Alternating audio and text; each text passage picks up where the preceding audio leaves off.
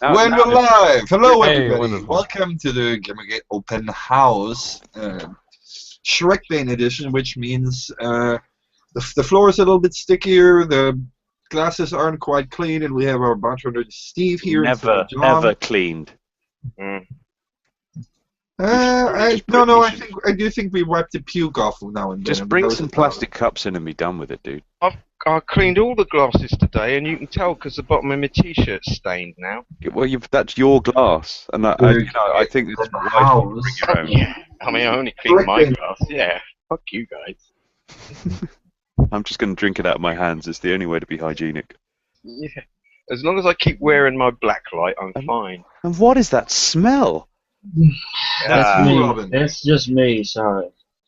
I'm going to be I'm going to be here in my banana onesie, or at least Magda's banana onesie. It fits me. I still say it looks like a condom. What sort of condoms do you wear, man? Hello, everybody. If you feel like hopping on the stream, there is a link to the actual Hangout in the stream description. Just click on that, and it'll take you right in here. Only one rule: don't be a dickwolf. Otherwise, we're gonna make fun of you. Yeah, and no then, furries and then allowed. fuck you off. There will be. Fuck you off, yeah. So, I still can't get over the fact this recent article attacking Assassin's Creed for having a non-sexualized female character in it, because they're apparently exploiting feminism for cheap PR. Well, you can never get over the hypocrisy of feminists, or the way that they vacillate between suddenly we like this in our No, I don't even stuff, and now we don't. I don't even think that feminists are so upset with this. I think at this point, the journalists are just grasping at straws. They absolutely are. Look back to PS Vita's launch. There was an Assassin's Creed game where you played as a female assassin. That was like one of the big things about it. And you'd feel the echo coming out from Twitter, and I haven't certainly got that. So I suspect it's just someone trying to rile up and rabble-rouse, if anything. Yeah. And failing to be very good at it, for a change. Come on, guys, you're never happy.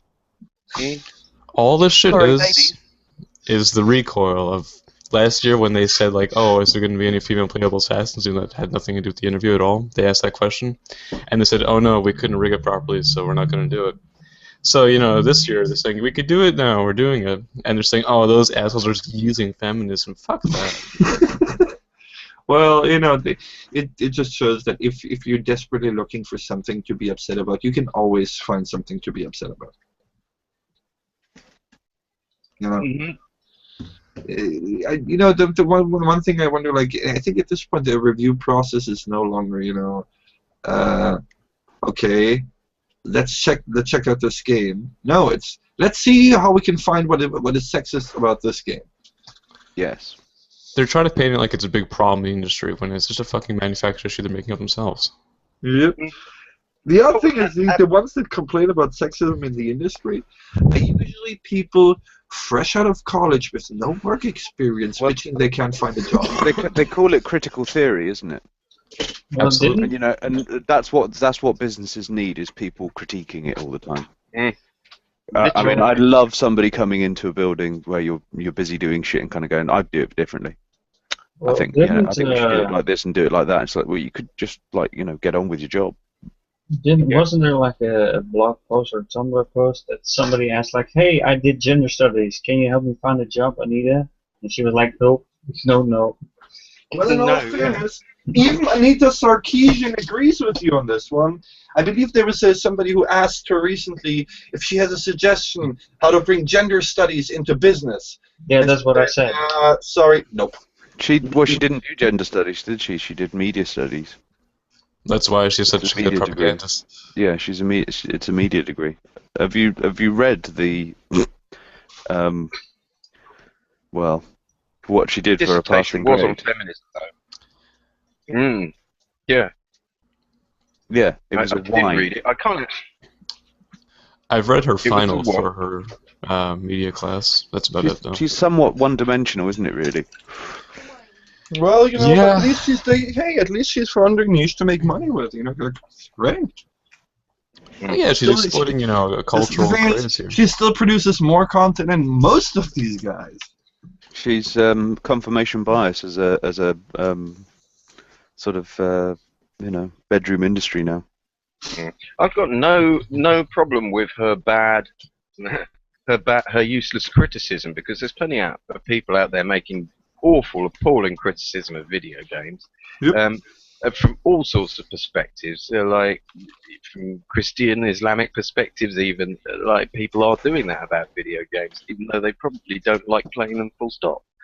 So that there's nothing you can really say about a bad critic except like The worry is when WP. idiocy is actually listened to.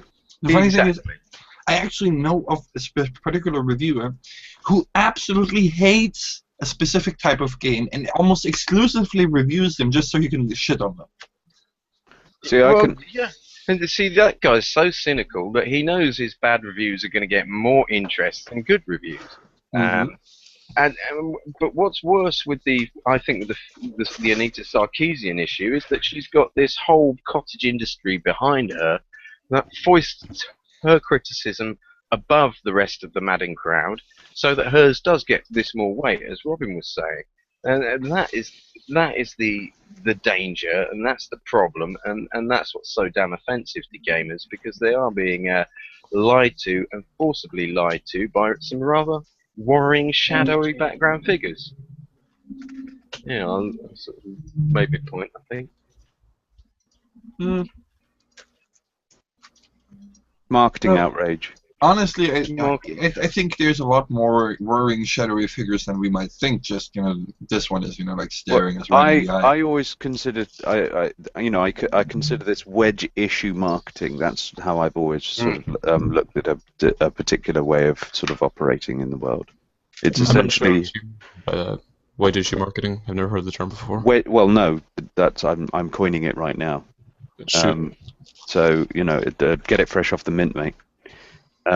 Essentially, it's the idea of basically just finding whatever contentious issue there is out there, and basically just adding a bit of salt, wedging that wound open, and just keeping it open as long as they possibly can while everyone gets irritated. Okay, perpetuating a fake issue, pretty much. Precisely. I mean, it's been Yeah. Fox News sort of mantra for the last 15 years or so. They sort of they just pick on a bullshit. Trick and the tool. Yeah, and And just let's be honest here, it's not just Fox. keep you angry at. Yeah. The Well, other side is just as guilty of the same shit. They may be going about it a little bit more clever or not, depending. well, this is Anita Sarkeesian is a sort of like a glowing sort of example of this. Mm-hmm. This is the whole point of her existence, really, is just to basically make money out of people getting upset. So it's, I mean, it works for her. And what I think is a little deeper than that. They've got this whole raft of people that they're training up to be programmers, and they're encouraging more and more people to come into the programming market to make programming a very cheap, badly paid job. Once they've got all these huge army of programmers, they're the tool that are going to rewrite man's future, that are going to write how the world progresses from here on out. They'll effectively be wage slaves, but very highly educated wage slaves. So they're the tool, they're what's going to change the world, and the trick is all these SJWs and this fake culture war. So I think it is a fake culture war, because all of it comes back to money. If it was some kind of real culture war, it would probably stop at academia and the people involved. That's what I think. That's my tip. The funny thing is this, every day you read about, the entire industry is desperately looking for coders and IT professionals, As somebody in that market, no, they're not. They're not that desperate. No. It's a manufactured crisis. That's all. Well, it's good coders that they're after. I mean, this is the thing. I mean, especially in the games world and everything like that, things have just got more and more and more and more complicated now. So, I mean, somebody coming fresh out of school, for example, with a computer science degree or whatever like that, might have an idea. But these days you need technology just to be able to actually make your put your idea into some sort of to actually bring it to fruition. And the other thing is, you do need experience in that field. and it's not even like about directly, applied programming experience. Just, there is a certain type of, experience acquired in dealing with, the entire development aspect, the leadership, the interacting with coworkers, the process of, creating a game. I mean, I'm almost willing to bet that, a lot of these developers we've seen, criticizing and coming out lately and claiming the world as being so unfair, never actually wrote a design document in their entire life. Quite. I mean, I can't see Zoe Quinn having done that.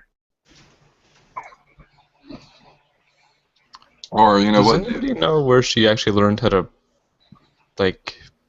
Okay, I think she knows some programming, but not much. But does anybody know where she learned? No. Please. Well, it depends on whether you count HTML as programming. Well, Twine, as far as I knew, was basically the sort of Dreamweaver of games. Yeah. So it's like she's just dragged and dropped that shit in there. Sorry, that is insulting to Dreamweaver.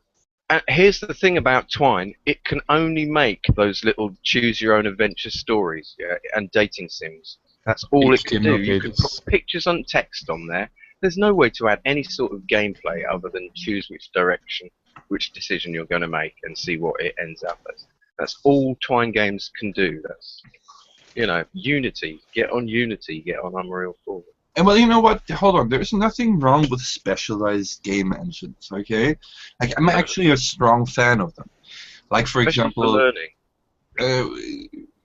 things, for example, if you want to make a visual novel, you can go with Tirana, Pillar, or Renpai, no problem, right? If you want to make an adventure game, you can check out Visionaire Studio, right? These are very specific task-focused engines, and actually I'm a proponent of those things because it makes things it really speeds up the workflow because people don't have to account for everything. But at the same time, it's kind of like the Swiss Army knife approach. Yeah, sure, a Swiss Army knife is a good thing, but if you really just need a wrench, then chances are that the wrench that's going to be a wrench is better than the wrench attached to your Swiss Army knife. Exactly. There's no excuse for this. There's no substitute for the specific tool. And just to document my thoughts on this matter, I would like to present you with the Wenger Giant Swiss Army knife. There's a giant, yeah. I've seen those things, and that's pretty fancy. Yeah. Now the question is, do you really want to carry that around in your pocket? No. Do you really want to use that as a tool for anything? Not really. Exactly. Everyone knows that what you actually need is a white van stuffed full of fucking shit tons of all the tools that you need every day. Even decorating. Yeah, the stuff we needed to paint a house was a van full, a big van full, because you had ladders, you had all these dust sheets, you had numerous tins of paints, you had brushes, you had all sorts of cork guns and this and that, and various different step ladders and kick stools and hoovers and that kind of thing, just for decorating. So you think there really is no excuse tool, one tool fits all thing for everything. Exactly. So we've covered tools there. That being said, I am a big fan of Unity myself. I use Unity a lot for many different things, and I'm kind of I like some of the stuff that I've seen with the new version coming out. I would say, I absolutely agree with you, especially as people are trying to learn how to make games. If you look at Sargon, he absolutely taught himself over about 6 months, and I believe he started with Unity. So. But I would say, be even more specific than that. Write a Twine game, or go and use even RPG Maker or something, even though it's pretty shy. Or Unity, and do something with something very specific. Then go and have a look at Unity, and then go and have a look at real coding, real languages and stuff like that. It's a good way forward. And I mean, also there's so many games now. Personally, I would say that Unreal 4 may take the crown. Unless Unity can work out its 4K thing. I don't think so, honestly. For Unity is going to eventually catch up with that, anyways, and for a lot of the development that Unity is used for, 4K isn't a factor. Yeah, but you know the thing is that there's a resolution issue that I think like. Look, Unity's main strength, right, lies among other things in the mobile aspects of it, right? And on mobile, nobody gives a shit about 4K textures except for giant space cat studios. Yeah, I agree that the 4K textures and the super high resolution graphics are not going to be a big thing for all types of games. I mean, I have my Space Engineers, which is lovely, and would have loved 4K textures and that kind of thing, or my Skyrim, but that's about it. Everything else, most of the stuff I got is pretty 2D, 3D. I'm not talking about 4K. I'm not talking about 4K textures. I'm talking about actual display resolution here. Unity can't do that? Well, Unity can. What Okay. I'm saying is Unreal Engine does it better. Okay. Well, So yeah, sure. But that you see that what I'm It's a saying. much more optimized engine as far as I'm. Well, that's Alright, definitely. that is the benchmark you're putting at the forefront of what you're trying to do, and that's really what I mean here. For example, depending on what you value the most, for like if you're gonna want to develop multi-platform, or another heavy thing is the use of the Unity Asset Store, which is appealing for many reasons, mostly because it can provide you with an alternate way of monetizing your development before actually being finished. I mean, as a simple way is, there's tons of interesting packs on the asset store right now that you can, as a developer, take advantage of if you want to cut time and costs in, developing custom assets. Now, obviously, you don't want to pick everything from there, otherwise you end up with air control, which I think is exclusively put together with free assets from the Unity store. Well, that's cool. The fact that you can, I always like the idea of that, of course, in a sense that you could actually do that with revenue streams. Right. So yeah, make that, but actually have it so that somebody can actually take it, almost as though they've actually got a team of people working for them. They can just take all of the assets that they need without paying for them. And when they actually without paying for them, like there are some things that are offered for free, some things are for sale. You don't understand. The idea is that if they do sell anything, the people that right, no, it doesn't work quite like that. No, here you basically purchase an asset. That being said, the prices for these assets are very, very reasonable.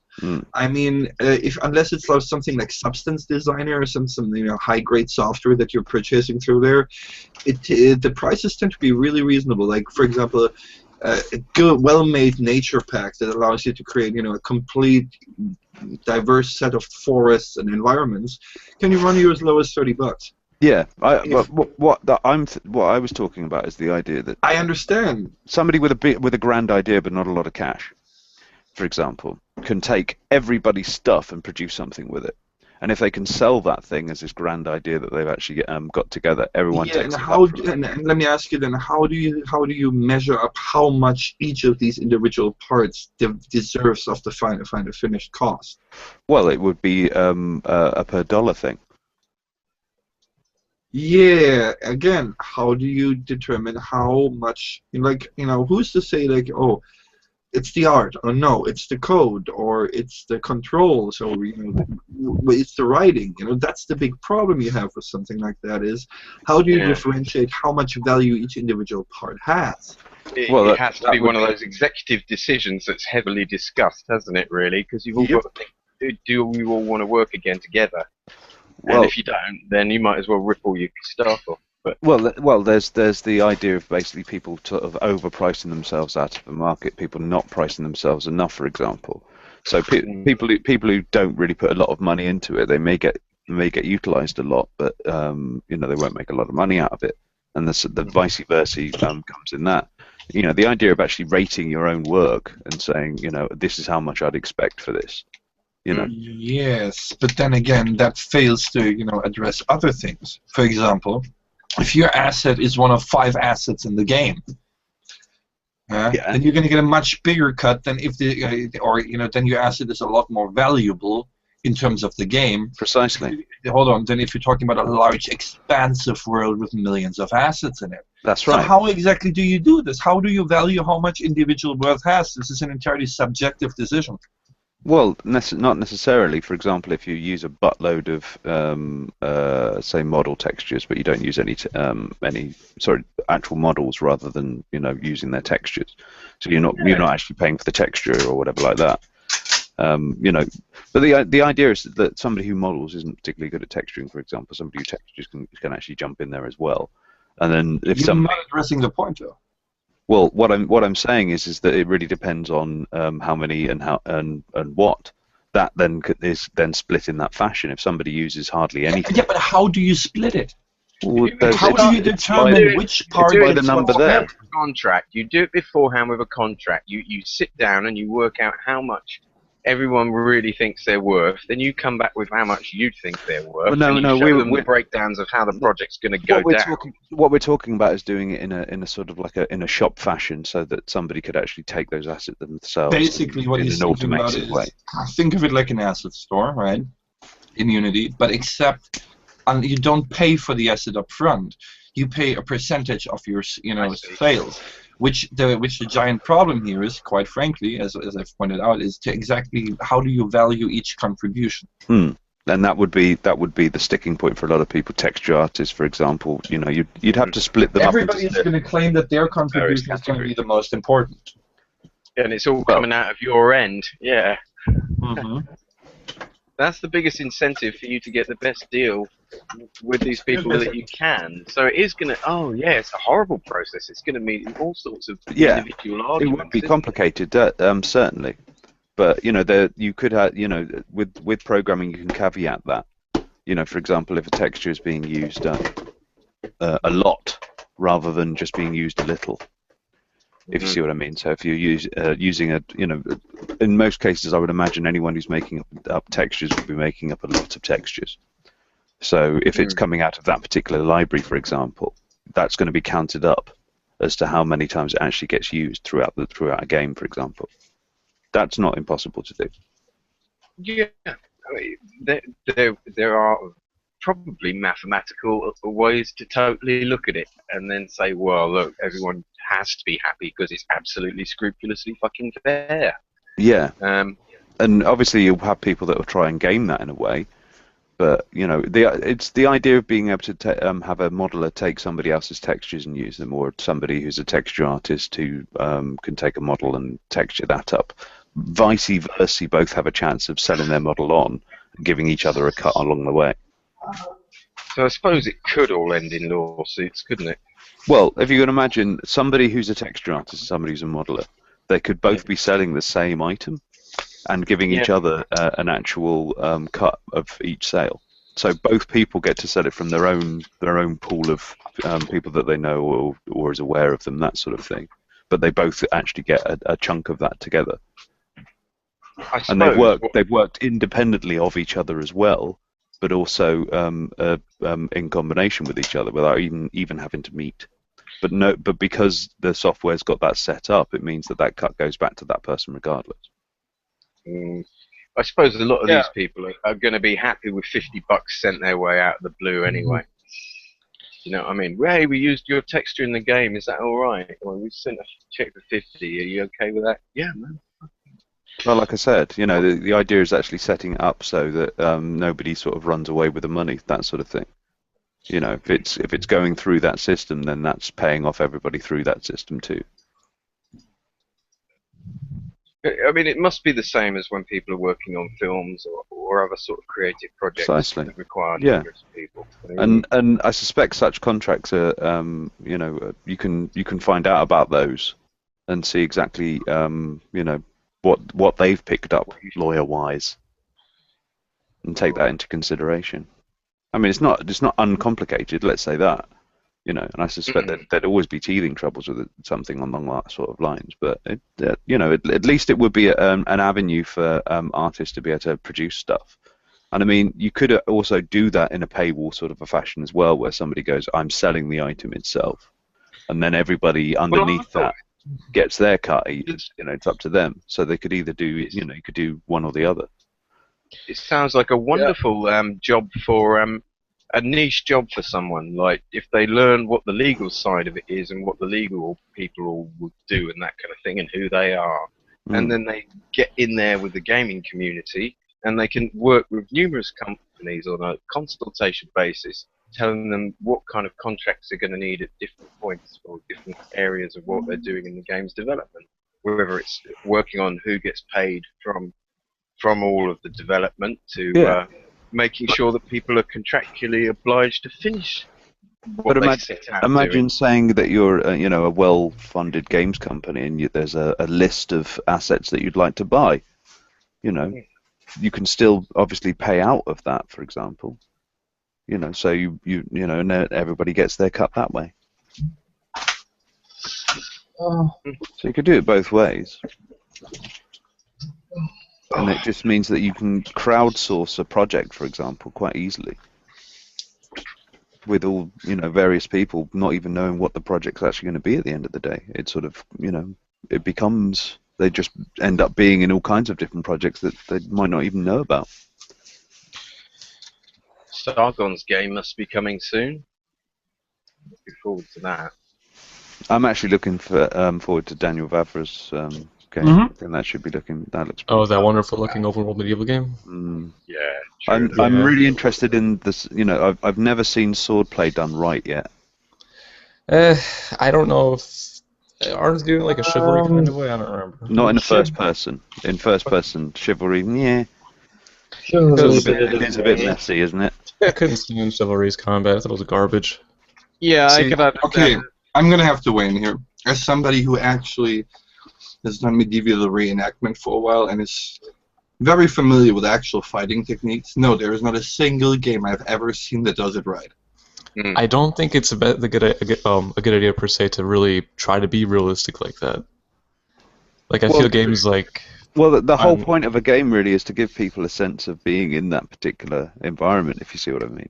In a way, yeah. Something that would take them years otherwise to learn. I mean, if it's too realistic in terms of sword fighting, people are just going to be bad at it.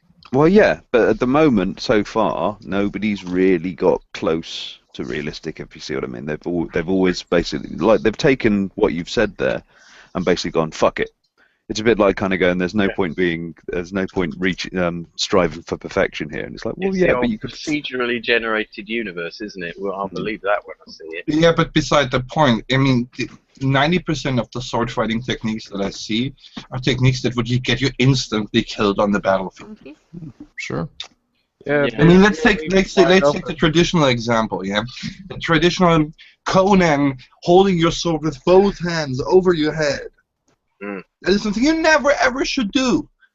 That is something that, common sense would tell you this is a ridiculously stupid thing to do. Move to mate, you've opened, You've dropped your shield for a start. And you know what's really funny? You're standing there pointing your soft bits at someone. Right. Now, actually, the interesting part is, in order to properly simulate medieval sword fighting, you would need kind of, and this is going to get me a lot of hate, but you would need a mixture of a QuickTime event and something along the lines of, say, Guitar Hero. Let me explain, okay? Normally, a human body, if you go with the old methods, right, is separated into multiple zones, right? The head zone, upper body, middle, the hips, and the lower body and the legs, right? Now, as we see in a lot of martial arts, right, they tend to study like preset, rhythms, whereas in traditional battle-born fighting, basically the way you practice is you set up a doll with these zones, and then you start, randomly combinating in between them. Right? So a way to achieve the same kind of fighting style would be if you basically for you were able to target these individual zones with your swings, if you know what I'm saying. Yeah.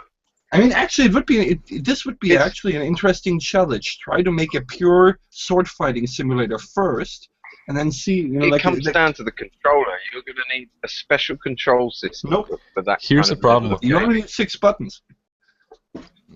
okay, I can see what you mean by that, but okay, about the controller thing. I remember a few years ago there was this Kickstarter called Clang, and they were trying to figure out a way to do, the sword fighting motion controller. And they came across one major issue that I think anybody who's worked with motion controllers could know. There's no real firm feedback as far as stopping. Oh, I'm not talking about motion controls. Oh no, I know. I'm just saying it was mentioned. So that's one of the main problems with getting the perfect sword fighting in a video game is the input options. They're not really there. And when you think about it, we can't really simulate having your hands be stopped suddenly, parried or otherwise. Yes. That's one of the main problems. You're not going to get hit. That's the problem. Actually, there is a possible way of doing that, and that's by having a couple of flywheels in there and then having them stop abruptly. Yeah. Yeah, it might be a very jarring, dangerous experience. They use them to. I don't know if you've ever seen this, guys. There was this cube that somebody had manufactured, and it was just beautiful to look at as it was, but it was basically made up of flywheels and cogs and things like that. And you place it on the ground, and it will right itself up. So it'll just sit itself right on the tip of the cube. Basically a gyroscope. Yeah. So using those sort of things, that's high speed, just in the similar way that gyroscopes, isn't it? Yeah. Yeah, in the similar way, you put a bicycle wheel up and then spin it, and it becomes harder for it to turn. Right, but here's the thing: you never develop a game for an imaginary controller, right? As such, well, true. Yeah, true. You have to go with what you have. Now the thing is, for something like that, 6 buttons. Maybe 7 would be completely enough. Hell, you could probably use the analog pad, for example, to emulate most of them. Especially if it's part QuickTime. I mean, you wouldn't even have to make it QuickTime. You could actually do it. I'm thinking sort of along the lines of a beat 'em up. Is that what you're sort of thinking? Where you have combos, essentially, like in beat 'em up games, where you need to do a certain combo to pull over. Yeah, except that it's not a real combo. It is basically a live executed combo there is no firm rhythm. You can go completely freely as you want to, which is generally some of the things that were done back then. Now, obviously, depending just for a pure, this would be mostly along the lines of pure sword and board, right? As we say, sword and shield. Now, obviously, if you had other weapons, you would have to think that. But I've actually put a lot of thought into the math on how you would actually realize this, because obviously, you'd have to adjust the swinging depending on the position of the opponent. Otherwise, it's just going to look weird. Well, there's one thing that you could think about is, generally when somebody actually goes to swing one of these swords about, there is a lot of body action that, you've got to shift a lot of weight. Nope, not at all. That's actually a complete misconception. When you're swinging around a broadsword? Yes, because here's the thing. That's what people think. People think you're swinging around the broadsword. That's not how these things were used. How they were used was actually they're being rotated about their own axis of center of gravity. Yes, but you've still got to lift the thing up and place it in a particular position before you make that swing. Well, sort of, yes, but once again, there's Robin, let me ask you: have you ever really done any sword fighting? No, but okay. I understand like sword we're fighting. English, so Yeah. Well, let me explain, okay? I understand sort of the Olympic event, for example, and the understanding of sort of that shit has nothing to do with it. This is very, very that's a high-speed version. In our blood, no, man. It's not. It has nothing to do with it. It's done completely different. It has completely different basics. You're mistaking a sport for a weapon of war. Yeah, I understand what you're talking about. What I'm saying is just saying he has some idea of the sport and the process of fighting with swords. Right. Yes. Now the thing is, in actual combat, right? Things are very, very different. For example, there used to be the case. They used to find tons of skulls on the battlefield that had a wound at the back of their head, right? which made very little sense to people because, you know, sure, you're going to have a couple of people fleeing, which are going to get clubbed, but that was just too high a number. And then after watching many medieval reenactment fights, they actually figured out that there is actually a technique, so to speak, which utilizes this idea of rotating the sword around its own center of gravity, that basically utilizes the sword like a whip and brings it back around the head and makes it cut you in the back of the head, which is a specifically attractive technique by using this whiplash kind of swing, right? It's unblockable, isn't it? Well, it's difficult to block. It's not unblockable, but it is more difficult. And the other thing is, since you're dealing with the sharp tip, which moves at an incredible speed due to the whip effect, right? It's a lot easier to penetrate armor. Yeah. Right. Okay. We're getting into specifics. I was just talking about people shifting their weight when they're trying to attack. Yeah, it does not happen nearly as much because you gotta understand you're wearing a fucking heavy piece of armor. Now, big misunderstanding is people always tend to think that those things were so cumbersome and it was hard to move in them. Bullshit. Okay, these things wear like clothing if they're done right. The problem is it really drains your stamina like a motherfucker. Okay, it's not like you're noticing much that you're wearing all this weight. It's just that you get tired much faster. Okay. So a lot of the way to behave there, right? If you expend your energy needlessly with useless motions, you're going to be the loser because you're not going to be able to lift your arm anymore, and you're going to be basically literally drowning in a puddle. Yeah, and this is the anal retentive bit that you need to leave out of it. Okay. Getting back onto a sword fighting game, you know, the idea is, of course, is to have something of an angle on it, but not to basically just turn it into the point where, you know, you don't know what's happening. And the idea of slowing down the combat a little bit to give people a bit of not so much time to react to the sword play, but react to the stance of the player, for example. So, you know, you could train somebody up in the tutorials in the sense of having a look at where their feet are, as to give them an idea of actually where their sword is going to be hit.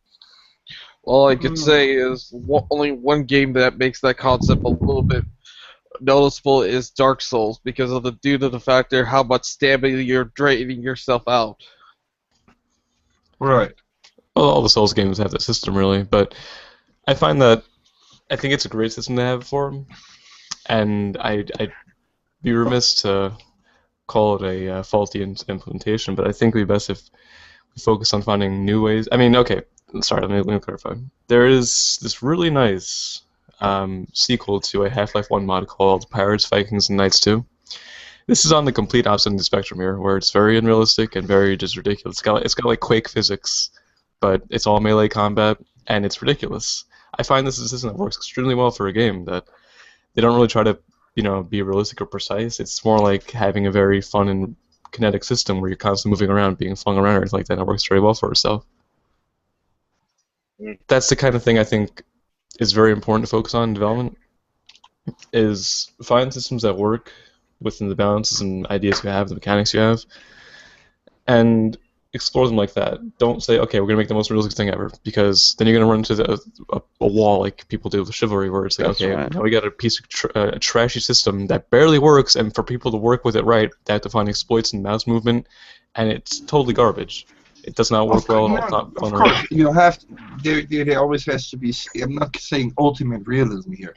What I'm saying though is that the entire understanding of combat that we have built through Hollywood and video games has absolutely nothing to do. It's not even anywhere close to what really combat looks like. Yeah, but then again, with games, the same thing can be said. The whole point of games is not to actually have the ultimate realism, but to basically give people the feeling that they're in there. And you would say, on the one side, you would say that on the other side, you cannot deny that there's a massive market for using it for building hyper-realistic shooters. Well, yeah, but that's because, you know, you're getting all of the bits that are enjoyable and none of the downside. You know, the bullet in the face. But, yeah, you know, but the point is, it's a great way for visceral experience. I mean, first person, you have to be admit, honest with you, it's come a long way since the days of Quake, right? Well, I want to make a small caveat here, is that first person doesn't necessarily have to be shooter. And I found that a lot of the time when people use first person, it is in the shooter thing. And I think first person actually gets a bad rap because of that. Because anyone says anything in first person, they instantly think shooter. And you know, if you have a look at, say, Minecraft, for example, that's a first person game. Robin, I completely agree with you here. My favorite game of all time, period, is Thief the Dark Project, and there's no real shooting in that. I mean, you could use Yes, a bow, man. but that's about it. Can we point out again that that is actually the game that invented the fucking sneaking genre, not that Splinter Cell modern ass bullshit? Oh, in a way, yeah. Although I think you could find the original Wolfenstein back on, I think it was DOS or maybe C64. That was one like a first like proper stealth game. But yeah, either way, Thief had the first perfect 3D stealth system. Yeah. And you know, can I just say it? What the fuck is wrong with you people? The latest edition is just a slap in the face of everybody. I'm so glad nobody remembers it anymore. Like it's been out for a year. Nobody even remembers Thief 4 happened. Because it's just so fucking generic. Everything that could go wrong with it did. It's just embarrassing that it took so long to make. Like when you think about it, the original Thief, I think it took maybe 2 or 3 years to make, because their last like full project with them was System Shock 1, which is 94, and Thief came out in 98. 97 Realism was like finalized, so it took them like 3 years to make that game, and it took Thief 4 since I think 2008. It came out in 2014. It's kind of embarrassing.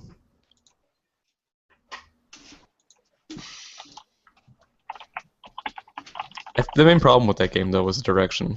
They lost like I think they went through like 3 or 4 directors, and nobody knew what they were doing with it. They couldn't figure out a game to make, so they kind of just like made Deus Ex 3, but with a medieval skin. They completely shat on the entire lore as well. Absolutely. That's why it doesn't exist. These shits on the lore, son.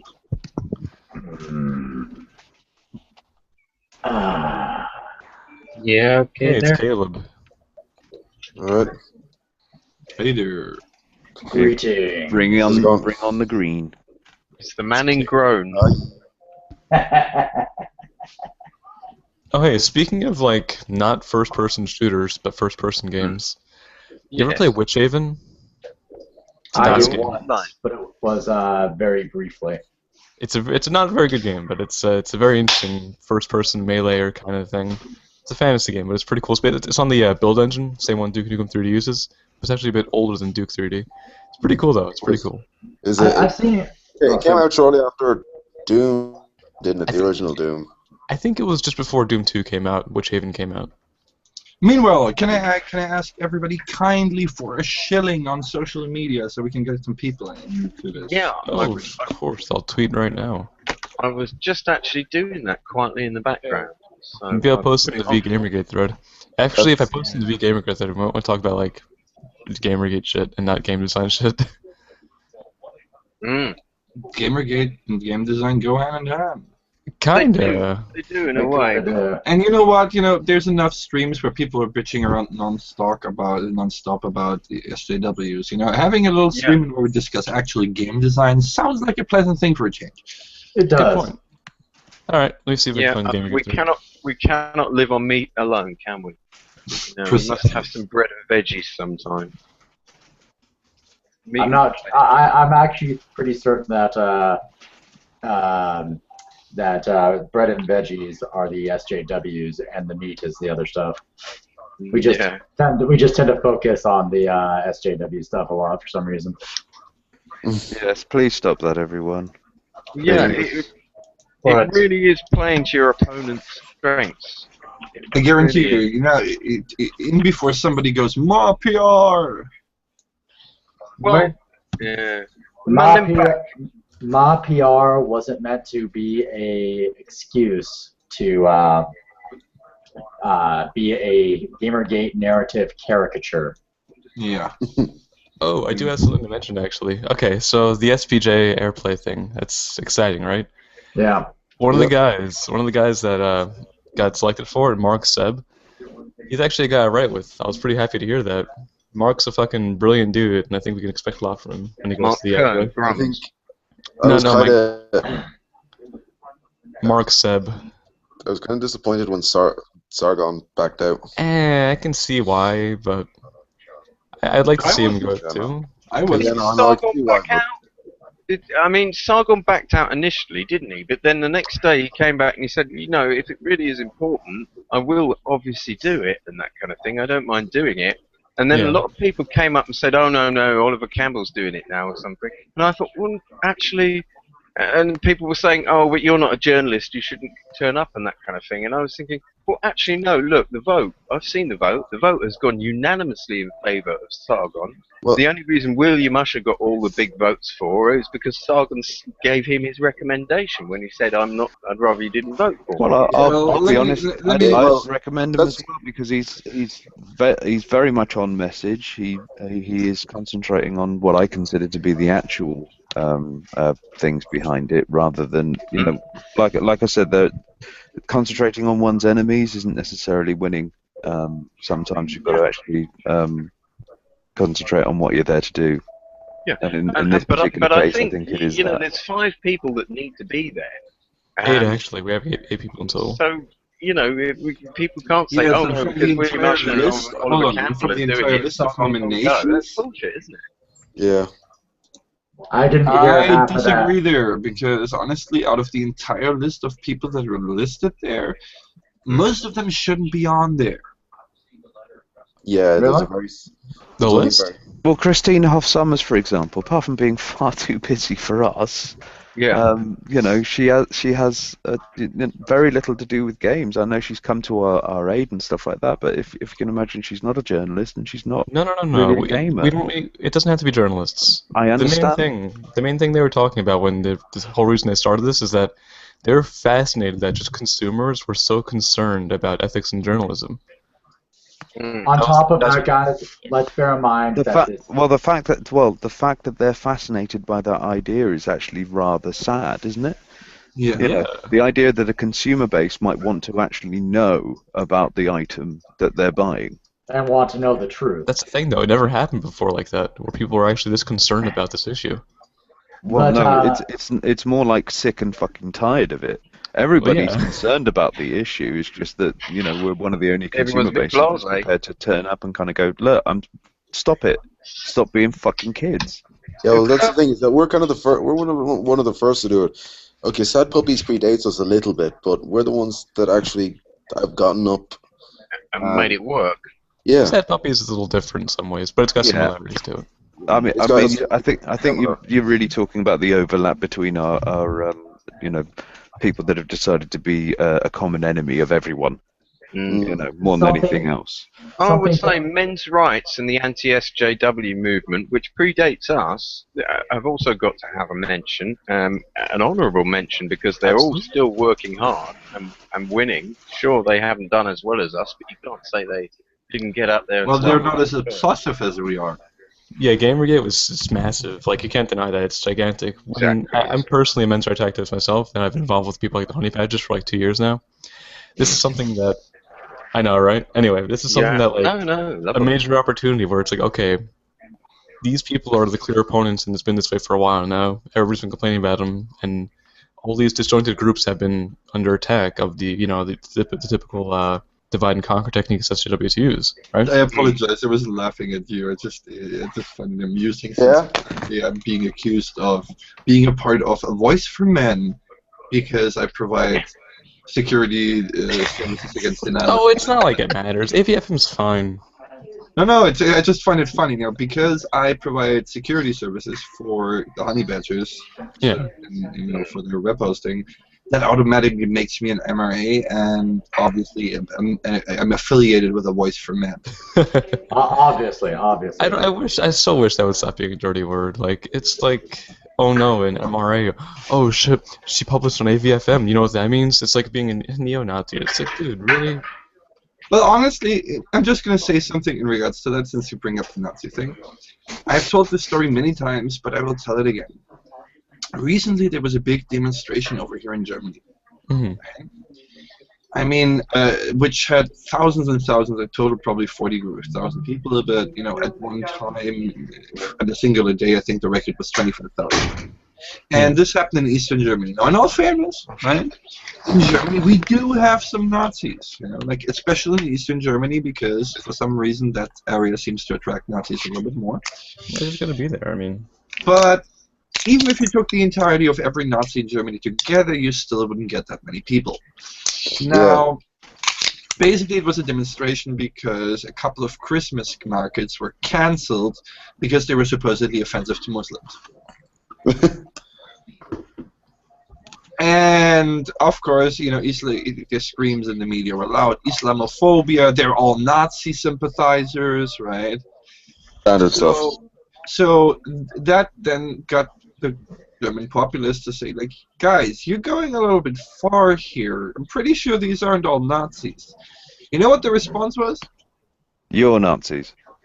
Over 11 articles released on the very next day proclaiming that anybody who dared to criticize the media was using Nazi rhetoric.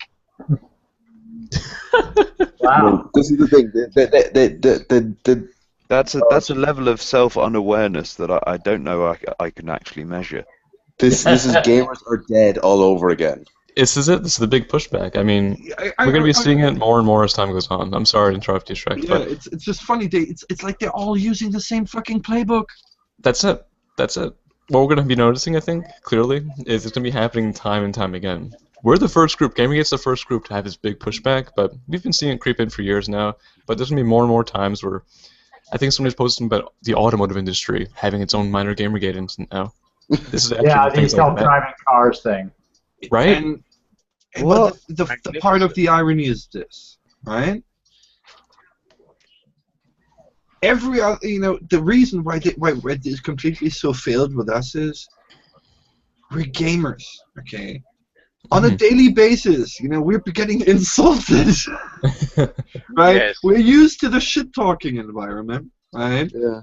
And we are the people who grind for like 8 months to get a new fucking end table for their housing, in my case, Yes. or right? Exactly. So, we're the patient fuckers. You should see and his the horse plan cleaners was, collection. and the plan to deal with us was to slander us and to outlast us. Good luck. Yeah. Now, I think something important to been there, but Nobody thought this was a problem at the time. Yeah, nobody thought it was a problem at the time. But I think something important to remember about the SPJ thing is we don't need journalists there because what's happening there is a debate. We need people who know the points, and we need people who no, it isn't. It is not a debate. It's a discussion. It's stated that it's a debate. Yeah, but it's going to be done along the what it lines is all day long. But what it boils down to is this, okay? What you need there are not good debaters. It is. No, it is. Let me finish my explanation. It's going to be run along the lines of a normal debate. It is. Let me explain what I'm saying. It's got all the setup for a formal debate. Like that's all nice and well, but listen up. What we need there is not good debaters. What we need there is people who are well informed about the topics and are intrinsically familiar with the topics. Well, yes, we need and that honestly, as well, obviously. And this is hold on, and this is why I personally think that the method that we're currently using of the popular vote is fucking idiocy, because all it does is it records those well-known celebrities that may or may not have any connection to gaming or journalism whatsoever, nor actually have any interest in them. No, but they're well known in Gamergate because they've communicated their message well, and it's always been on message. That's why they're loved. Yeah, because Mundane speaks better than Sargon, but nobody voted for him, did they? Yeah, because his message is too mixed. Sargon's always been on message, and Sargon is a good orator. Yeah, Mundane Matt sounds like a shock jock. Well, not a shock jock. I'm not talking about Mundane Matt, but can you honestly give me one good reason why fucking Milo shouldn't be on there? Well, because he's a journalist, he's a great orator, he understands the issue.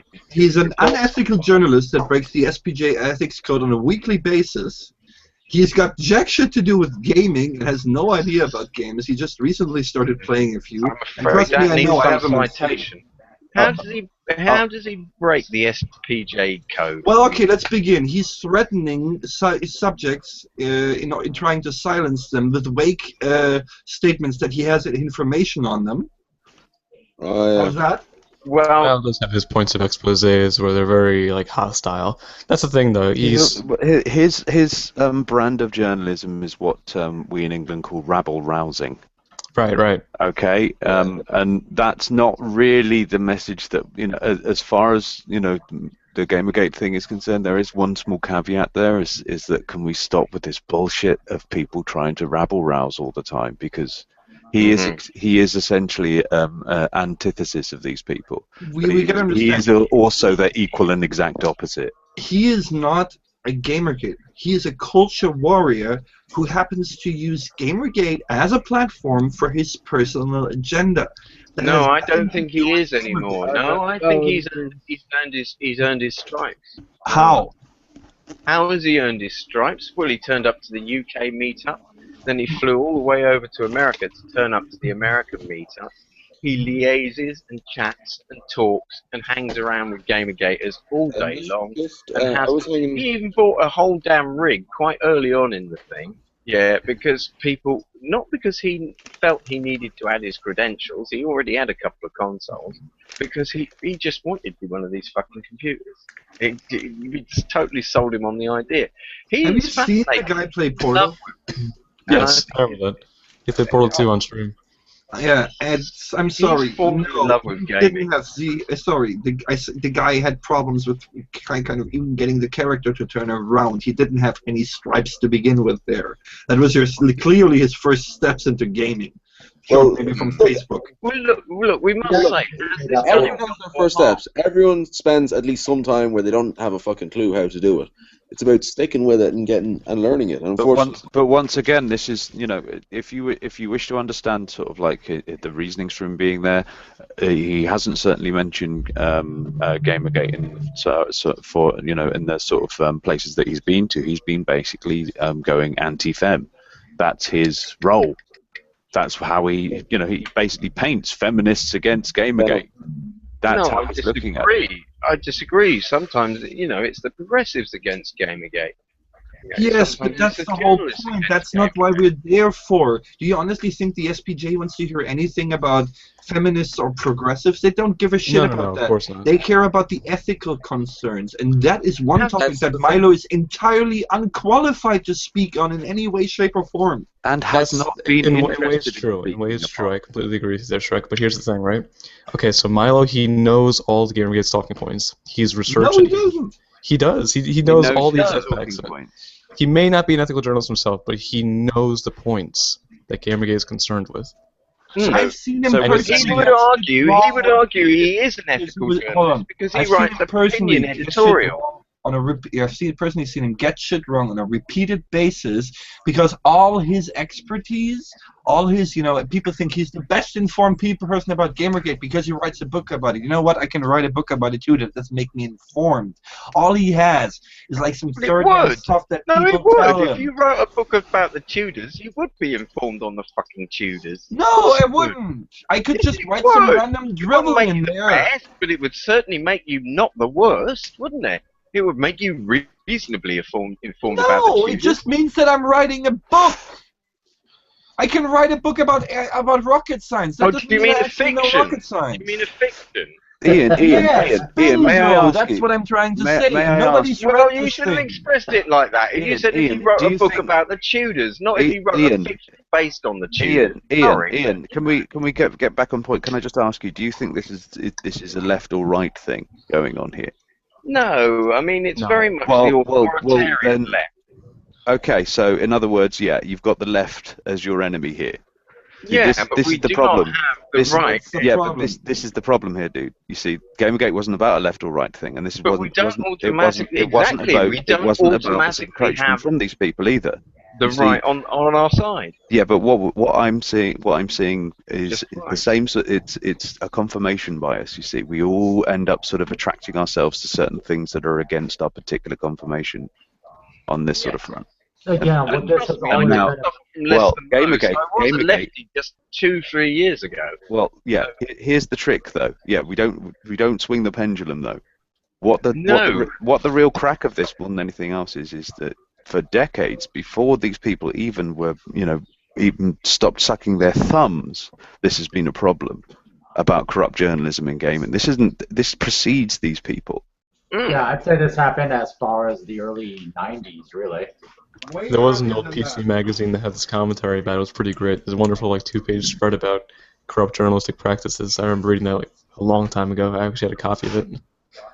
But the better point is, this has always been about Gamergate versus journalists having been lying about gamers and video games for not just a few years here, but for decades. Yeah. There's been a lot of build-up, definitely. Yeah, And but that's that the was point. Other journalists. This time it's our journalists lying about Yeah, it. I know it's our journalists. Well, our journalists were always lying about games before this, too. We just didn't have any concrete evidence of it. Yeah, and they weren't doing it for a political ideology before. No, they weren't doing it They for are political ideology, but let's not pretend that they hadn't been lying about video games before that for different reasons either. I mean, No, we're not. yeah, that's what I'm saying. Let's not forget that they had been lying for different reasons over time. The other times were possibly to show out their games for friends or, things like that, and the game may not have been as good as possible or may not have been as bad as mentioned. Yes. And Simply, okay, go ahead. Well, I was about to say that one of the things that sort of like a lot of people in the gaming community have been reasonably happy with is that we left the left and the right out of it when it came to this sort of thing. And like you said, there wasn't a lot of political discourse going on there. Well, through this, there is from their side, so it has to be an issue. No, there isn't. They're always You claim calling it's us from a their right-wing side, bigoted dude. I'm a organisation. fucking liberal here, okay? Yeah, so am I. But they are pushing the issue into it, whatever we do. We're misogynists. We came for ethics, we get misogyny. Yes, and Whatever that is not a justification to fucking prove them right about it. Look, that's the whole point. By And you know what? completely ignoring the fact. even It all doesn't these prove things them aside- right to recognise a fact. No, what I'm It telling does not, you. No. What you're saying is that when I say these people have a leftist ideology, yeah, that you're saying by some magic trick that automatically proves me a right winger. No, what I'm saying is that even that is not correct, because these people, you don't have the proper understanding of a leftist ideology, because guess what? We have a fucking card-carrying member of the Communist Party in here who regularly rages about how these people don't have a jack clue about leftist. Well, calm down. Calm down. What you're saying there is I don't understand politics because you know a communist. No, but this is the thing. This nonsensical. isn't politics. This is the problem. These people are marketeers. This isn't politics. This is people marketing themselves. But they are around using politics. angles to do this. That's right. That's right. Media. And once We again, don't have to meet them on that, though. and once No, again, Yes, we do. Yes, No, we we don't. do. We have And once to again- acknowledge that once fact, again, because well, otherwise we don't. we're ignoring an elephant in the room. That's we're all trying. doing. We're trying. Well, the whole point of the gaming community was to ignore these elephants in the first place, and they keep on jutting themselves in there. I understand that, but that is merely a marketing ploy. You see that across the board with many other magazines and people like that. Feminist this, feminist that, feminist the other. It's on Vogue. That's not the point. Why did we bother digging into things like Digra then and saying, look, here's the important thing, all these people suddenly became feminists at this day. Yeah? First Why are we off, to pointing begin out with, that the whole all- Digra thing was a complete and utter waste of time as far as I'm concerned. Why do we have memes up with people with different coloured hair, all girls going, look at all these problematical feminists? Because we like to focus on SJWs too often. And Because it would be just the quite same as frankly, we looking get at all these men in, distracted. and it would be just the same as looking at all these men in suits saying something. I'll be brutally frank. You're describing exactly you're saying, why do we have these? Well, these are exactly the things that, in my opinion, we shouldn't fucking have. You'll be... Well, that's your opinion, and you're absolutely entitled to it. Like we see that's the big thing, you know. There are a big number of us here who actually are in here to fix fucking games journalism, not to be on a big ass culture war against, the imaginary big boogeyman of SJW. Well, When so it long comes as they down to- control- There when is, it comes- but there are many of us here for the exact reasons that you just stated you're not. And we've both got to accommodate each other, haven't we? Well, So yes, maybe but we unfortunately, maybe but we ramp down the emotion a bit when you're talking to us. well, maybe if you were interrupting people That's non-stop, something that you can't stop with Shrek. That's just the way he is. No, my issue is seriously when somebody keeps interrupting people, that kind of ticks me off a little bit.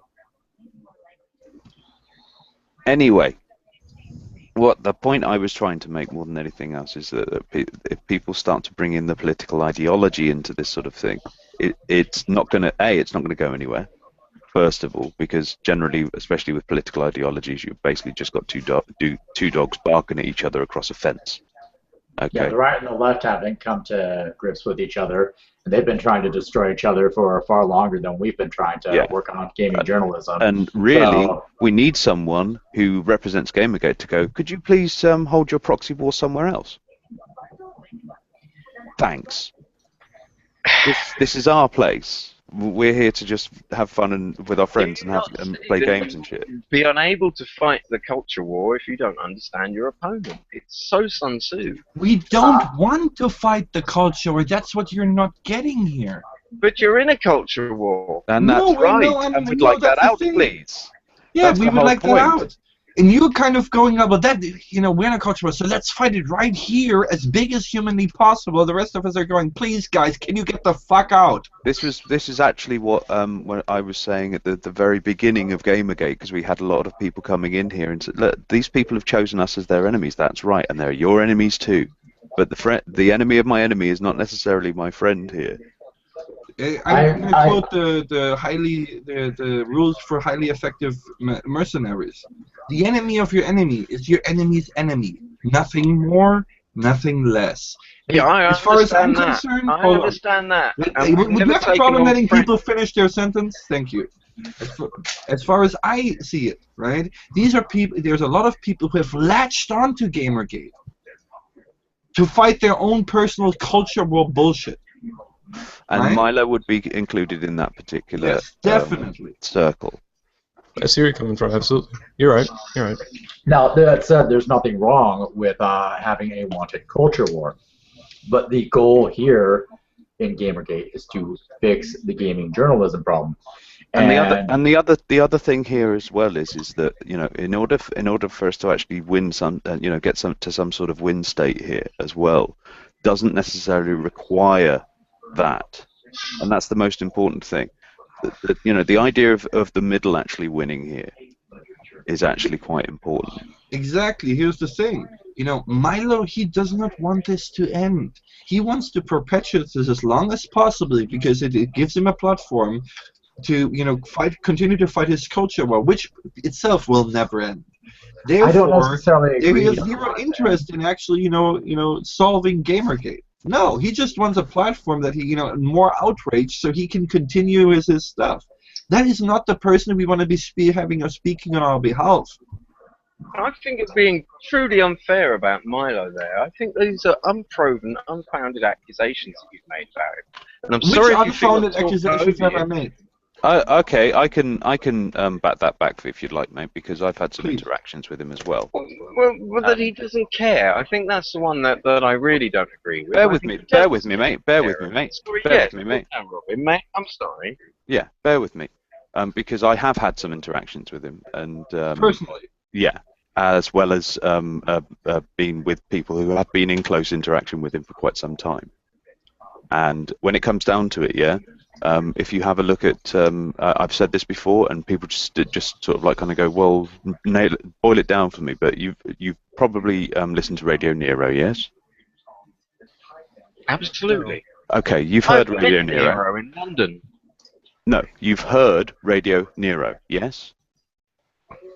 The podcast he originally had. I've listened to 2 podcasts on Radio Nero. Okay. Have you heard maybe Carbon-Based Gaming Radio with myself and Steve? A couple of times, yes. Yeah. It a few times. You remember the interviews that we had? No. Would you kindly tell me about them? Well, mate. Let's say this. Radio Nero's concentration was not on the gaming press. Those ended up on the cutting room floor of Radio Nero. Those actually got picked up by Steve, and we actually used some of those within Carbon-Based Gaming Radio.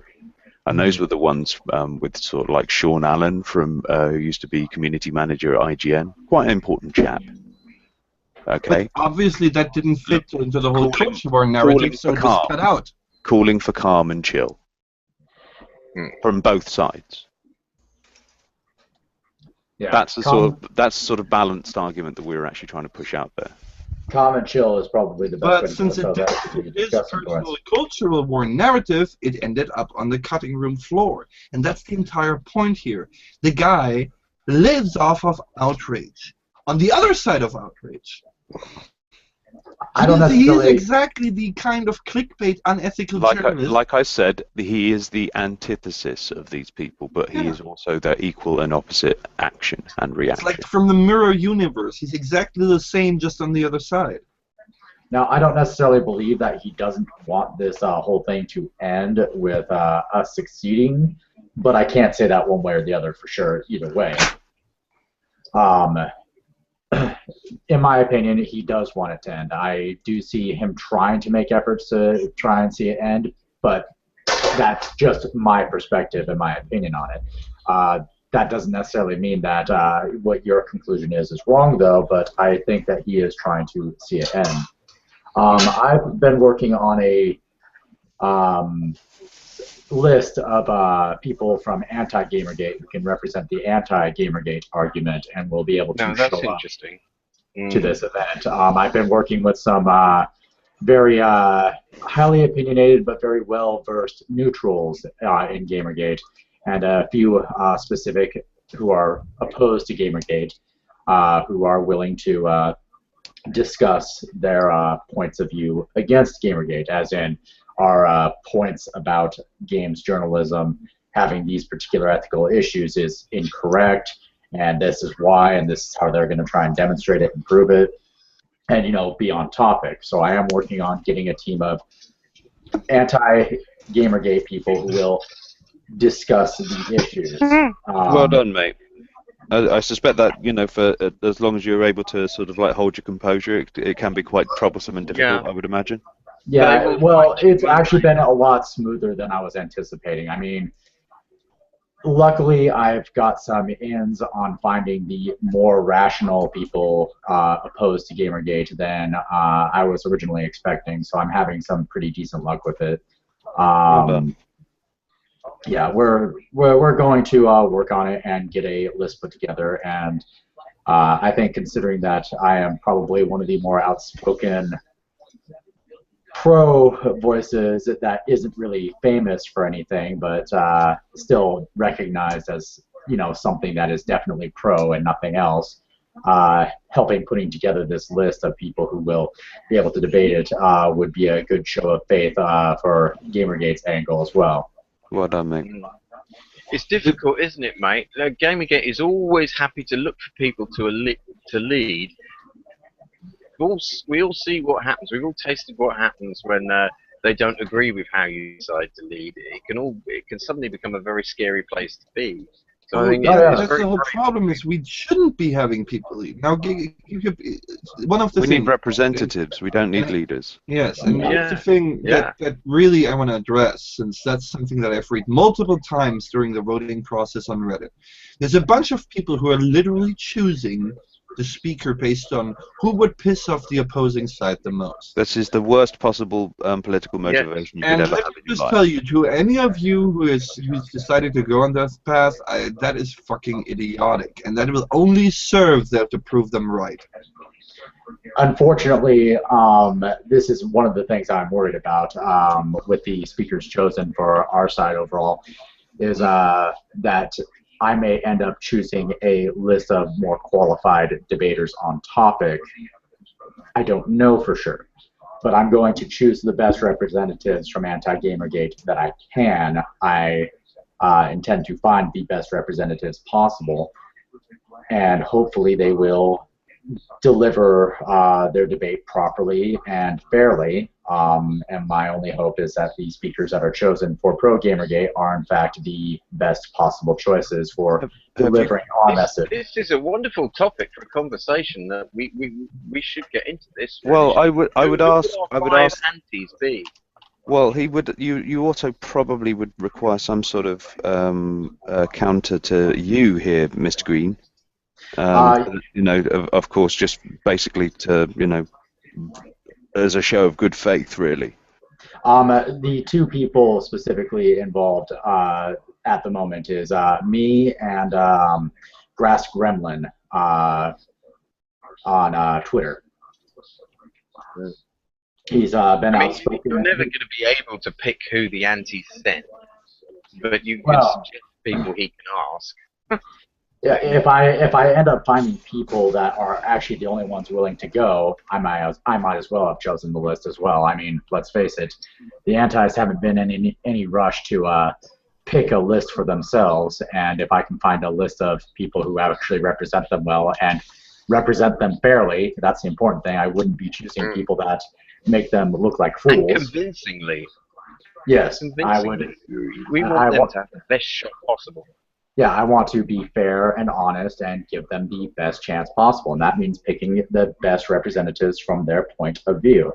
That means to avoid controversial figures, but not necessarily avoid controversial figures. I would love for Ben Kuchera or Lee Alexander to go there because, well, first off, they are journalists. Lee Alexander won't answer for herself. She's certainly she's not. No. Yeah. I very much doubt that she'd. I'm saying I would love to have them there because. Oh yeah, yeah, but it's doubtful. It's just incredibly doubtful. It's completely doubtful. But other than that, I do want to make sure that I get some of their best representatives possible. Anti-Gamergate needs to realize that there are a lot of us out there who are trying to get a reasonable and ethical discussion going about the nature of games journalism and why we have the problems that we have. And that includes getting a fair representation of their side. And we want a fair representation of their side. We want them to have the best chance possible. And I really wish they would come forth and kind of spend some time trying to get involved in this, set up some mock debates. Well, this is where both me and Robin want to go, I think, and what we're both about to say, that they don't want to let their ideas see the light of day where they can be beaten. They're coming to a gunfight with rubber bullets. Which is also... And it's, well, you know, it's... We are talking about people who aren't really all that particularly self-assured, and they found assurance within this particular sort of state of being, if any. Right. My hope is that I can. Somewhat tricky. Yeah, my hope is I can develop a list of a good representation for their point of view, though, because really, they deserve a good representation for their point of view. Who doesn't? If they're going to end up going to this thing, and really, guys, if there are any people from Anti-Gamergate watching this at all, yes, I am looking for your best representatives. I am trying to be very fair and trying to be very. And only Gamergaters, if you are you know, out there talking to these people, and they say that we don't want to talk to them, so point them in his direction. If you want, if they want to have their say, they can have their say. It's up to them. I know if you've seen a man in green in the past, and he seemed very vitriolic and whatnot. Yes, every now and then I could get very vitriolic. But it's easy to get vitriolic. I'm bringing forth a discussion. Good afternoon, gentlemen. Good afternoon. Good afternoon. I'm bringing forth a discussion, and I want to get you guys involved if you want to get involved in it. We are trying to put forward a discussion here. If you need to reach me, I can be reached at SP Games Journo. I've been listening into this. I just have a question. I've been listening into the stream a lot, and I had a conversation with a man yesterday on a friend of mine about Gamergate. My first real live conversation about this, which I thought was interesting. He was a little bit concerned that he felt that Gamergate has kind of been co-opted by the MRAs a little bit. Does anybody here agree with me? That's always you can't say that when the MRAs were some of the first people talking about this. Yes and no. I actually do agree on this to a certain point. I think it's probably a worry for everyone. I wouldn't necessarily say that it's actually happened because, as you say, it's quite a you know, it's an autonomous group really that's sort of bound together very loosely. When they're talking about the MRA influence in Gamergate, they're talking literally about the honey badgers. Yeah, mostly. Actually, no, I'm not. See, I'm not completely, maybe, but like other than that, it's mainly honey badgers fan. No, that's not what I'm talking about. Look, I've seen lately more and more people using the Gamergate hashtag actually posting unironically shit claiming that women are inferior. Okay? I'm sorry, but this is not the shit that I'm down with. I'm not either. That is objectionable. And they were posting all this under male rights, under anti-feminist, and under Gamergate. And I think you'll find that the men's rights activists will say we abhor this as well, and we can't stop these. Right, and I get that, but once again, we're getting to the same problem: is these people are not us. These are people that just have a common enemy. Very true. There are MRAs within Gamergate, but their ideology has not co-opted the minds of gamers. You're not going to get gamers to say, "Oh no, women are inferior," because we want women to be in gaming. Well, I think I must recuse myself if we're going to talk about this, because I used to be an admin on Honey Badgers, and I was just thinking. Okay. I host their freaking whatchamacallit. I do security for their freaking website at no charge. Okay. You're not acting as a journalist, however, in this particular regard, and you're declaring your involvement in them. The difference here is quite simple. I mean, we're not talking about people, like the Honey Badgers here. We're talking about people who are genuinely, that which they claim all MRAs to be. And I hate to say it, but MRAs do have some of these people in there as well. Very true. I hate to say it, but they're not all. But Shrek,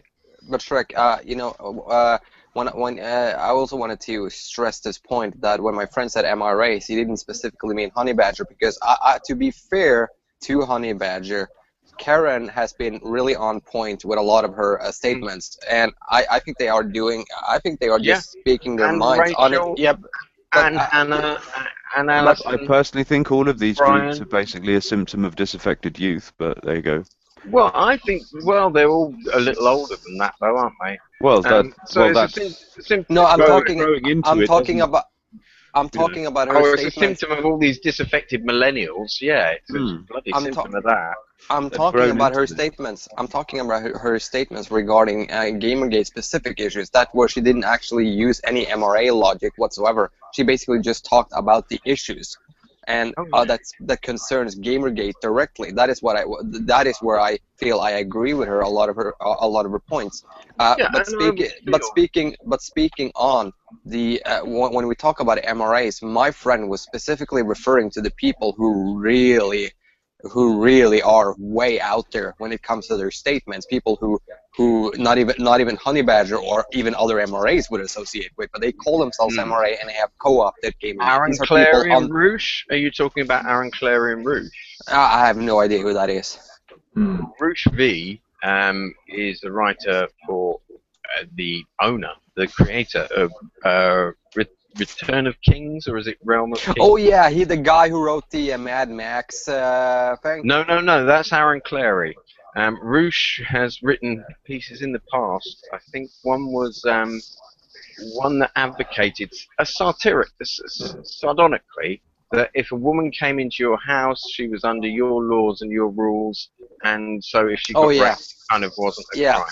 And he meant that as a sort of warning. I heard about that. Yeah, that made him a rape, not even an apologist, a rape encourager, presumably. Because I also want to point out one really weird thing about this that was interesting. I mean, we're talking about people co-opting Gamergate. I mean, David Pacman did an interview with Vox Day that had nothing to do with Gamergate at all. He was talking about like if you rape your wife, then that's not really rape. I mean, what the fuck are you on, dude? Trying to co-opt Gamergate. Never mind the right. Here are a little statement to the political right. Okay, this statement is a direct quote from an article, from a comment on the article, Gamergate viewed from the right. But they're talking about how they see this as a chance, for them to, get their, hooks into the new demographic. And my response to this is the same response that the person commented. It is, dear political right, God fucking help you if you try to do the same thing they did. Because next we'll be coming after you. This isn't a left-right thing. No, it isn't. This is a thing of professional manipulators against the rest of the people. Yes, but they're using political tools, so that must be an element of their warfare, of their an element of their armor that must be exploited, and we must learn how to defeat that armor and cut through it. So we can look at all the money behind it, and look at all the authoritarian money power behind it, because until we break those levels of the onion, everyone's going to be confused. I disagree on the simple notion that why should be fighting a war on their fucking battlefield under their conditions? Because it's the only battlefield that exists. Wrong. This is We are on exactly the kind of thinking, you know. But we don't have our own. Yeah, we do. It's called Yes, gaming. we do. We have little bits of it, but it's tiny and it gets destroyed easily. And No, it we doesn't. build it And up. you don't think the political... See, this is the thing. On the political narrative, we're absolutely nothing. Exactly, which is why we need to lie more. We're bad at lying. We need like they are. So you're saying that we need a spin doctor? I'm sure Robin will know who I'm talking about. We need a Alistair Campbell, basically. Yes, we need to up our game in our spin doctoring. Absolutely. No, we shouldn't be fucking spinning shit. See, if we're about What are we- if we're about ethics in games journalism, spinning shit. Yeah. isn't going to- Yeah, I was about to make that point. Yeah, I mean, But- I but get, I that's- get. But You know, see, this is the thing. You're so focused on winning against these people that you're gonna become these people in the fucking process, and that's not our goal. But question, can we, in the current climate? I mean, I get what you're saying, Shrek, and I agree with you completely that using these tactics will only make us the same. But it sounds like in an idealistic world there would be no wars. I mean, so do we have to become spin doctors? Because it seems we don't. No, because it's not. if we are going to make any headway and do anything. No, we don't have to become spin doctors. First, we need to become bloggers and decent writers. Well, guess what? What do you think I've been fucking doing? I right now run over 14 different websites for a reason. We formed over 6 different companies and media companies ever since Gamergate started. See, this is what people don't get. They should, be, what their actual purpose should be is fucking taking over the media. Many. There is no try. Don't talk about doing shit. Do shit. And when you fail, get up and do it again. But how many of those companies, Shrek, have any readership whatsoever? How many read them? How much traffic do you have on the sites? That 7 million in the last 15 days. What sites? That would be Lewd Gamer. One of the sites that I've built. Aren't they just I write for. Yep. Now, keep in mind, I can't take all the credit because, quite frankly, I'm neither the boss nor am I the writer. I just put these things together and helped assemble a team. But nevertheless, that is just one of the sites that I run. I run many others. Excellent, great work. And that's what you gotta do. That's what I've been trying to say, bitching, because quite frankly, what is the biggest thing we're bitching about with our opponents? So well, I'm a doer. Right? They're sitting around complaining without wanting to change existing stuff, but they can't actually hack it in creating anything themselves. Well, we should be taking that criticism on our own as well. What have been, ask yourself, what do you spend more time with, bitching on Twitter or actually changing stuff? Actually changing stuff. I can answer this question. No, I'm not talking about you specifically here. It's not specific to me. Good. Right. I think I've done a lot. I'm talking about, this is more kind of like general. Ask yourself this question. 18.3k tweets fired at Gamergate from me so far. Dude, once again, please, it's not a criticism for you. Let me finish the statement before you interject. Okay? Fair enough. Ask yourself, are you a bitcher or are you a doer? And if you spend more time bitching and complaining instead of actually doing shit, then maybe you should reevaluate your priorities there. And I'm talking again to everybody because that is exactly what we're complaining about the other side doing. that they're only complaining and they, the old chestnut. Well, why don't you just make your own games, right? This is the exact same thing. They could just as well say, well, why don't you just make your own journalism? So, well, that's what we got to do, because then they're going to start to sweat. All right, Shrek, I gotta talk to that point right there. One of the things I've been noticing lately is, okay, I'm very hyped with Loot Gamer. I think it's a fantastic site, but there's a lot of other great sites out there too that we kind of teetered off with really exposing. All right. Like, bit of disclosure on my own end, I am kind of a writer for Gather Your Party, as in... Oh yeah, you guys are great. I've been keeping an eye on you. Good stuff you've been doing there. Glad you like it. But there's also other sites too. GameSnosh, Niche Gamer. These things have gotten some pretty good coverage too. Good Gamers. Yeah, I had a chat with GameSnosh the other day. Good Gamers went down. Actually, one of the first streams that I did on this channel was actually a discussion about journalism, and we had GameSnosh here. We had, I think, Tech Raptor here. It was actually really interesting. See, we've done a pretty good job of covering a lot of these sites. A lot of them have gotten like a lot of support. You can't deny that. Loot Gamer yourself has 6 million hits in the past month, right? Yep. There you go. Although I will say that we've been specifically avoiding just actually shill the site on the hashtag. Yeah, of course, it's just hits, but still, regardless, that's fantastic, right? That's an excellent track record. And I'm actually kind of curious about the origin of these hits as far as like nationality-wise. 80% United States. Ooh, wow. Followed by UK, Germany, and after that Australia. And not bad. What's actually fascinating is we have a dedicated viewership from Vatican City. That's actually funny as fuck. I'm not even joking, seriously. Like, That's I can show you in the Google Analytics. That's great. You said Good Gamers. Wasn't Good Gamers taken down? Was it? I didn't know about that. From what I understand, Good Gamers actually recently disbanded due to the fact that the EIC basically, ran off with the cash and left the rest of the staff to deal with the fallout. Ouch. How's Based Gamer going? Based Gamer's in development still. I'm sorry, I cannot comment on this topic. I've been to the site, and I'm sorry, but I have no faith in Base Gamer whatsoever, and especially after reading Jenny's review, first review, I was like, no. I mean, most people I have spoken to, they resent her because of a lot of things that happen. So she asks for too much to give nothing back. And I'm sorry, but when she talks, she sounds like a drone. She sounds completely disinterested when she talks. So I was like, nah. Right, it was a video review. Yeah.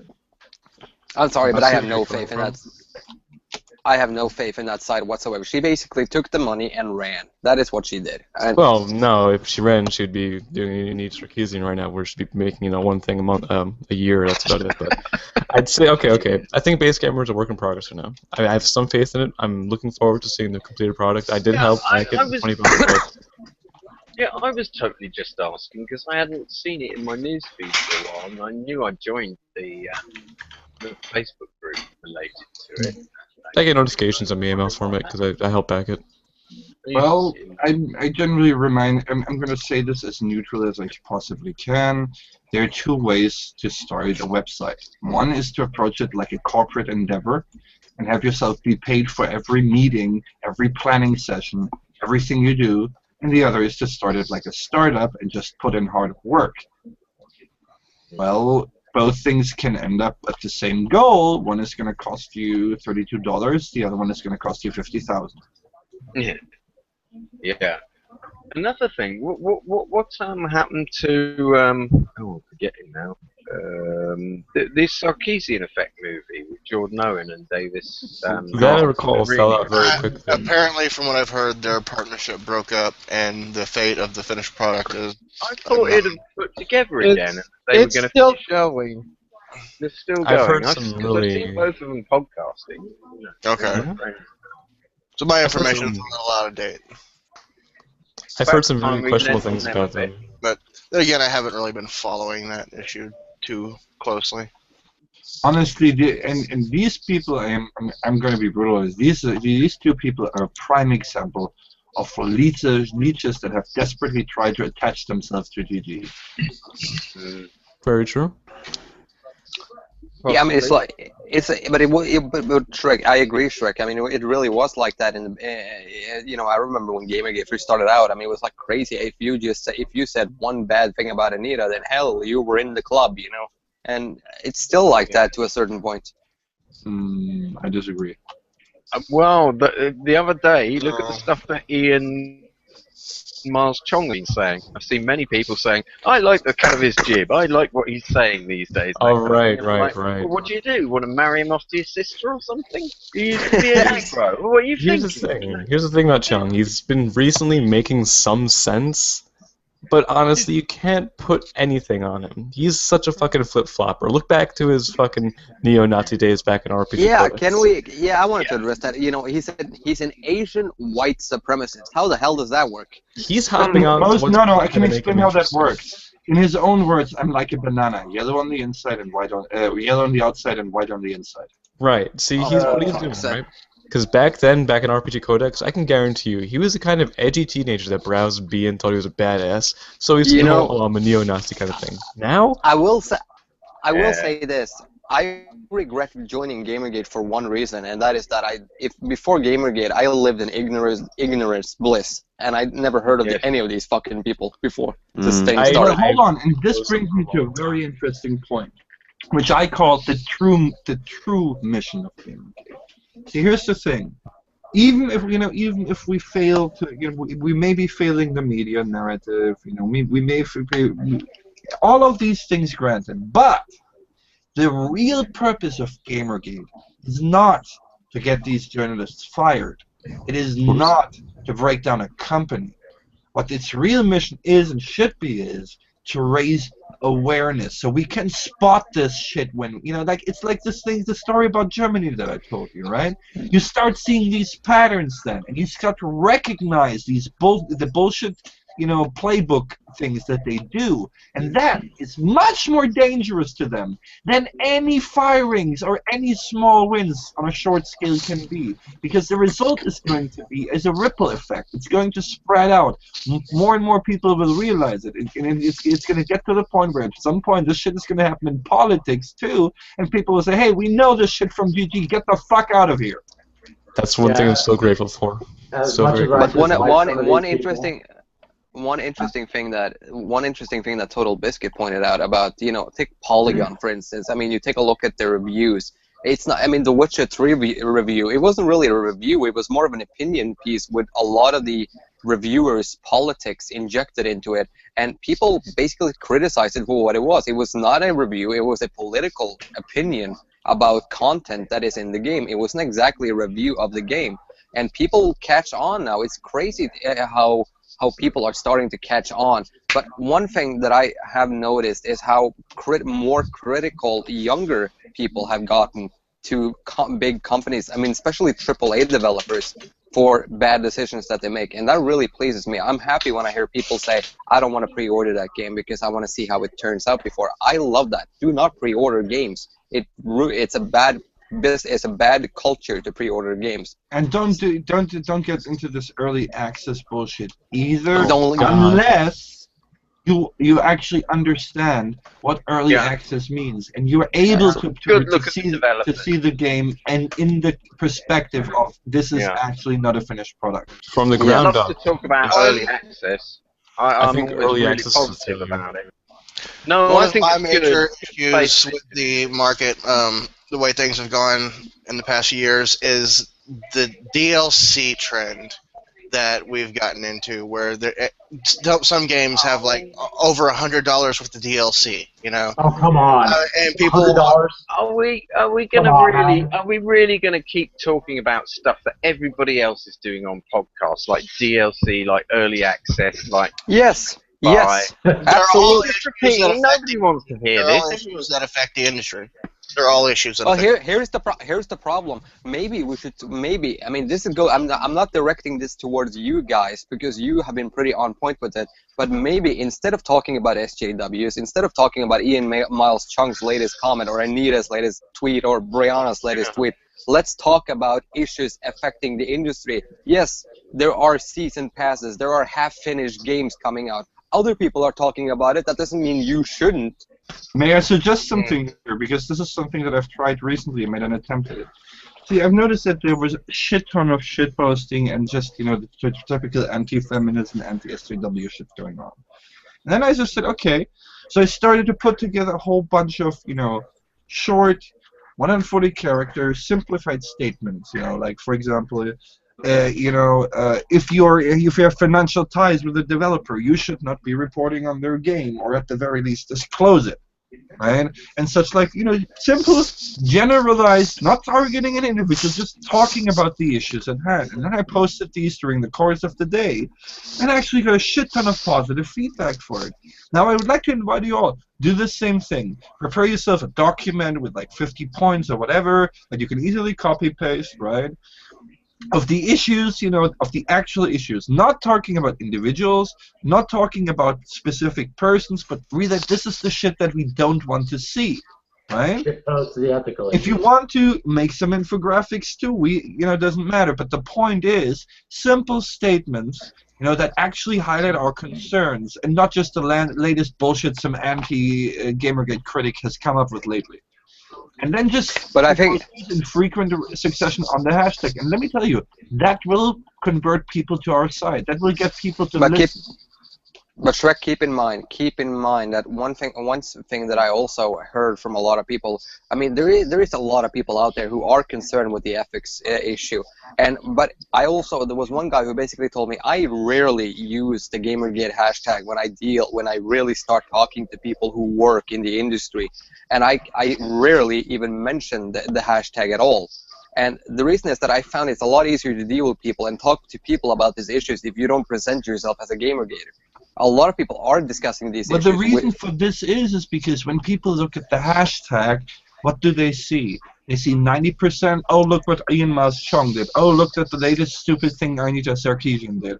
Oh, fucking SJWs. Oh, here, have some anti-feminist rhetoric, To be fair, I only brought up Ian Miles actual issues at hand. I only brought him up as an example to prove a point. That you shouldn't trust, because who was it? Somebody else said, "Oh, your friend of your friend is not the enemy's friend," or whatever, and something like that. And I was saying, well, yeah, look at Ian Miles Chung. He's flick-flack from this to that.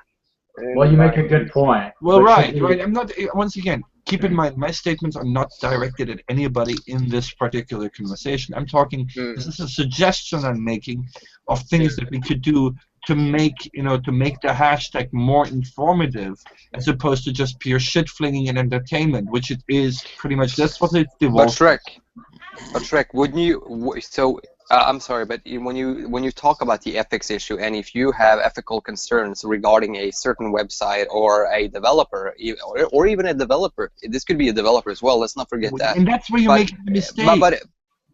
I didn't even finish. Didn't I specifically say, without targeting anybody in specific, just a general concern that we have? No, not persons, companies. Even companies, no, not companies. But how the hell can we deal with it if we can criticize a company for doing it? The entire point that I'm trying to get across. This is not the solution to it, but it is a step in the right direction. If somebody looks at our hashtag and actually sees it being full of concerns, that they can actually relate to, it's going to get a much better response as if somebody looks at our hashtag and sees a bunch of shit flinging at a bunch of people who have pissed us off. Yeah, and that's why I don't use the hashtag.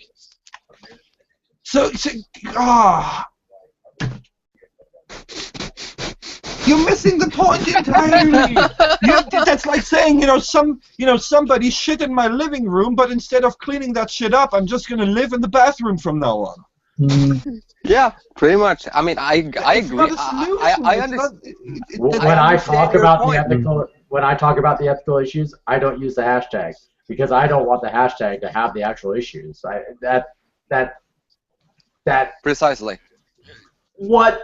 That is completely illogical.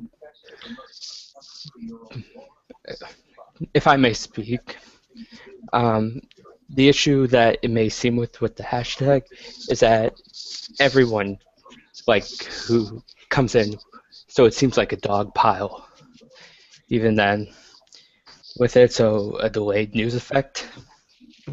once again, there is no dog pile involved. I'm not talking about No, not addressing dog pile. people. I'm not talking about addressing Twitter handles. I'm talking post on the hashtag with a generic statement.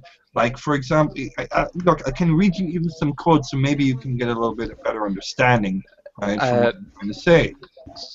I'm sorry, I spoke it, but suppose it's proven wrong, it's still echoed. What are you talking about? All right, so you're posting. I'm giving a hypothetical. What is proven wrong when you make a statement like, "Hey, if I suppose if you have financial investments in a company, maybe you shouldn't be, it's reporting on them." Okay, that's fair. That's completely generic. So, yeah, but you're saying about talking to somebody in particular. I'm talking about we are voicing our concerns in a generic, general sense without. That's not going to solve target. anything. That's yes, not gonna it will solve be. anything. You know what it's going to solve? It's going to solve the issue of people looking at our hashtag and think we're fucking deranged idiots. That's the issue it's going to solve. But then so you're saying won't. so hold on. You're saying that instead of so if we find out that there have been serious ethical violations at a certain company, we're just supposed to write a generic statement about it? That's not what I'm saying! That's not what you're not listening to my words! I'm saying that we make these general statements just for the singular purpose to inform people who look on the hashtag. Now, yes, if you have a very serious concern, for example, let's say, we have a direct breach of conflict for somebody who's invested $10,000 in a game and then reviewed it. Okay? And he's getting a cut of the profits. Now, yes, nothing stops you from pointing that out on the hashtag. And it's actually, and it's nothing stops you from pointing it out not on the hashtag. But what I'm saying is, regardless, separate from that, we should be making these statements more. Okay. We should be making statements about our ethical concerns more than we should be bitching about the latest thing that Arthur Chu has said. Now get into the chopper. No, but you say, I repeated this like 5 times. And it's like nobody's listening to the words coming out of my mouth, but instead just hearing what I want to hear. I get it now. I get it. But honestly, that is never going to happen. That is never going to happen, Shrek, because it's a hashtag. Nobody controls it. Nobody. It can happen. Look. I alone. That's all. I alone made it happen for a period of several hours on the hashtag. I'm not saying it has to be every tweet, but if it's just a handful of people would do this, it doesn't need to be many. 10 people would suffice. And let me put it to you this way. It's far better than having the hashtag be filled with 80% of that one tweet Anita just said and people making snarky comments about what Anita just said and seeing how many retweets they can get on what Anita just said and have that be the hashtag for 90% of the hashtag for the next 2 days on what Anita had just said. And that happens way too fucking often. Because Twitter's too important. Fuck Twitter. That's what we need to be saying. Like, all of this involves the hashtag. The hashtag. Behind every single sentence anyone said is the hashtag. Okay, do you know why? All these other places. Would you propose as a replacement then? Okay, do you know why? Well, obviously not my group, since I closed it down. Do you know why? What's up, Ham, dude? Do you know why Twitter is a actual best solution to put things? It's because Twitter is the most publicly visible.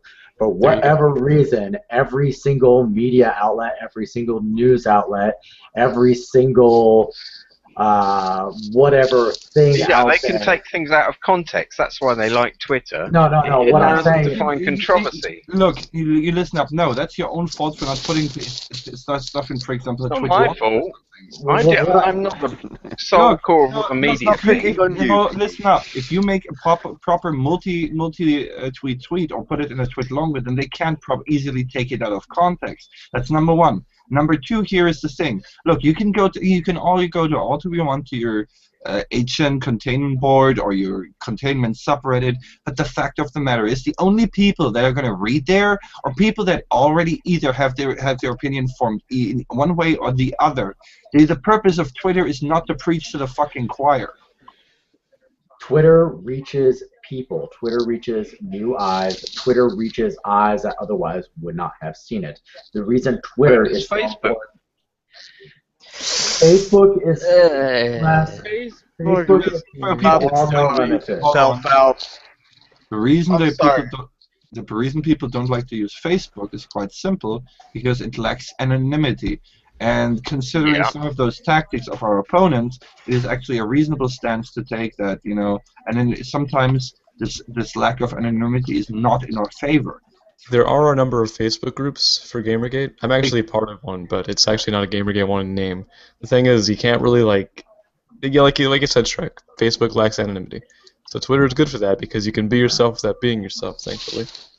Yeah, But the Twitter problem is reaches- the problem is creating a Gamergate group on Facebook. You know, I also seen a lot of Facebook groups that have Gamergate in the name. Nobody wants to join them, but if you call it something else, they will join. Yes, I and think that's part of the issue. Well, You that's a know, very good it's idea. very difficult to deal with these kind of things on But Facebook. Shrek, going back to your point, what you were trying to make earlier, and I completely misunderstood. What you're saying is that what I think you're saying is you want to improve the perception of the Gamergate hashtag by having more people post things. Well, and also the focus, because let's be honest here, we have a tendency to overly focus over whatever bullshit X person said last, even if that person has absolutely no connection to journalism. I to think it's too video late. games, I think it's you know. way too late, Shrek. I'm sorry. I gotta say, I disagree, and once again, as I said, it like, look, if one singular person, right, can change that reaction, and I managed to do this for a few hours while I was actively, you know, posting this kind of stuff, and a couple people, it wouldn't even need to be a lot, 10, 20 people doing this on a regular basis, I guarantee you would massively change the direction of the hashtag in a positive manner. And I'm sorry. Did you just say it would massively change the erection of the hashtag in a positive? Fantastic. But I wouldn't mind the erection either. Let's do that. Let's change the hashtag's erection. I can get behind that. Okay, so here's the thing, Shrek. Alright, I gotta mention this. The Gamergate hashtag on Twitter. It's a large public forum, obviously, but here's the thing. People are going to want to keep themselves busy with things that are happening, obviously. When you see something major happen, deep freeze, for example, that shit explodes. It's everywhere on Twitter. For days, weeks even. That's a good People want to thing, keep busy, though. They don't want to talk about the same thing forever. So Twitter's good for that. Keeps them busy. They kind of on subjects. They're talking about things that are kind of relevant, and it's okay. I mean, you can't really rely on too much. It's just a public forum. That's all it is, really. People want to gossip. It actually happens there. It's not a big deal, though. Once again, it goes into this thing is this is something that could be addressed, but people are going, oh, it's not worth it anyway. So why even try? And I'm telling you, this would be worth it because, quite frankly, we would have a lot more support if we were not doing this. I do agree with you there. I agree, but I think it's a very difficult proposition we have here. Okay. I love to see the hashtag. What is so difficult about getting having everybody just once a day, throughout for 2 or 3, personal concerns that are general and not targeted? Because that automatically takes the wind out of their sails when they're claiming this. Oh, you're just trying to harass this person, as it will. There's not any person mentioned. I'm just stating a generic ethical problem that we have. Right? This is directly taking the wind out of the sails of the entire narrative if you do it properly. So this is why I'm saying it's not that big of an effort to take, and it could massively improve things, in my personal opinion. Now, keep in mind, my personal opinion is not the arbiter of everything. It's just my personal opinion. Right. But I dare say, if a couple people just did it occasionally, right, and it caught on. Or even if it didn't come out, I still say it's enough to have a couple people do it. As I said, I'd say for the GG hashtag at any point in time, 10, 20 people would be easily enough. Oh, wow. Thanks, baby. Spread over, 24 hours. Oh, Shrek, that actually reminds me of something. I want to ask you. How did your stream go yesterday? I didn't get to find out about it. Which one? You had a stream, I think, around the morning, or at least my morning. The one with the A-team? Was it? I think so. It wasn't actually, no, but it didn't make it a stream for the very reason that you don't give people that fuck with people for attention a place where they can have more attention. So there was no stream? All right, fair enough. Well, I'm just, I'm I don't even want to talk about the Good luck to them, whatever they do. Anyway, yeah. As for the hashtag, we have been told since day effing one for the Gamergate hashtag that the Gamergate hashtag is pointless, that it won't accomplish anything, that it won't do this, that it won't do that, that it's a lost cause. We were told that after month 1 that it was going to be a lost cause, that we were going to be dead soon. And we were told that after month 2, month 3, month 4, month 5, month 6, month 7, month 8. And Remember now when Destiny was going to kill us? Yeah, and now we're on frickin' month 9, and that's just of the Gamergate hashtag explosion. I mean, we're soon approaching June, and soon enough we'll be in August again, and then it'll be a year. 1 year of this shit. Yeah, just think about it. At some point in time, the first Gamergate conceived baby will be born. Oh, don't remind us right now for that crash override whole bullshit. We have 2 months until the first Gamergate baby is born. Really? No, wait. This month. No. The end of this month. The end of this month will be the first Gamergate baby. Sorry. Well, no, not literally from people who've met in Gamergate, sure. Well, that's true. That's true. But You'd be surprised. Thank God. Thank God. You'd be surprised. I didn't like that idea. Oh, by the way, Shrek. Shrek, I saw on the GG meetup site that you're planning to have a hangout in Germany. Yep. Ooh, that's a good idea. It's going to be one in Scandinavia as well. I saw one in Denmark as well, and a few very brave men and women are trying to make a Gamergate hangout happen in Sweden. Good luck. I heard. Oh god, the Swedes. You'll be burned alive. Oh my. They'll kill him. They'll kill him. I live like I don't know, 40 miles from the border. I live in Norway, so I'm like 40 miles from the border Yeah, to can't Sweden. they drive over the bridge? I mean, No. for the safety's sake. I don't know. You know, it's like entering Sweden for me now is like going to North Korea. It's like, nah. You've gone brilliant. Oh, that's the quote of the Hey, year. to be fair, we have a bunch of Swedes here too. Yeah, and we have a lot in London. There's so many Swedes that have come here, and you meet them in pubs and that, and they say, "Oh, fucking Sweden, man, it's horrible, man." They hate it. They're trying to escape. They obviously, they don't say it in my accent, but like, they're all no. Sometimes I think we should just give the entirety of society to these people for a couple of years, then watch them completely fucked up and say, "Okay, you had enough time to play. Daddy's back home." There is a society like that. It's called Sweden. Simple. damn Well, Swede. look at their latest response to Russian submarines. They know that Russians don't like gays, so they put a little sonar sign with neon lights of a gay dancing sailor under the sea to ward them off, putting their submarines into the waters. Yes, I'm sure the Russian Navy will be absolutely terrified. It's like the last days of the Roman Empire, isn't it? You know. It is. It's the last days. Beat them with song. This sounds like the idea of a fucked up sequel to The Hunt for Red October. It's like In the Navy. You can sail the 7 seas. In the Navy, you can drown your mushy peas. No, that's it. I would like to Russians are the sail your vampires. 7 seas. That's the garlic. Don't come here. Did anyone listen the other night to the stream done with Justicar, Mikaru, this black guy, I forget his name, a bunch of other I people. wish I heard it now. I love those two. my God. Caricatures You are know- great. Does anyone remember the King of Pole stream? Yeah? From one. The King of Pole stream that got the Internet Aristocrat and the King of Pole. Oh yeah. Oh, we the drum stream, yeah. This was 15 times worse. This is 15 times worse. And you Justicar, who's got like a big It sounds fan like you base, counted. and oh my God, I did. It was 8 hours long for a start. That's nothing, dude. It's nothing, but I know you guys have done longer. But for like a stream of a train wreck this long, I don't think you've done a train wreck for this long. I mean, it got so racist. It started off on Jews, and like it went because there was this black guy there. They started really just picking on him and throwing really, really subtle and clever sort of racist jokes at him. The whole lot for about an hour and a half was Justicar and Mikaru racially baiting this guy about because they asked him what his degree was in, and he said, "Oh yeah, I'm an astrophysicist." And they said, "Yo, no, what? Come back there. You're an Afrophysicist." Oh my god. And he was like, "No, I'm an Afrophysicist." Wow. And it's like, "Oh my god, what is Afrophysics?" And I'm doing just a car there.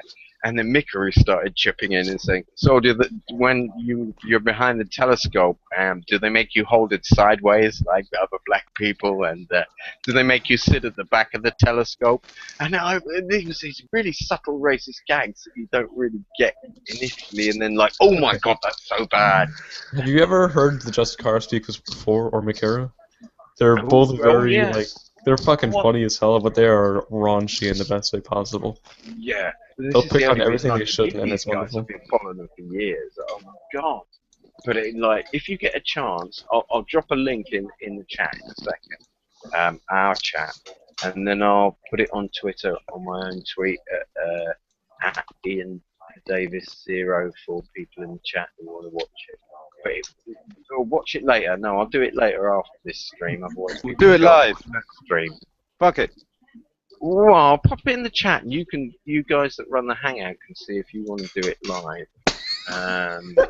It was a Dr. Layman chat. So if you subscribed and you're listening to this and you subscribe to Dr. Layman, a lot of Gamergate podcasts. Go and listen to the drunken Saturday night stream that they did. It is really you need to get about 6 hours in, and it's just like the most. Oh my god! It was like a continual train wreck, almost from about an hour in. It just got deeper and deeper and darker, literally darker. Quite racist. They build it as being 120% more hate in the episode. Here we are. Drunk stream with Gamergate, now with 120% more hate. Dr. Lane. And that's the whole point. This is a group. No, seriously, this is a group of people who revel in pissing off the other side, and they don't care what they say to do this.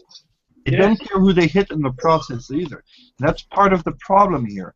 Is because some people are so into their whole let's piss off the SJWs, not realizing that they're pissing off a lot of people who actually are in this for other reasons than just to piss off people. Yeah, we don't have to become a Gamergate narrative caricature. Honestly, we do not have to say my PR doesn't matter, so let's become a Gamergate narrative caricature because my PR doesn't matter. The spaghetti problem. It happens. It just happens. People get tired. Drama happens. We're never going to fight it off. Well, we're never going to get rid of drama, but that doesn't mean you become a strict, my PR doesn't matter, so I'm just going to become a pure caricature of the narrative that they have against Gamergate. And just because it doesn't give you license to be as shitty as humanly possible. That's true. That's the whole point that I was always trying to make, because I've seen this do a lot of times when somebody does something like really vile and disgusting, and then you go, "Oh, you're just like the SJWs." And then no, maybe I'm just trying not to be a complete and utter shitbag. There is a difference. Where is the line? Look behind you. Well, the interesting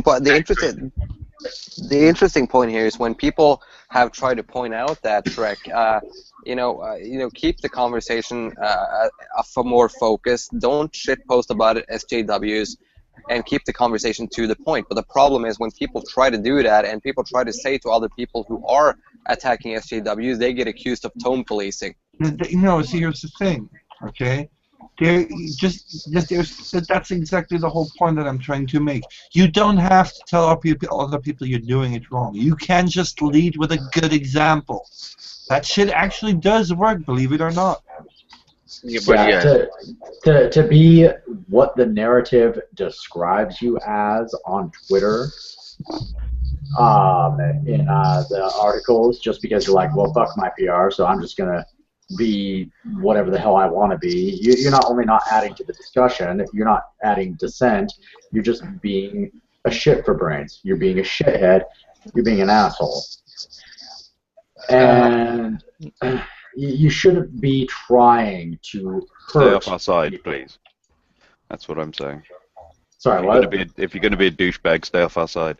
Right. If you're going to be a complete and total asshole, don't be saying, "Oh, I am totally for ethics," while you're lying about people straight up.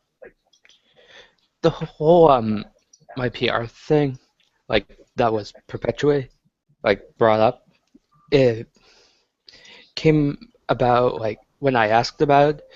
Oh, this is so. Yeah, it really was more of a when I asked about it, people brought up about how they went out of their way and it was not being cordial, it was just doing really stupid shit to improve PR. And so I think there's a difference between being cordial and like doing something stupid like trying to shut down the Baphomet board, which actually happened. Baphomet's still around. No, they tried to. No, there was some people like in Gamergate tried to shut down the Baphomet board, and that is what I classify as like the my PR thing, and what I and then there's a difference between that and let's be cordial. Yeah, you don't have to, tell everybody, who you disagree with, hey, drink bleach and kill yourself, you asshole. No, that's not really. I mean, there's always going to be shit posters, and that's something we have to live with. But that doesn't mean we all have to lower ourselves to those standards. I gotta say something. Drinking bleach will not kill you. It will severely damage your esophagus, but it won't kill you. I've had I'm missing the point. Say that. I discussed this with a doctor. She told me it will not kill you, but it will really, really, really, really hurt. However, it won't kill you. Kids don't drink bleach. How is that I fucking relevant to the discussion? Just saying, it's not a good way to commit suicide. Kids, it is not advisable to drink bleach. There you go. Are you happy with that? Thank you. Avoid bleach drinking. The main point here is that there's now people who apparently see. Can I get a meme? They are trying their best to be as Our sponsors are unimpressed. If we need a meme, let's get a meme out there. Don't drink bleach. It won't kill you, but it'll bloody hurt. Yeah, exactly. Right? Is that okay? Are we all happy? Yeah, I agree with that. But once again, that's completely missing the point. What we're basically trying to say here is, look, it's okay if you don't care about PR, but just because you don't care about PR doesn't give you license to be as offensive and as big of an asshole or as much of a cunt as humanly possible just to make everybody else look bad. Reinforcing your point, if I may say, it is kind of relevant that we don't tell people to drink bleach when we're trying to mend our PR. Essentially. Yes. What I'm trying to say is, we don't need to mend our PR directly. We could just, not have as many people acting like assholes while still saying, "Oh yeah, I totally care about ethics. Kick all women out of gaming." I mean, I see that all the time. That's very true. Or talk about how unethical niggers are running video games. Well, a moratorium that will improve our game on Twitter and not get into it with the aggros so much. That's number one. Number two, not get so damn salty with them. Yeah? By all means, if you feel clever, if you feel like the boss and you're on form that day, maybe go and tussle with, like, Man in Black or something. But if you're feeling a bit under the weather, don't get involved. Like, don't mess it up and get all shitty and salty with them. We don't need to avoid salt. Even if you are being, even if you want to be confrontational, there are different ways to go about that than, we have video games. Sugar and water is how you get too much salt out of a meal. That's it. Bit of pepper. You add all the other spice but salt, and lots of sweet and there's some water. Hey, Osiar is here. Excellent. Hey guys. All right, Osiar. Hey, so yeah, but and see, that's the thing. I think we all agree that this is a good thing, right? After we actually understood what we're talking about, and this is it's such a problem. It's like people just don't seem to be communicating properly often. Well, we haven't done communication degrees because we're not SJWs. Don't make me strangle you. Seriously. I will do it. Don't make me go German. You wouldn't like me when I'm German. If we gotta go SJW to get communications degrees, count me to suicide. German. I hope you like German too. It's German. You know what? That would actually be a great parody. German. Hope you like German too. Zikan! No! This is the thing. For me, it's actually acceptable to make Nazi jokes because I got to deal with this shit on a daily basis. Yeah, but let's go and have a look at chat. I bet they're going wild. I bet. And I'm especially allowed to. Oh, there is no chat. Thank God for that. There is a chat. I have chat no, up. it's on the wrong video. But I need to reload it because it hasn't updated. You guys take care. Take care. Take it easy, bud. Alright. Sorry.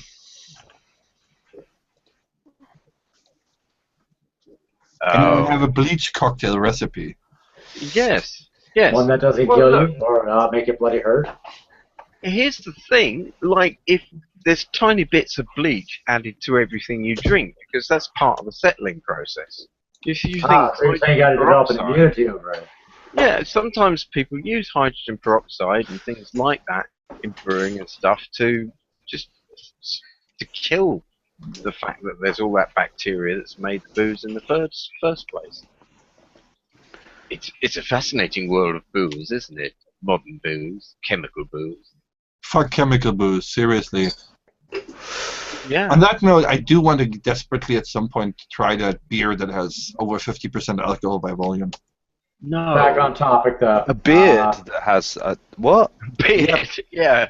A beard. Actually, hold on. Just I will swilling link it will Send do. more volume. Yeah, just drink. I want a big beard. Yeah. Let's get on to the next topic. Beard.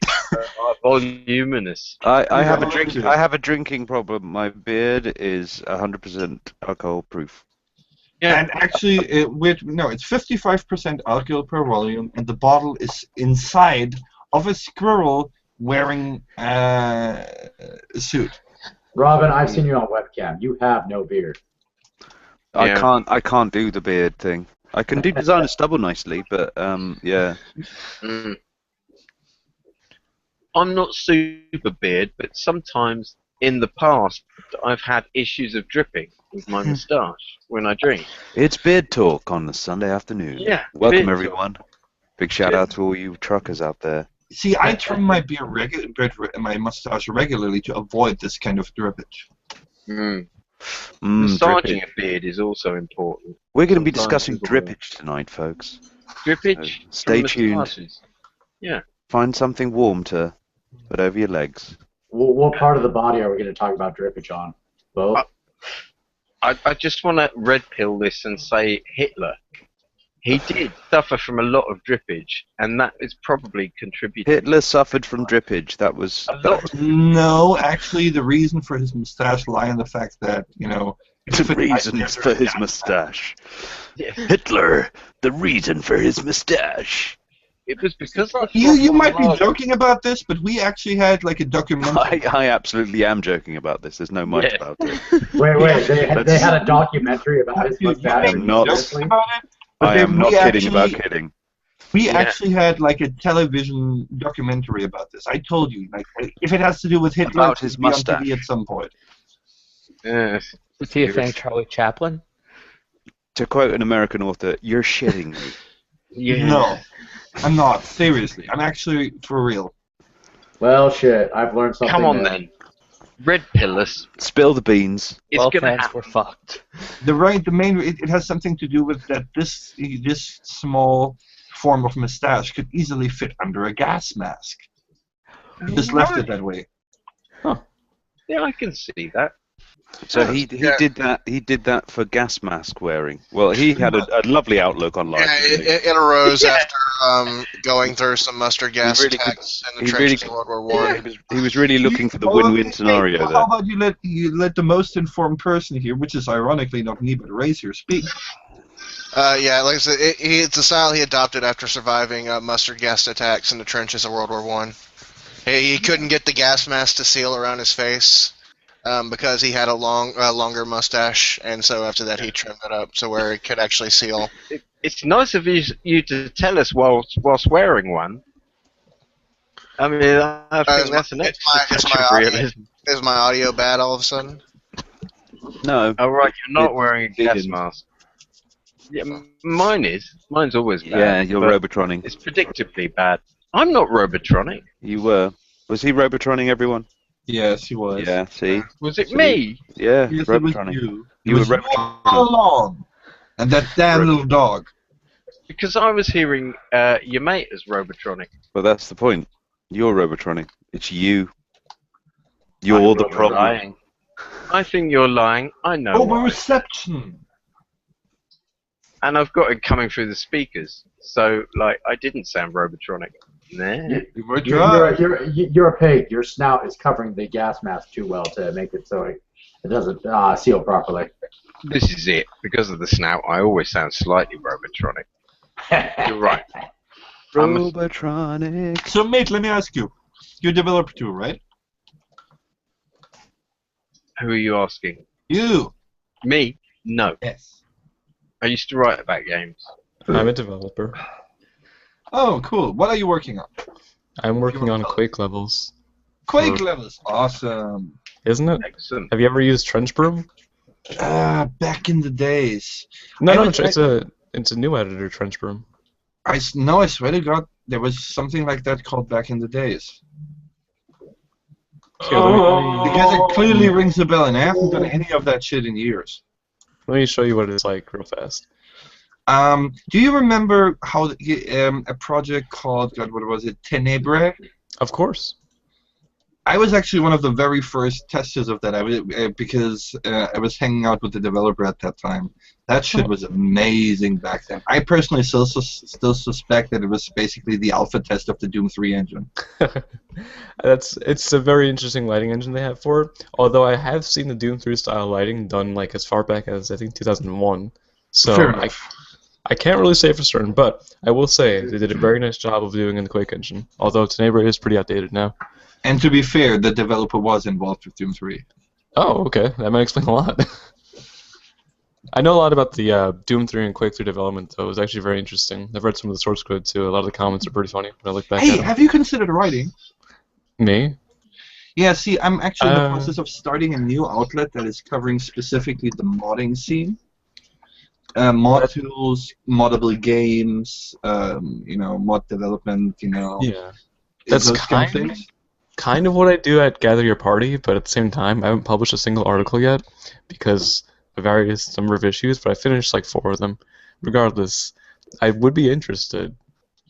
Awesome, let's talk. Send me a message on Twitter or something, and I'll get you sorted out. All right. Now, hold on a second. Ozzyar is one of my favorite YouTubers. I want to know what he came in here for. True. I'm generally shy, don't talk much, which is odd for a YouTuber, isn't it? Yes, that would be kind of odd. Well, there's some of you that prefer to talk in your own time, I found. I do very much like your work, even though you're pretty slow to update your videos quite often. But yeah, get on that shit. You should make more. One a day minimum. Work that money. The trouble is, some of them got to. Well, some of your best ones, I think, have been done about Sensible Gamer, and I don't think he's done any in a while. But I mean, you've done some of the best cut-ups of him I've seen. He's given you enough material. Couldn't you hash out one more video from the stuff he's done as a kind of general compilation and the story of his life and that kind of thing? Like all his wonderful incidents, like the one in the toilet where he dresses up as a woman and takes a camera in there into the ladies' toilet, or the other one where he leaps out of the tree at that girl. or he goes off for the day with those mates to San Francisco, and then he never makes a video again about Oh, I something. haven't had it. Going to It's gonna match San Francisco. It's Days like of they Our took him up Lives. there and bummed him raw. What's Sorry. that TV show where they bring a guest on, right, and then they're like, "This is your life." They bring it as a book. And Yes. It's like, "This is you as a kid." I'll do that, except with Oh my- his videos. Oh my Each step God. is how he molested someone. Mate, I would spend 3 whole days promoting that video. I would make sure you got as many views as was physically possible. My God. So, video I would games. even come to- Yeah, video games. By the way, Ian, do you mind if I use your likeness in the game? Oh, the pig? Yes. Yep. Feel free. It's not mine. I think it No, was no, a no, creation. no. It will be credited as you in the form of a pig. You go ahead then. The pig's name will be Ian. Yes. I Use my know. likeness to make it a dope fish. I know. Yes, go ahead. Yes, if you must. Okay. It's going to be horrible, isn't it? I'm going to regret Let me this. put it like that. I actually Yeah. got the confirmation that Probably Milo going will to make me sing. cry online at some point in the No, no. future. It's gotten to the point where I actually have like multiple voice actors confirmed, including Milo himself. He has volunteered to sing. Wait, what? Wait, what? I have to voice act this pig. Possibly, if you wanted to. Yeah, would No, you I think prefer? I'd best before you get someone horrible to do it. Yeah, That's- okay, I'll voice act the pig. He's gonna voice act the pig just in case you try to get somebody bad. Yeah, it's the only way I can have any control. Watch so. and learn. This is how you peer pressure people. This is how you peer pressure people. Yeah, he's I going to can- do it anyway. I'll- No, I've I'll seen find this from someone journalists. else. He's going to write this story anyway, so I might as well have some involvement. I'm I'll still find going to look someone bad, but at least I'll be able to tell the story, and we'll have discussed it on air, because I'm going to record this later. Fuck Well, it. Shrek may not be a journalist, but he tends to be honest and truthful about the things he says. Oh, God. That's the scary bit, really. Yep. Yes, it is. You know, it's funny. That's how people describe me. Okay, this guy, he's serious. Even when he's joking, he's serious. So be careful what you ask for. Isn't it be careful what you wish for? It's the same thing applies, really. So, Don't say there should be. as far as Gamergate goes, how many other venues do you guys frequent besides Twitter? Because I'm pretty sure all of us here are fucking shitter faggots. So how about like HN, Kotaku in Action, whatever? Do you guys go anywhere I else? stay as far away from 8chan as possible, personally. It's nothing against 8chan. I just avoid the chans like the plague other than to browse them. Yeah, I like, for example, I have recently made a statement on GGHQ after people had some inquiries in regards to one of the outlets that we're running, and that's why I felt I needed to properly respond there. But generally speaking, I don't involve myself too much in chans. I don't involve myself too much in Reddit. But I don't know, Good fella. Good fella. I agree. used to. I'm one of the old crew, who used to run Usenet and BBS days. This newfangled shit is too much for me. I love old BBS systems, man. Hell yeah. Connect to that shit, call up your ISP, like, yo. I do want to try Reddit, but Reddit seems so goddamn convoluted. I can't stand using Reddit. I've tried it before. That being said, it is a great platform, nonetheless, for certain things. What, HN or? Reddit. Oh, yes. The I will chans say a good amount of our traffic has come from people mentioning us on Reddit. I use it. The chans don't seem to be a great platform to get information out there. It just seems to be a great platform to get information spread throughout the chans. Use them all, but don't rate any of them. That's my message. Yeah, pretty much. Yeah. Personally, I will always be a user of any sort I of just use image. whatever's familiar for you. Technically, Twitter, I had never really used Twitter except for a handful of tweets for a old mobile game that I don't play anymore. And then I used Twitter a lot more. By the way, Yeah. I had an interesting strategy that I would like to present to you guys in regards to that. See, there exist websites where journalists and blog and like outlets request people to write stories about a specific topic, right? So, for example, they would say, "Hey, we're currently looking for somebody to write a story about, advancement in agra in what would you say, like the food industry or some bullshit like that." And then you can write about that stuff, and then that publication will pick up your story, right? Right. It's a service mostly for journalists and for basically anybody who who writes. Now, I'm just saying, if a lot of our people would, just look for somebody requesting articles about Gamergate, and then just decided to write them, let me let you in a little secret. The media is lazy. 90% of the stuff that you see is just rewritten content from somewhere else. 90% of it is just commentary.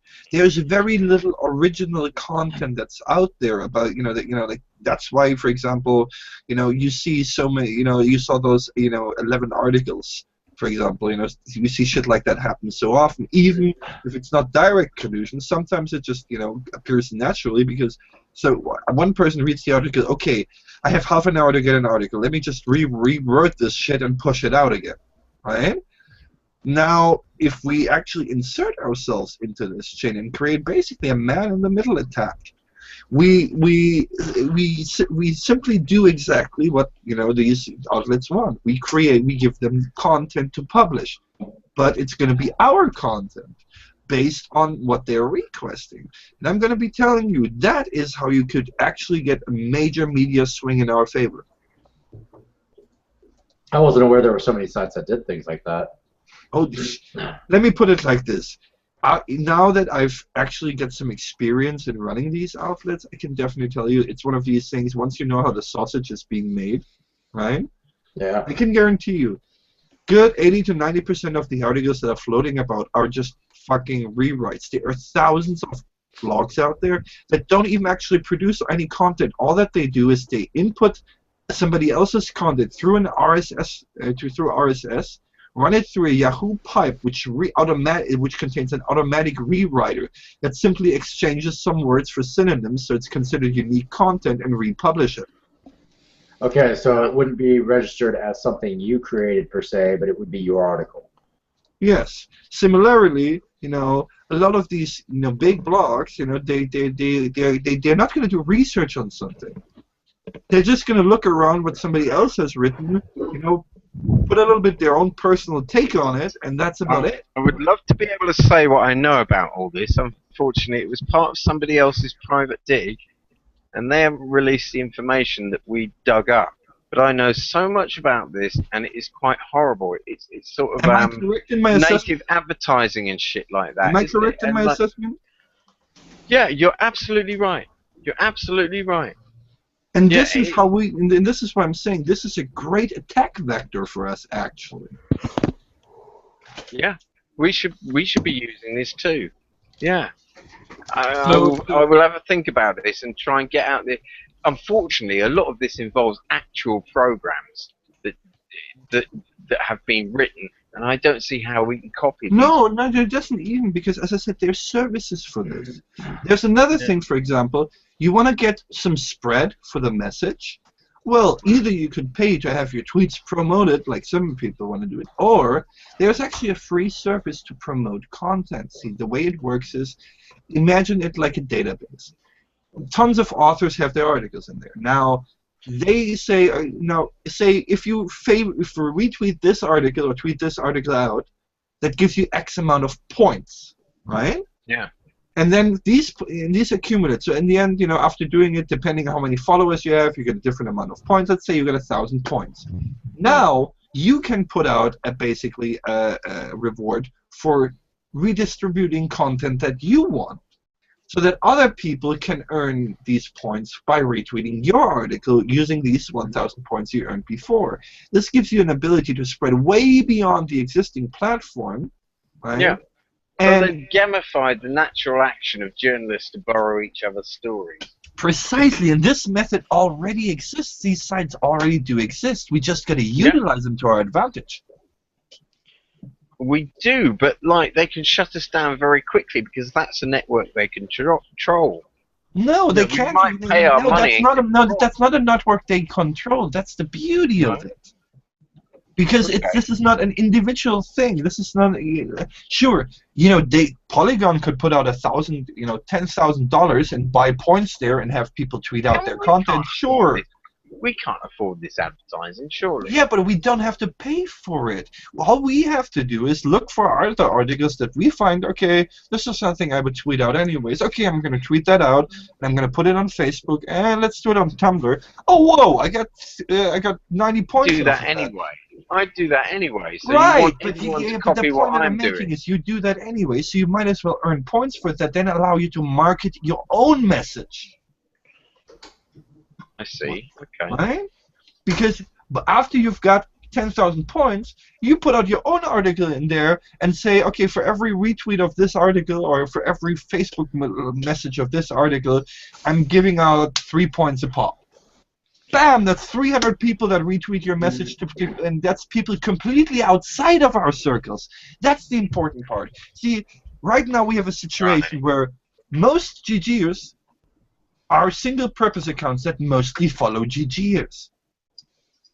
So it's kind of a hack box in itself, but this is a method. I do understand what you're saying, and it's also a canny marketing idea. It is. But yes, it is. That exploits a lot of people who are volunteering to help a grassroots cause. And once they find that they are inadvertently helping people to make money, they're going to turn away from that cause and be very, very angry. Google, Twitter, and everything else. These are all things that help make people money. Yeah.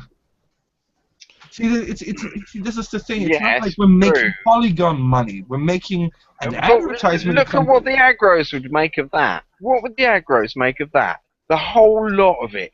The whole lot of it, they would say, is a money-making enterprise for a few people. Dude, what are you talking about? This is not connected to GG at all. This is an existing service that has existed for years for people to help promote each other's articles on social media. That GG is now using to make itself money with. And this is something we must, as feminists, must jump in and stop. This is we, as Polygon, must write articles about and say, look, these guys have always been in it for the money. Look at them, they're all just pointing it in. Listen. I'm playing devil's advocate. I'm playing devil's advocate. So yes, I get you playing devil's advocate, but it doesn't factor in here because nobody is making money off us here.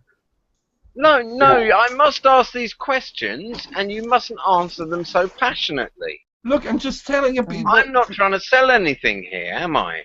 Neither is he. Neither am I. I'm just saying this is a tool, right, that we can use to get our message out at no cost to I think to the other downfall people. here is it's whoever's article we choose to promote, there's a chance of them making money and a chance of us looking like we're trying to make money for them. How do you make money off of this? It creates a RICO conspiracy we didn't need. Let's say, how did somebody make money off this? Let's say we promote an article by Shipblock 220. Yeah. They have it over. They make money. Trust me, I'm a conspiracy nut. I can see it. He can see it. Well, Look, see, we're making money. There's nothing inherently wrong with making money, even in service to a cause. As long as you're not exploiting people, as long as you're not being false. That's rationalization, and we would be exploiting people. No, because we'd be forcing our opinion.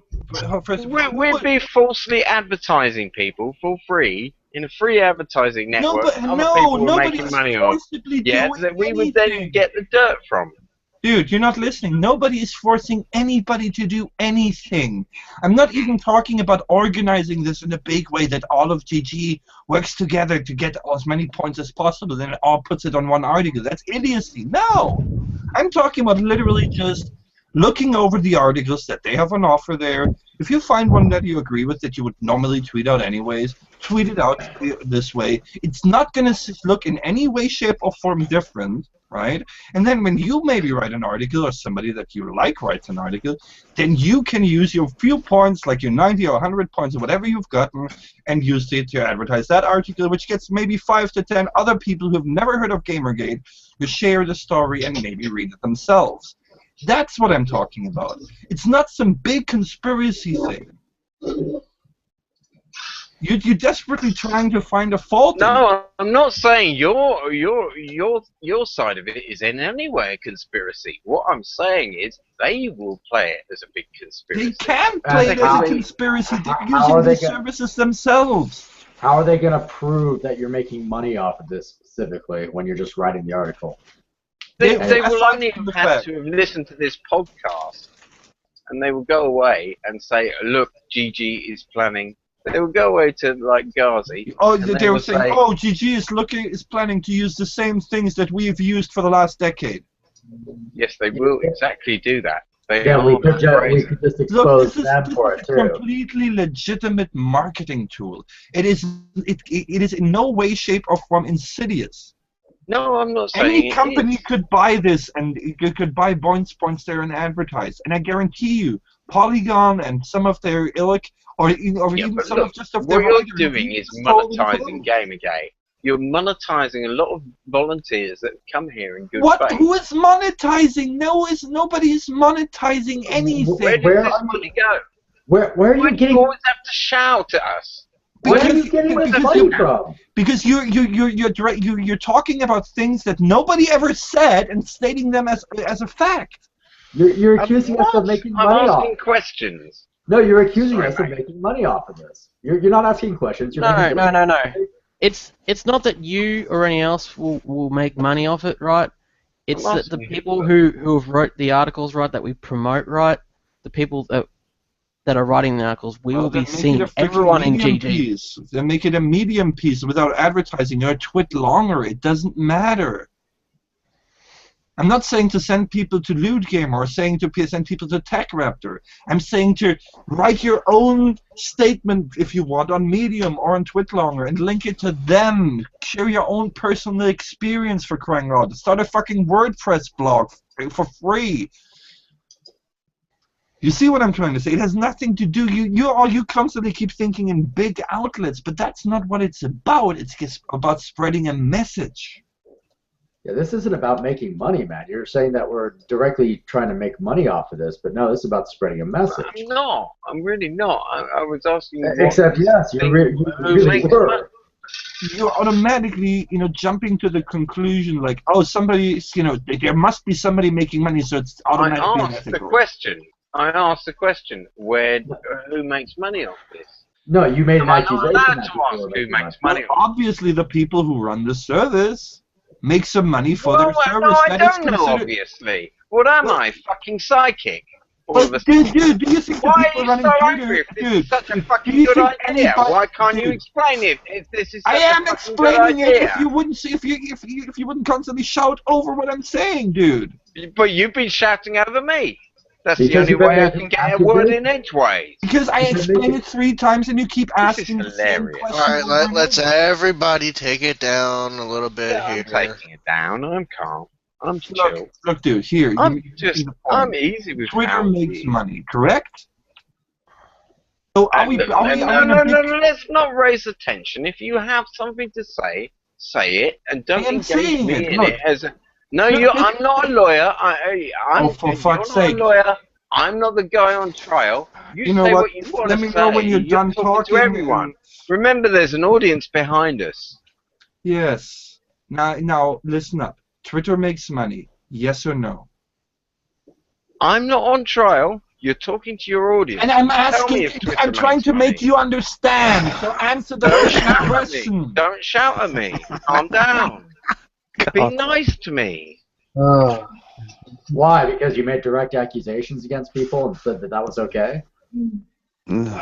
Right, You did okay. make direct accusations. Be calm. Be calm. You did make Answer direct the question. accusations. Does Twitter make money, yes or no? Have I made direct accusations? I've Yes, asked. you accused us of trying to make money. No. Yes, I asked a question. yes. Who makes money out of this? Yes. Who benefits? You actually accused us And then directly again, of I'm making trying money. to answer No, the I asked question. who benefits. I'm trying to answer No, the question you for said- you, and Stop you said just... we're- Stop it, all of you. Stop it. You're sounding like douchebags, all of you. Stop Okay, it. I'm just... Stop it. Okay, Okay. listen up. Once again, does Twitter make money, yes or no? Yes. So do you think we're in a big conspiracy? Do you think it could be argued that we're in a big conspiracy to make Twitter money? I could argue that Twitter's got a conspiracy to make money out of us. No, that's not the question that I asked. I know, but I can't argue that we're making money off Twitter. So it's Oh, completely sure, a yeah. ridiculous statement. Would you agree with that? Yes. So why is this different for a different media company that just provides another service like that? The difference is that Dean, you're not whoever answering we me promote- either. I'm whoever we trying promote, to and answer yes, you. I have yes, I answered know. you before. Yes. I've told you Yeah. specifically, the company who runs the service makes obviously money off of it. And that is not a problem because, quite frankly, so does Twitter. And nobody bitches about Then Twitter. what is the earthly point of Gamergate doing it? To make money for a company. No! How does that help us? God, are you not listening to anything I've said in the last... No, I'm not. It sounds incredibly fishy. For fuck's sake. Then it might as well be incredibly fishy Ian, to tweet Ian, out a Ian. message. It does. No, I think you're missing Is this the just point. an advert? Is it Everybody in Ian, this room understands it except for Guys, you. can I have a crack? Yeah. Sure, I mean, go for although it. it's been hilarious listening to you try. Essentially, yeah, it's along the same lines of utilizing a company that provides a service to everybody anyway, just like we use YouTube, we use Twitter, all that sort of business. It's utilizing something like that. That's all. If you share something on Facebook, is that a big conspiracy to make something money and it feels fishy to you? To do what? We're Share utilizing something on somebody Facebook. else's service Okay. to write basically faux pages, essentially. Not really faux pages. See. That's not really what I was saying. It's basically it can be a fucking twit longer for all it matters. All it does is basically, you know how when you share something on Twitter or Facebook or something like that, right? That's the You're same. using a tool to share something. Yes, it's a tool that incentivizes other people to share it's a trade of sharing. You share their content, and in turn, they share yours. Now, Fuck, do you need to get so angry about it then? because you were not listening to anything I was saying, because you were so wrapped up in your this is someone making somebody Explaining money. it well. We've got to the end of this, guys. Come on, let's not argue about it again. So basically what happens is when you share an article, right, it's basically like a platform for article sharing bartering, okay? Because obviously not everybody who's going to want to share one thing is automatically going to want to promote something like that. So instead it works with a form of, meta currency, right? These points that I've mentioned. So whenever you share something somebody else wrote, right, they get to decide how much of a reward you get for sharing. For example, if you have 2,000 followers, you get maybe say 3 points. If you have 5,000, you might get 5, right? Now these points you can then trade in to have your own articles shared. So it's basically nothing else but, say you have a blog and you put a link there to your friend and your friend puts a link back to you, so you both can benefit from the traffic here. This would give us the ability to bring articles that we think are meaningful or important in terms of the narrative, right, to the attention of the broader public, because this way we can get people to spread the message that normally have no idea about this and don't normally give a fuck. But they might be interested to get their article about cats promoted. So they share that message with their followers too. And this is how we can spread it in a completely legit and ethical way without having to resort to underhanded methods, but in a way that completely can escape our existing hotbox. Did you It say? works. It might work, but you really need to work on your pitch. Fuck's sake. Well, considering that in this room everybody but you understood it relatively fast, I dare say maybe you need to work on your understanding. No, it sounds threatening. It sounds aggressive, and so do you. And you need to work on that. Well, I'm German. What do you fucking expect? We had to throw you out of Gamergate Ultras that time because you came in and argued with everyone in there. So I'm not the first to say this. So please don't portray me as being anyone different and reacting to in any way different to many of the people who've All been. right, but I heard you make 3 separate accusations of people trying to make profit off of it directly. So, you With know, no basis of it whatsoever. Nothing happens on the internet without somebody making a profit.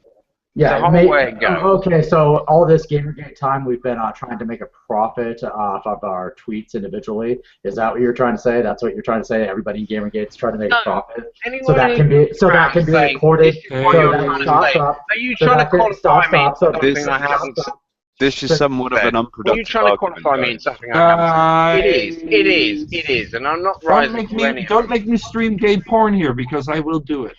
Stop making accusations about people trying to make money when they're just trying to spread a message. No. I asked questions. I didn't make accusations. All right, did you use your Facebook to try and make money? No, don't be an all SJW with me. No, don't you dare. No, you actually, you take that the fuck back, mate. Who else? I'm going to start hearing people saying God for the control room. Who are you? Who the fuck just said that? What's your name, mate? Say it again. What's your problem? What you want about, boy? What you want?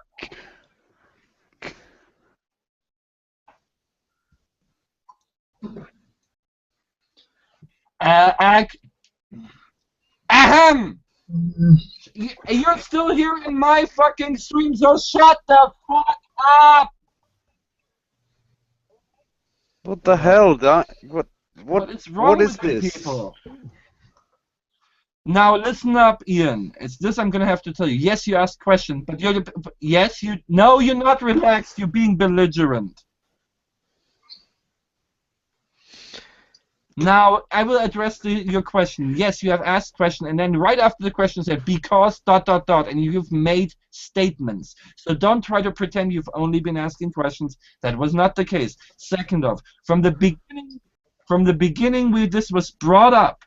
You immediately had an extremely adversarial stance, and aside from interrupting people, you weren't listening to what the people were saying. You were just, too caught up in your somebody is making money thing to actually listen to what people were doing. Now, this is not a reason to get all upset about this.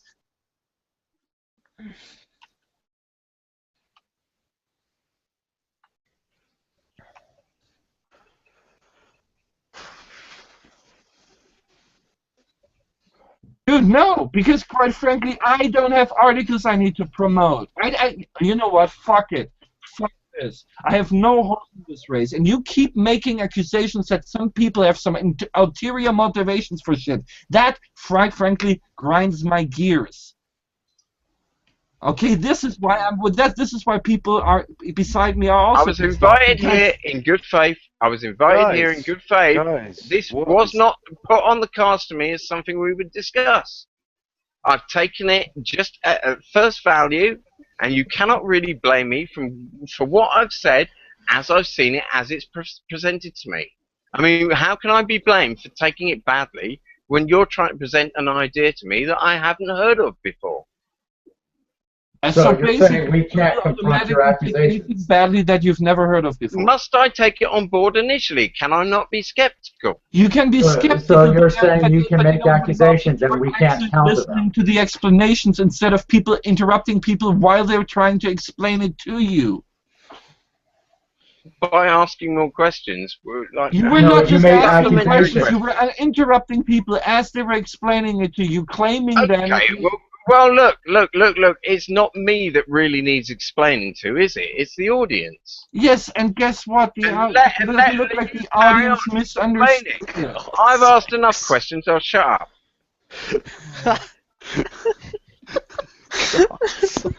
What can I say? I'll shut up. I did here. So okay, here. Shrek, you keep saying article. This makes it sound like money. Use message instead. Infographic maybe.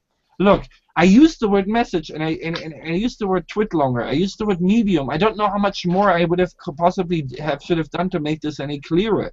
Look, and you know what? I don't care if somebody makes money. I don't care if you drive traffic to any website whatsoever. It's irrelevant. The important part is this is merely a tool that we could be using. Whether we choose to use it or not is up to each individual, you know. Any tool can be used and abused. You can use a hammer to bash somebody's skull, and you can use a hammer to build a house with.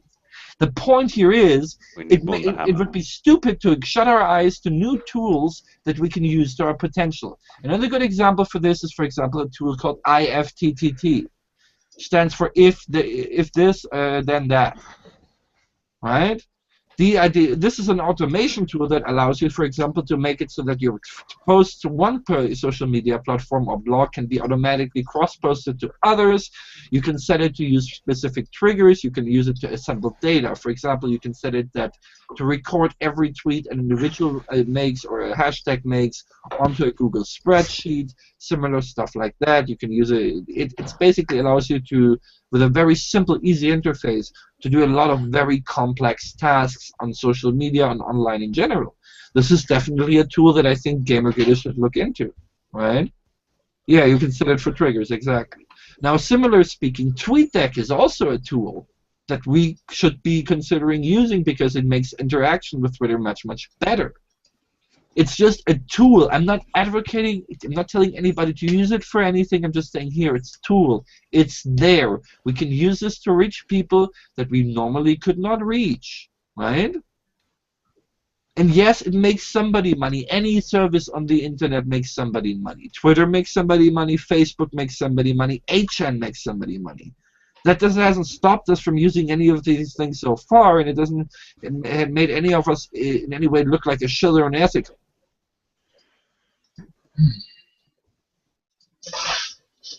There's many. Basically, what I'm saying is, we need to look out there what current tools there are to promote our message, right? And I'm not even advocating to a specific service because have you heard me mention any brand name? You haven't, right? But the point is, this is something we can use.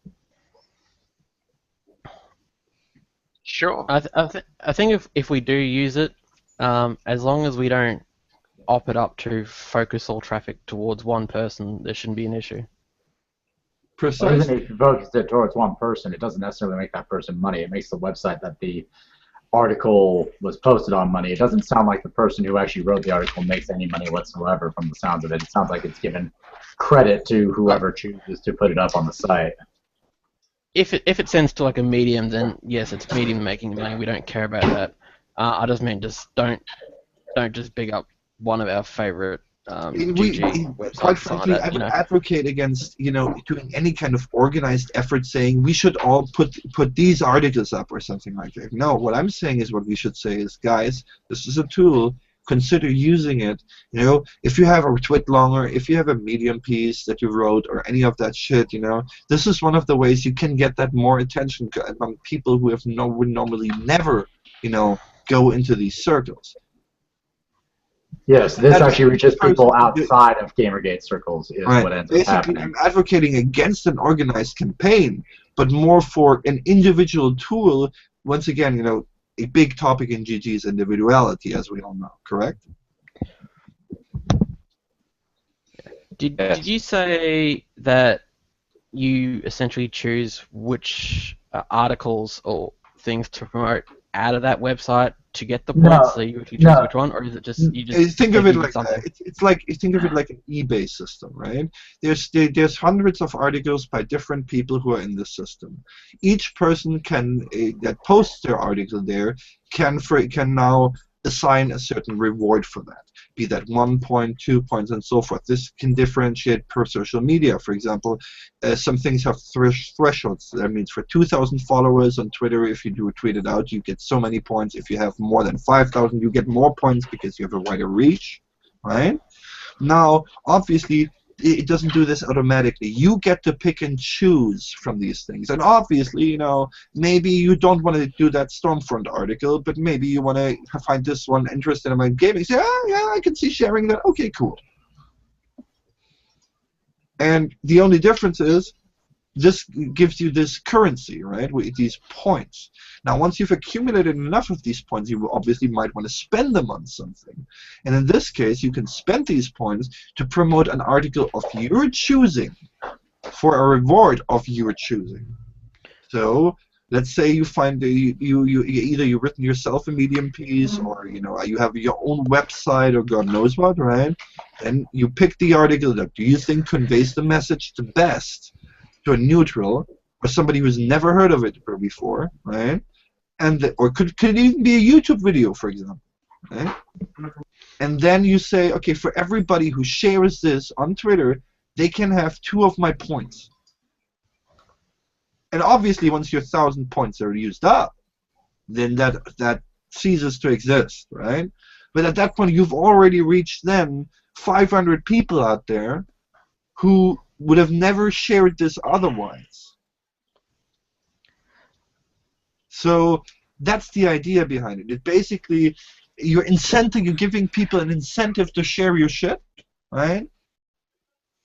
At the same time, you're not directly. If it's done on an individual level, you know, you can't really say there's one. I'm not saying up Tech Raptor or up Niche Gamer or up Loot Gamer or up on One Angry Gamer or any of these websites, or Gather Your Party, for example, right?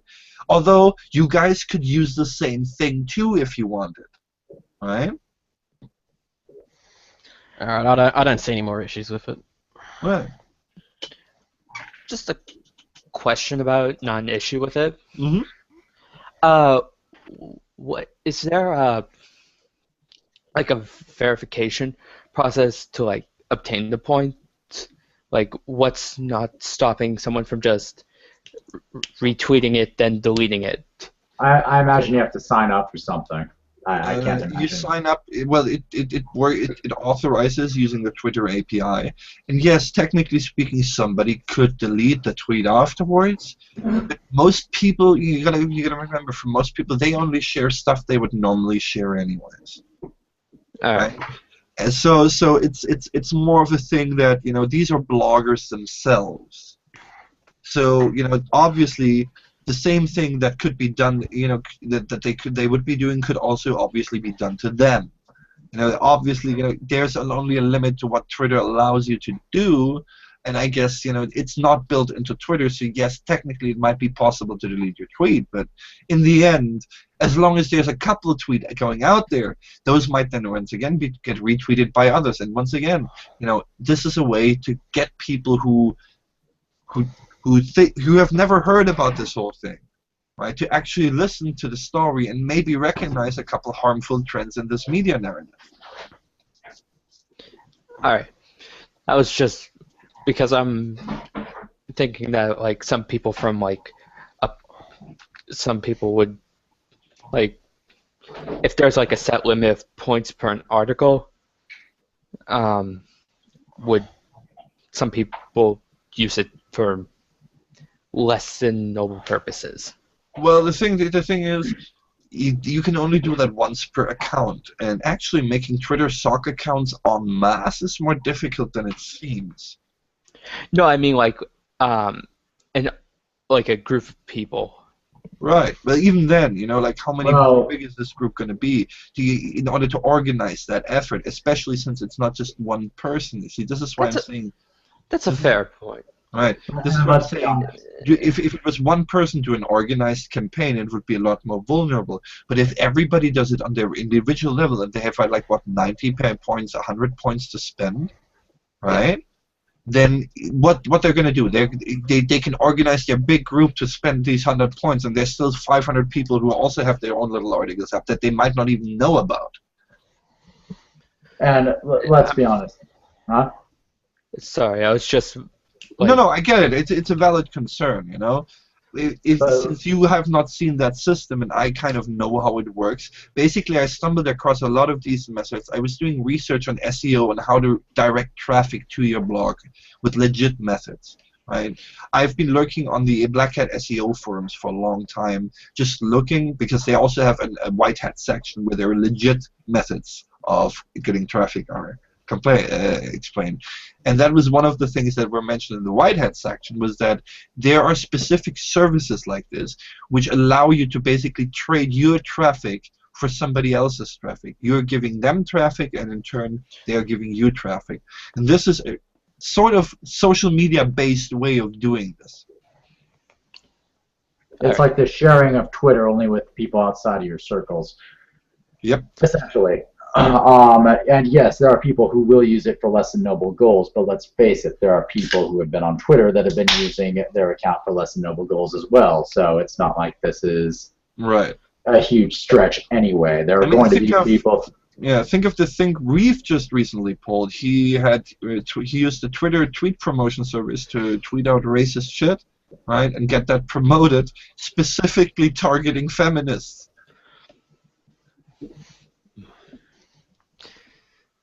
Yeah. What about if we have if we ourselves have like articles or blogs, right? Is there a way of doing like a similar thing rather than tweets, but like sharing articles? Well, yes, but it's based on social media, right? You can share whatever you want. For example, you know how many websites have a share this button, right? It works in a similar fashion. So you are basically encouraging people to share your content on social media, which then of course brings you traffic. Now there are direct traffic websites where basically you place an ad banner to some place, and they record the traffic that you're giving and then give you as much traffic in return. But that's not really something I recommend, because usually you're going to end up losing there. Because there's always going to be, and these companies make their money because there's people who don't have something to share or are not willing to share other people's content, so instead they want to pay, right? So that's also an option. Yes, you could just buy these points. But since since you can also get them for free, and we have a quote-unquote army of people who spend their time on the internet and shitpost on Twitter, well, that would be, for example, a way that we can utilize our numbers in a meaningful fashion to spread the message. So that it's not contained in a hashtag, or in a place where GG Autoblocker or any of these things can actually do something against it. Yeah, it'll be seen by people outside of our circles, and it won't be through the Gamergate hashtag, and it won't necessarily be somebody we know about unless somebody starts. And the beauty of it, since the people pick them, it's not like the people are forced to display our message, right? It's just we're just giving them an incentive. If they want our points, they can, tweet out our message. So that means that automatically any kind of accusations, that we're forcing people to see content that they don't want, are completely null and valid. It also completely circumvents the whole auto-blocker shit, because this is all going to come from people who've never even heard of the ringleaders before or the hashtag. You see, that's the genius about this method. It seems like a game thing. Well, keep in mind, one of my specialties in development was I was really good at finding holes in the system, or analyzing a system for ways to exploit it.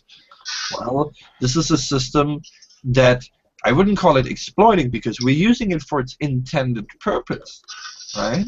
And we're using it exactly like it was intended to be used, to spread your articles or messages or whatever you want. Right? I personally think it would be most valuable to focus actually on articles. What I'm saying is to focus on longer pieces that explain the stance, give background information. Ideally, I would stay away from targeted shit about people, because that, in order to care about this shit, you actually need to have some knowledge about people. Right, so it's things that the average next guy can easily understand and sympathize. Something that has passion in it, that stuff like that. So we select, articles, and each at their individual discretion, right? And promote these articles, not just by retweeting them out ourselves, which many of us have been doing already on Twitter, but by also incentivizing other people to do the same through the means of this site, which is completely anonymous, right? And at the same time reaching an entire much bigger circle of people that would normally not even show any interest in what we have to say, because quite frankly they're not within our means of communication, because they don't visit Reddit, they don't go to HM, they don't go to 4chan. I mean, these are, while they're pretty significant subcultures, they're still subcultures of the internet that are very isolated in themselves. Yes, some memes from 4chan eventually bleed out over the rest of the internet, but that's not really the same thing we're talking about here. This is the way to reach everybody, even the moms and pops, because if you can present the issue in a way, right? If you frame it in a way, like for example, if you could compare it to rock and roll.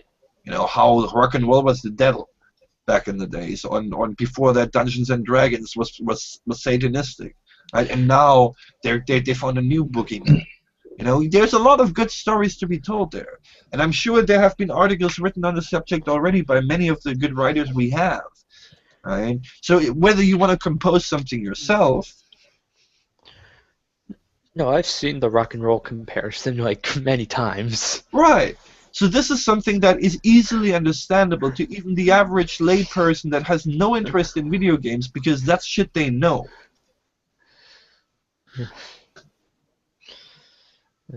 So, no, I getcha. And it's just one more tool. I think we would do ourselves well, instead of just limiting our scope to the existing platform of Twitter, 8chan, and Reddit, to actually really look into how does social media marketing work, how does marketing work. For example, a lot of people that use so far Medium, why are these people not making their own WordPress blog? You can do that for free at WordPress.com. It's not really that hard to do, and it automatically gives a whole higher level of respect than some random piece of medium. Especially if you then if you pick a nice theme from the easy pre-selection. Let's be honest here, WordPress is not rocket science. I think if you can handle Medium or 4chan, you can handle WordPress. And the nice thing about this, if you do it on WordPress.com, it automatically gets promoted through their system as well. That's another advertising system that you can use. It's in the end, that's really the thing. We can even beat them on the fucking PR war with their own fucking weapons due to the way that media works. Hell, look at Loot Gamer. Against you. Yeah, look at Loot Gamer. We had fucking Patricia Hernandez source us and give us traffic. Why? Because we had the material that she needed to cite. And if there's more materials of us laying out there, eventually it's going to get cited, because, they need stories, and people don't write them stories themselves. They just comment on them. I got to tell you, though, I'm still not sure how to feel about being sourced by Kotaku. I've never quite got over that. Yeah, it's like finding a golden ring inside a pile of inside of a bucket of vomit. I mean, sure, you got a golden ring, but now you're gonna fish that thing out. Did they hyperlink to that source? They did. Could you goatsy that? What? No. You know what goatsy is, right? No, we don't do shit like this. See, this is why would we? No, I'm asking, why would we piss off the people that come to our site from Kotaku? I said, fuck no, we're taking out your traffic, thank you. How about changing the link to something that's negative towards them? No, stuff it. I'm just dreaming. See, this is bad ideas. Thing. We don't do this shit, because here's the thing. Our publication is not Gamergate. We are handling this professionally, in other words, neutrally. We don't have a position on Gamergate. We just report shit that happens. in regards to our outlet, in regards to our niche. Now, if there's a big censorship debate going on about adult stuff in video games, yes, we will cover that, because that is something that we would write about. But for example, we're not going to do what other publications have done in the past, right? Like, 50 Gamergate articles in the span of a couple months, just to, because that's clickbait.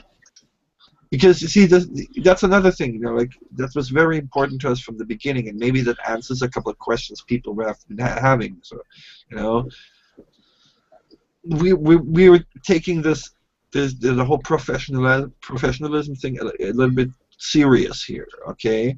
Like we actually don't throw another publication under the bus just because we're not going to pander to anyone. We're not going to market to GG. We have not asked GG for support either. Why?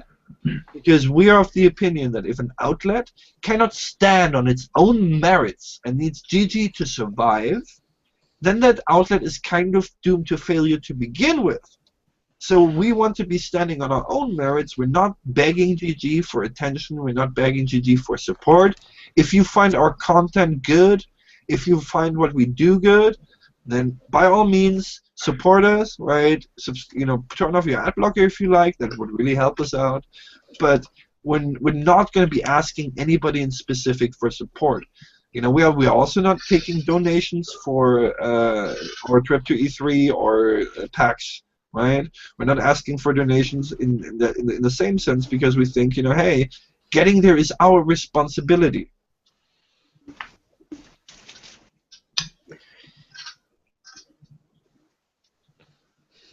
It isn't easy being cheesy.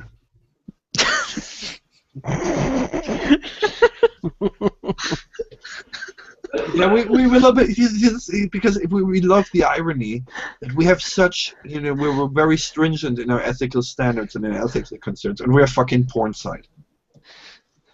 That's that's kind of strange. We have way too many discussions about how to be ethical in our writing. Way too many. Does Loot Gamer pander to loot gamers? Yes. Yes. We're not clickbait, we're dictate. And actually, we do have an agenda, which I have clearly stated out when we were recently in an 8chan thread about our traffic. Here, let me bring this up.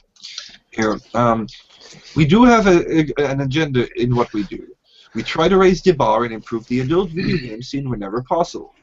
We wish to inform readers of overlooked titles that do not get the proper media attention they deserve, and we strongly oppose censorship. That's our agenda, right there for you. Take it or leave it. Take it. Take it, and if you take it, use some lube. We know you take it, patient. I'm a good girl. You're a good girl. I'm a good girl. These are the people in charge of the most ethical media production out there right now. We're in trouble, folks. Are you saying I'm not a good girl? No, I am saying that you are a good girl. Yeah. But the thing is, if some crazy guys like us can get it right, I mean, I'm not going to deny it's not quite as simple as it may seem on the outside. Okay, like originally, we've talked about this before. Our plan was to not have any games advertising at all on our site to avoid conflicts of interest. But quite frankly, that's not a really viable model. So we instead chose to opt for a situation where none of the editorial side has any sort of control over what ads are being put in, and vice versa. So the people who put in the ads have absolutely no control over what's being written, simply by the fact that they're stringently separated. Right? It's because, quite frankly, it's already difficult to make money in adult advertising because, well, adult is kind of a topic that most advertisers shy like the plague. So that already limits your scope. And you got to deal with the fact that you somehow you have a specific, very specific target demographic that is quite valuable to a lot of people to advertise to. So you got to deal somehow. ethical things, are not always black and white, but there's things that are simple and easy to do, and that is, for example, disclosure. If you're gonna donate to somebody's fucking Patreon, then fucking disclose it, and it's not that big of a deal. It's all about giving the viewer the information so they can decide how much bias they think is in this article. Yep. There you go. I mean, some things are pretty cut and dry, but others, that's when you start, discussing things. We already turned away. We already, for example, had a case where one of our writers could not handle an article because he was directly involved in the production of something related to that article, and therefore had to, recuse themselves. It's not a big deal. Somebody else wrote it. Problem solved. But it's still a thing. Yeah, the idea is to remove the idea of impropriety. And that's where it gets difficult when you're talking about just the sheer idea of impropriety, regardless of whether any actual impropriety happened. But you're still going to take these concerns seriously and discuss them. I mean, we might be actually discussing them way too much, because at this point, whenever that discussion topic comes up, people are already groaning, but it's something that we nevertheless can get into, regular talks about, because new things come up and new things need to be discussed, and many of these things are things where it's really just you have to draw the line somewhere. The question is where you draw the line in each individual case. It's horrible. For example, I tend to discuss if I have a particular fondness of a genre of game, and if I have a particular fondness of a particular genre of game, I disclose that I am particularly fond of it. Or if I hate a particular genre of game, I disclose that I particularly hate that kind of genre of game. Now while I don't think this is like an absolute necessity for I don't think it's an absolute necessity. Right? I don't think it's an absolute necessity. Yeah, right. That fall. But I still like the idea that a reviewer, if he's absolutely hating that genre, is open about it. Yahtzee does this beautifully. He shits on multiplayer-based titles all the time, but he always, puts in notes that, well, I hate multiplayer to begin with, so fuck all multiplayer, Mm-hmm. And that's, at least you're being fair to the reader there. Now, is that something that can be called breach of ethics when you don't do it? I don't think so. Now, but I think it helps to inform the reader. It can go to extreme cases, right, where, for example, as I mentioned before, there are reviewers that specifically only pick titles they hate and shit on them, even though they hate that genre to begin with. Now, that's not really doing the customer a good service, in my personal opinion, because who's going to buy themselves a game where they already know they're going to hate the genre? This is a very unlikely case to happen. Well, Right. I think it's more to do with the having that point of view there, really. Well, yeah, that's fine. That's fine too. If somebody, there are people who make a living taking the piss out of games, and some of them can be quite entertaining about this. Yeah, like I'm saying though, for a more professional reviewer, I think that things like that should be disclosed. To just at least mentioned. Yeah, I wouldn't. Just it can be in a passing mention, or something like put it in the context of the review. It doesn't have to be like a big sign disclosure, like it has to be with financial contributions to it. Yeah, just so the reader is informed, so the reader has a better idea of where the person is coming from. So they're like, oh wait, this person actually hates this kind of genre. And then if you find out that they love the game after finding out that they usually hate that type of genre, that makes it more interesting. That's a compelling case, yeah. That's the thing. If you usually hate that type of genre, like I usually hate a first-person shooter, and I end up loving it, chances are a person who's normally going to end up liking a first-person shooter anyway is just going to absolutely phenomenally love it. Could also be the other way around, because it's not really that black and white. Yeah. For example, something that people would consider breach of tradition, right? Or specifically with game mechanics, it's actually an interesting topic, because if you break out of a traditional confine of a game mechanic and try something new, right, you are of course, opening the possibility of opening a new market, but at the same time, you also have the possibility of pissing off the people that are used to certain things because it's not the way that they're used to, just because they're going to hate it just because of that. Yeah, and you could have aspects that attract casuals and repel hardcore gamers, and vice versa, On and a stuff personal like that. level, You know, at Gather Your Party, at least, we like to have people that review games that really like the genre. Like, Chris will always talk about fighting games, but anybody else can also publish a review. But the thing is, the first review is always called the review. The other one's called something else, usually. But regardless, I think it's a great way to look at it. Have people who really care about the genre review the games that are in that genre. Because they usually have the most refined opinions for it, and you want those enthusiasts that like really care about the games to get their scoop too.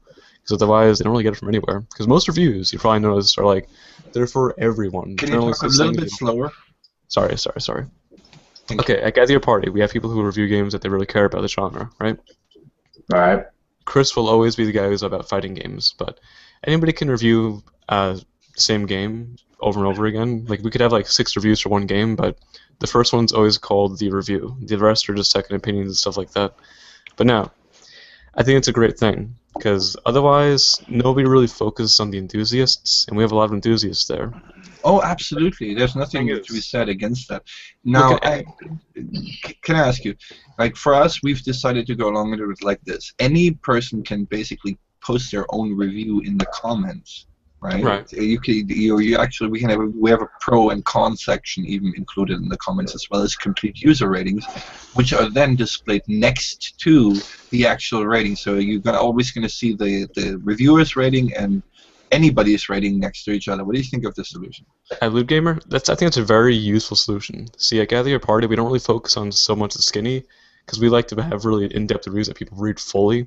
Because we find that things like pros and cons lists, scores, and so on, they really simplify the answer to how the quality of the game is. We actually discuss the fine details. But I think it's a very good thing for the average consumer. Like, that's awesome for them. Because they see exactly what people like about it and dislike, and it's perfect. And that's the idea. We should be in favor of the consumer, the person who's actually buying the game. Well, no, keep in mind each outlet has their own target demographic, right? And I would never go as far as telling anybody else how to do their stuff. And personally, I think you guys have got something good going. Like, you are one of the sites that I actually keep an eye on. Thank you. We discussed a long time of how do we want to encourage basically self-control, right? We don't want to be the arbiter of the opinion. We want to give one viewpoint, but allow others to post their viewpoints as well. Now, in the original version of our site, basically there was almost no distinction at all between the user review and the reviewers review. But in this case, we figured that, since we have people here who have like tremendous experience writing about loot shit and have a really good overview of the market, we're going to present that as our review, obviously, since it's from our staff. But at least we want to make sure that we have the checks and balances in there so that you can immediately see whether or not the community agrees with our sentiments or not. I totally like that system as well. See, the way we have Gather Your Party structured is it's for people who read their full review, and that's a very important system to us because we're more into the whole discussion of the academia part of games, where it's more like, okay, we care about the design a lot, we care about the mechanics a lot, and we want to talk about those the most.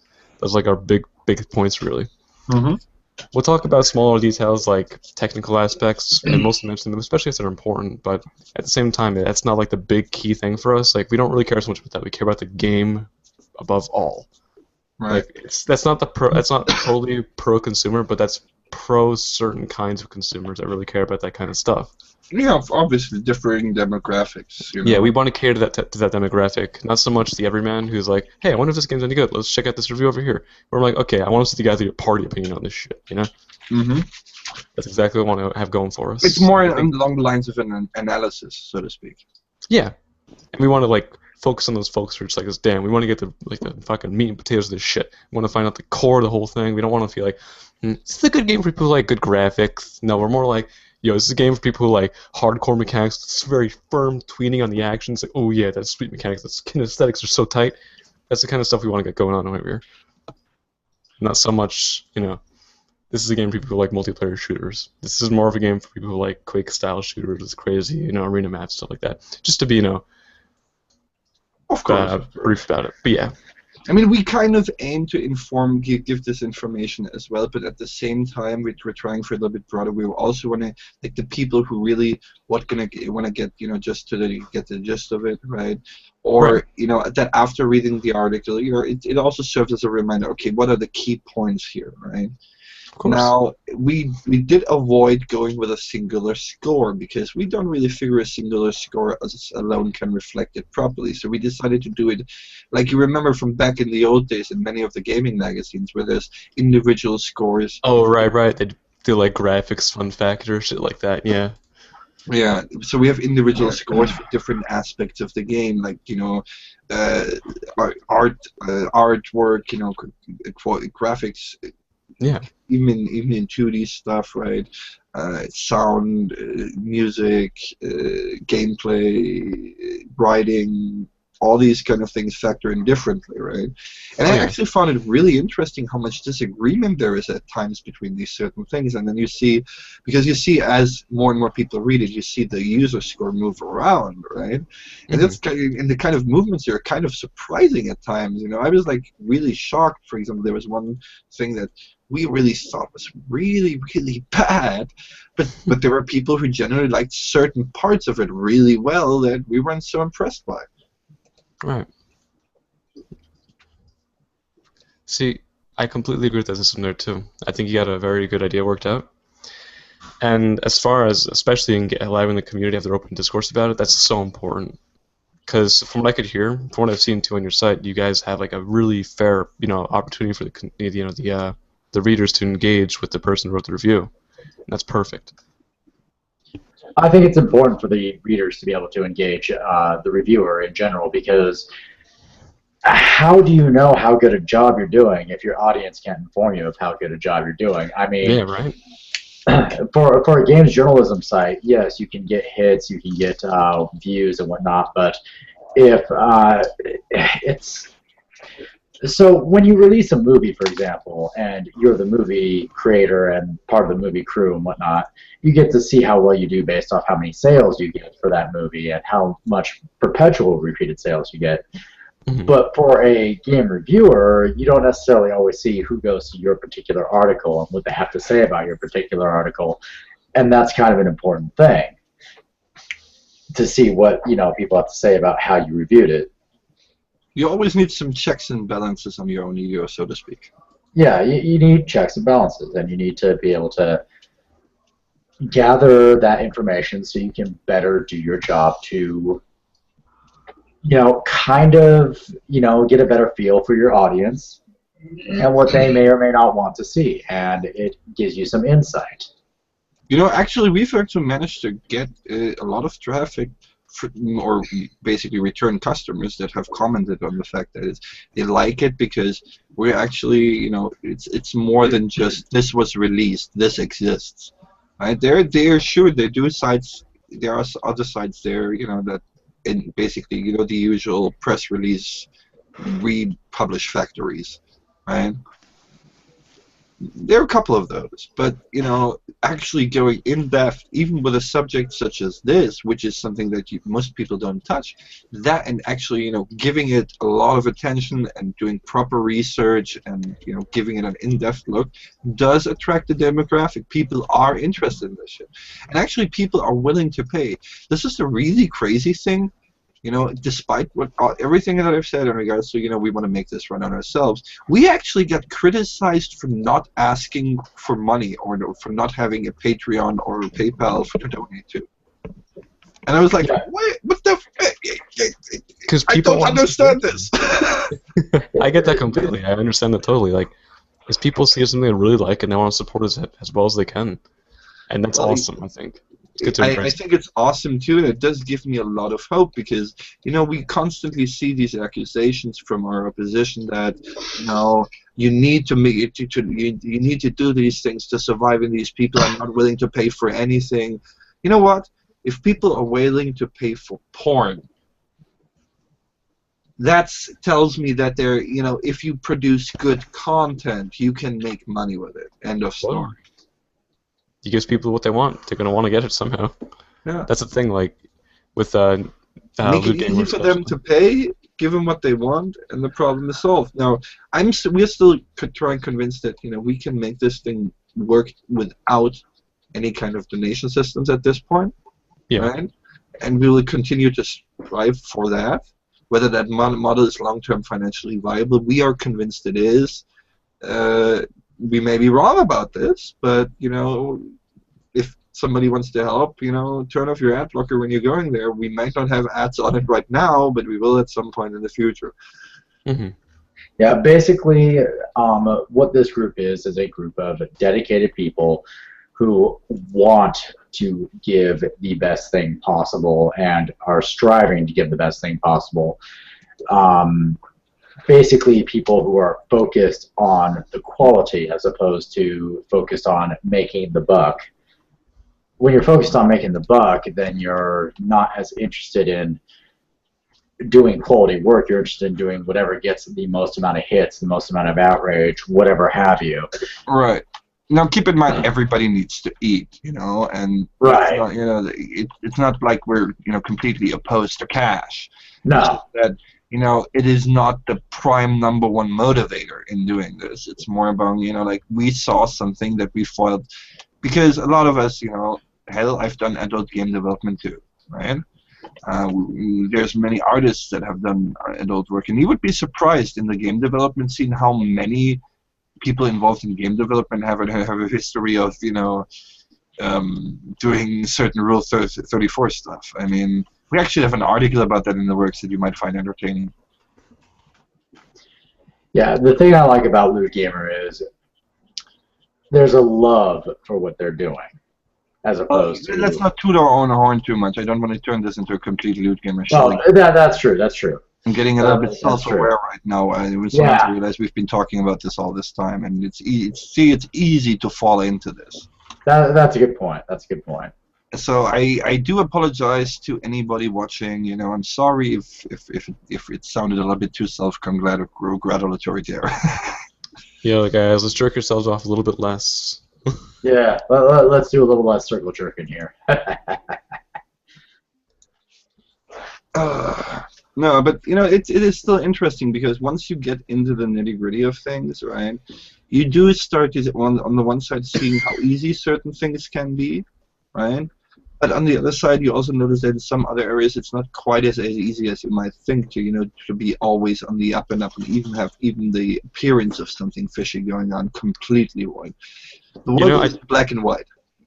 I do have one question here about Loot Gamer, right? Okay, so when stuff like haptic feedback and USB devices start becoming more commonplace, and we also review hardware. Ooh, baby. I gotta check that review out. But it's not directly a review. Although we will most likely be reviewing it. We're covering the so-called wank band, which is basically a bracelet that you can wear around your wrist, which generates electricity while you masturbate, so you can use that electricity, for example, to charge your cell phone. That's so fucking cool, actually. Oh my god. So I should be able to charge my cell phone for about 3 full charges a day then? Jesus Christ. Not bad. No, but we do certain things, but we kind of prefer things that have sort of a gaming connection somewhere. Of course. But I mean, like hardware, like maybe Oculus Rift implementation games. That's expensive.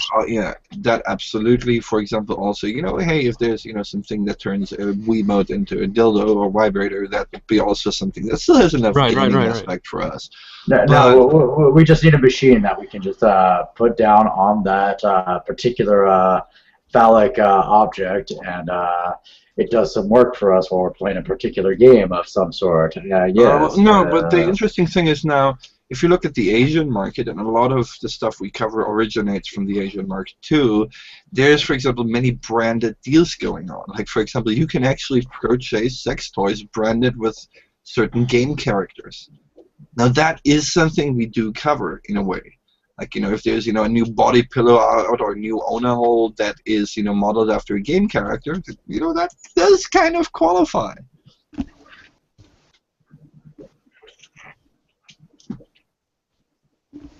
Yeah, I can see it qualifying.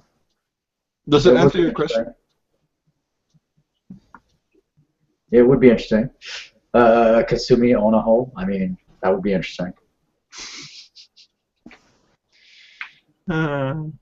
Especially if it had one of her signature outfits. That would be more interesting. We'll just wait until we get into producing merchandise. Anyways. So, we get a little bit of topics. Well, we don't actually have a topic, do we? No, we don't. Did everybody suddenly go quiet? No. I went down the off license. He went down alright. Anyway. Yeah. So. I'm sorry. I've just missed about the last 20 minutes of what anyone was talking about. It was mostly circle jerking about adult video games. Yeah. So what else is actually going on as far as Gamergate goes? I mean, new events and all that. Well, nothing really new. The SPJ thing. That's about it. That's the biggest thing, really. Well, how about the meetups we've been having lately? Anybody interested in going to one of those? The Austin meetup had like 30 people go to it, so it was actually pretty decent for something that wasn't very hyped. That's not bad at all. I'm going to be attending the Well, in fairness, I think Texas alone has like 3 meetups, so they're not going to get as high numbers for each individually. Because they are pretty huge. There's meetups everywhere, isn't there? I mean, there's a San Francisco one, there's an LA one. That one must be There's been 2 hilarious. so far in Texas, not Tesco's. There's been one in Washington, there's been 2 in England, and there's going to be a 3rd later this year. There's one in Europe, I think. There's one in Europe happening. There was There's one in one Spain. in Germany that I know of. Have you seen the San Francisco meetup poster? Yeah, they're all great, aren't they? There's posters going around and stuff. So But the San Francisco one, have you seen it? It's great. It's got Vivian there with a bug exterminating kit and cockroaches with wigs on with like rainbow colors and shit like that. It's hilarious. Perfect. Yeah. I'll be going to the Portland gathering. Oh yeah, that's right. Yeah, almost heart as of the bad. beast. I'll be attending the GG and NYC one hopefully in August because that should sort out pretty well. In August, huh? You in New York? Yep, New Yorker. Brilliant. I work in Harlem. If you're ever out on Long Island, let's go get some crepes together. No great place. Okay. I have to recommend the meetups. The English one I went to was well worth the effort. Get up to London and meet everyone. I mean, you to see people that you've seen on the internet before and whose faces you've vaguely seen in different podcasts. Right. It really brings it all together, and some very fun and emotional times were had. We met Milo. Oh right. Appeared. Didn't he give a speech to you guys, or was that at the Washington D.C. one? He also gave one at the English one, and then we all did a group. Yeah, and we all did. Yeah, and we all did a group photo together, which was lovely. No, I wasn't actually at the England one, so no, I just knew he had given a speech there. But yeah, he had. And one of the things you might notice when you come to these meetups, he seems to hold court outside the actual venue. Generally because he smokes a lot, I think. Or no, he doesn't even seem to. Maybe he smokes a bit, but he's just outside there chatting to everyone while the sort of party kicks off. He never makes himself a big feature of things, but he makes himself available. He's a very nice man. That seems so unlike him, really. Like, I gotta say, he always seemed like the kind of guy that would be the center of attention, especially with the new dyed hair he's got going on. I think he's more the center of attention on social media, and in person he's more of the guy that you're talking to in the corner of the bar and just chatting it up with. Yeah, but he still will get swarmed. There still will be 6 people about him, but he will be Everyone trying wants to touch his dick. I mean, come on. It's Milo. Yeah. Fuck no, I wouldn't touch that dick with a 10-foot pole. Well, and I'm a fucking cocksucker. Well, let's face it. The amount of people he might have been with, who knows? Who knows? Very true. He is a journalist, after all. So he actually did openly admit that, he had to sleep with people to get his career pushed forward. I want to meet his sister. He's got a sister. Has he? Excellent. Excellent. Milo's sister must be. No, Milo's sister might be a moon. Milo's sister's probably a lesbian, so you have no chance. Yeah, I probably wouldn't. That's that. Yeah. Why do I even? Hey, it's only one shot that you know. Of course, she might not be a lesbian, and then you have a chance. Yeah. Well, no, I didn't think she was a lesbian. I thought she might be a moose. Because he's so nice. I thought she might have a horrible attitude, not be particularly good to look at, might have the most mousy brown, unimaginable hair you can imagine. Perhaps she has a unibrow as well as a really annoying voice. Yeah, a nose that is kind of, oh my god, like something off 8chan. Yeah, that's what I imagine Milo's sister would be like. Just, boy. He got all the good genes, huh? Yeah, she looks like a Greek woman, and he looks like a Greek god. That I can imagine there'd be. Yeah, and the fanboy Yiannopoulos is strong with this one. Yeah, the Yiannopoulos parents could be going like, well, we did all right. We did all right. We can't complain. 50-50, not bad. At least we got one pretty smart one, but yeah. Perhaps Patricia Hernandez. Sorry. Oh God, Ape Escape. Yes, Ape Escape. Perhaps Donkey she's Kong. Donkey Kong. Jesus Christ, I can't stand her. What as a manner person, of man? as a writer, as a what? Anything. Human being. Doesn't she have the nickname Rape? Rape? Like I think I've never seen any of her article in there. But no, wait, there was the one about bloodborne and menstruation, but fair enough. Oh my God! Shut up, Patricia! You're a fucking idiot. Oh, she wants. Yeah.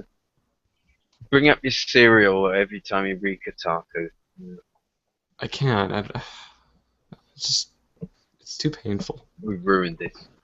I won't ever forget the wonderful. That is the one thing that I regret the most about Gamergate. It has totally killed my fetish for chicks with colored hair. Yeah, I feel the same way. Because for me, it used to be like a symbol of like, okay, they're kind of weird, and I like weird, so let's check it out. But now it's more like a danger sign. It's like, dear God, I gotta get away. For me, it's like bugs that are like all weird colors. They're poisonous. In a way, yeah. The danger signs of nature. It's a test of quality, really. Basically, if they look as if they've actually been coloured by a professional, you know to watch out. If it's some like sloppy dye job done at home, that's perfect. Yeah, exactly.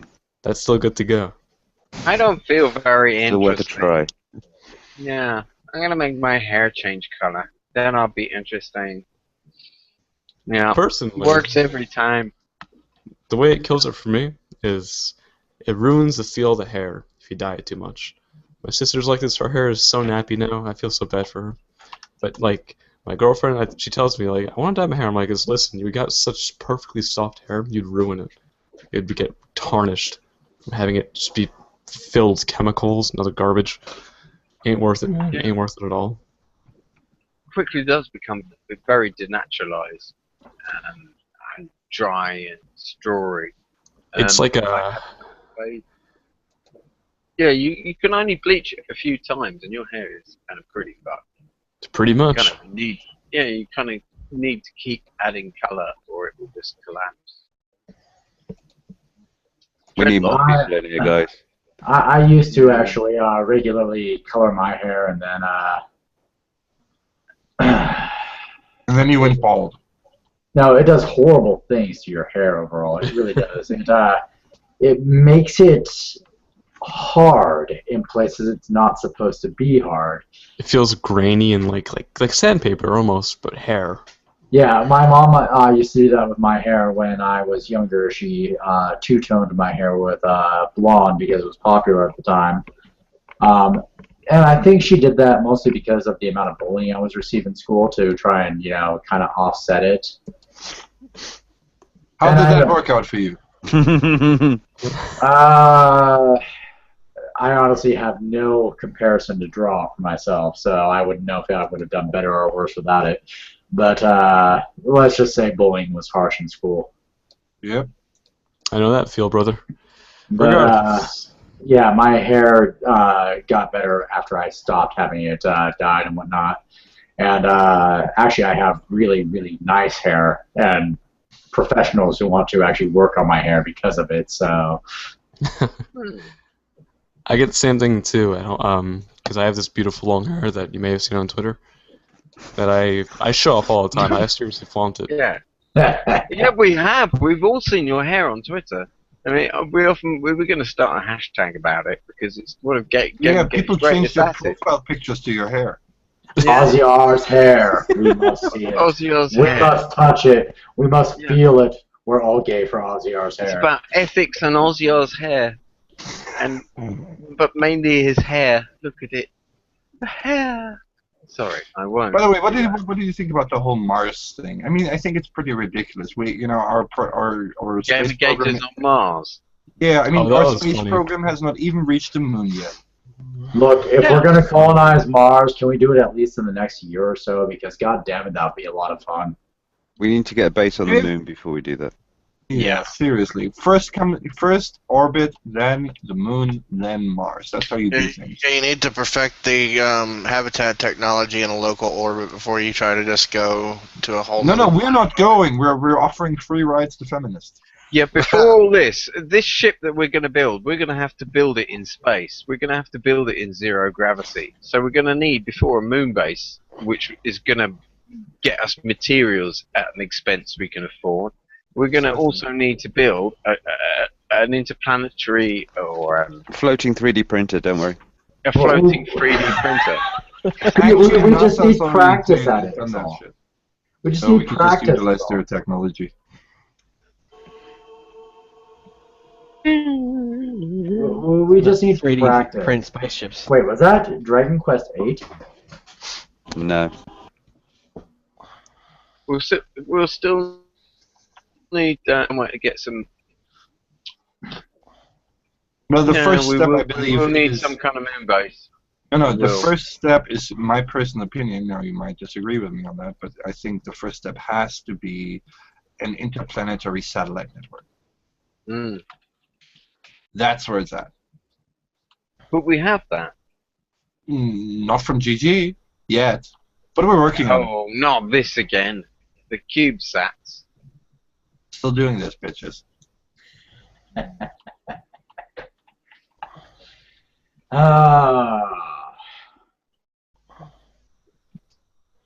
Well, you know, the feminists are already afraid we're taking over Mars. Might as well. Hey, you know what? If Gamergate colonizes Mars first, I think we'll be praised by humanity. I mean, yeah. We've learned to colonize other planets. We saved the human race. The migration period is probably going to be annoying for a lot of people, but, you know. Yeah. Well, it depends. Do they have a lot of good video games on the ride? Well, I can bring a copy of System Shock. this is what I... No, you would have the worst video games on that ride because they will be coming to you really, really late. It would be a horrible thing for a gamer. You just... No, they wouldn't be that late. It would be worse than owning a console. It's late. This is what I the see most happening. expensive computers in the world around you and no games. It would suck. This is what I see happening when we colonize other planets. Is that on the trip there will be a lot of fucking and there will be a lot of playing video games. Yeah. That about sums it up. That's Gamergate in general, really. If you were Nintendo, wouldn't you say, have our back catalogue? What? Is it just me, or just GG in general has a lot more fun than the other side when it comes to sex? Oh, I think we're all over that shit. I mean, goddamn, all the lewd pictures, fucking butt fucking left and right. I mean, goddamn. Personally, from the weekends, I'd be all over the Gamergate, folks. If anybody's out there interested, but are you kidding me? I actually have a Twitter list called Shrek Bane's dating pool. Okay. That's great. I think I may be the one person who has gotten Critical Kelly hot for them, which is pretty weird. That was not intentional. That is pretty weird. Isn't it? It is, yeah. It would just happen by me talking down to her, and I don't know, she's into that. I'm like, oh god, I'm gonna pull out as soon as I can. You sound quite young, and that's why she likes you, I think. I could be, I'm only 22, but regardless, it's a bit too much for me. Yeah. She's, Yeah, I'm with you on that, brother. Anyway. It wasn't my fault, to say the least. Excuse me if I seem distracted. I'm trying to clean the block bong tube in the background. Sure you are. Oh man. No, I honestly am. I'm desperate to get stoned again. And, I believe him because I know how annoying that shit gets. Yeah, it's just the last bit, and it. Now I have to ask you, rubber? Is it a rubber ring or is it a scientific glass joint? I'm using blue tack. What the fuck is wrong with you? What the fuck is wrong with me? Because it's eminently cheap and easy to get hold of, so I can replace it a lot. I don't know why I'm stuttering so much these days. I had a bit of a twizzle the other weekend, but all this new stuttering is new to me. But anyway, yeah, I'm using this piece of copper wire that I ripped out of something that the readers don't really need to know, but they enjoy this kind of shit. They find it edgy. You're like MacGyver of the drug world. Are you kidding me? Every pothead is the MacGyver of the drug world. Trust me. Just about every pothead I know, you point them at a piece of dirt somewhere, and say you got 5 square foot, and they will build a bong out of that. I'm gonna go and run, guys. I got a date with some IHOP and a buddy, so I'll see you folks around. Nice. Good luck. No, have don't splurge too much. Pancakes, motherfucker. See you later, dudes. Get their steaks scrambled. See you later, fella. You got a better evening. Yeah. I was thinking of making some pasta myself. Yeah, they have this steak omelet, the monster steak omelet that has salsa and some other stuff on top of it. Okay, can I ask, where do pancakes relate to that? I'm not talking about these folks. I'm talking about their steak omelet. Jesus, man. Laters. What is pancake? Well, first off, you gotta understand that there's a fundamental difference between American-style pancakes and German-style pancakes. Are your pancakes like twice as big? And French-style pancakes. You guys are already getting afraid. The fear. I'm climbing into my food bunker here. I do not want part of this war. No, it's only a pancake war. Don't worry. Okay, as long as we don't hot dogs, you know. Yeah, as long as we don't escalate to the level of pizza, I think we might all get out of this alive. You didn't have to mention that. There's a difference between American sausage and German sausage, though. Yeah, Oh God! Oh God! Now, sausage is a matter of pride for German people. It's all about ethics in sausage making. Dude, yes. Sausage. I was a friend of mine and I were making sausage not too long ago, and we were doing a traditional smoked bratwurst. Is there a sausage making magazine out there? Yes, several actually. There One is called How the Sausage is Made. It's funny. My friend's dad, he just recently got a shipment of homemade Hungarian sausages from his mom in Ohio. And they're good, aren't they? Yeah, he gave me 2 of them, and they were pretty good.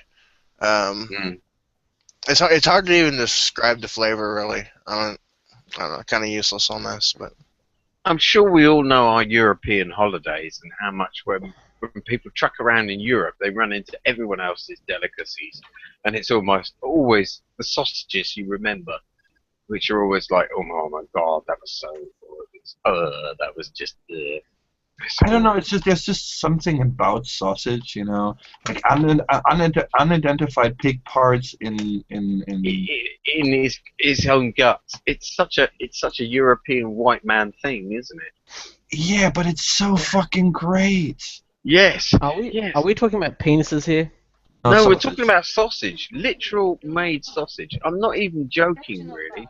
I'm proposing the theory that sausages are made by white people. You look at other cultures, they don't really have to, do they? Oh, actually, that is incorrect. Maybe I'm There's wrong. yeah, in South Africa, for example, there is a very popular. Yeah, South Africa. It's almost national. The national dish there is, I think, a sausage sandwich. Wait on South Africa. But that's a country of German. apartheid. Well, yes, but Or Dutch, I think. Sorry. Oh, yeah. Well, how much of a sausage do you consider chorizo? Because that Yeah, Mexicans. but it's a white country. No, but that's No, only because of the no. Spanish. That's only because of the Spanish. Mexicans white.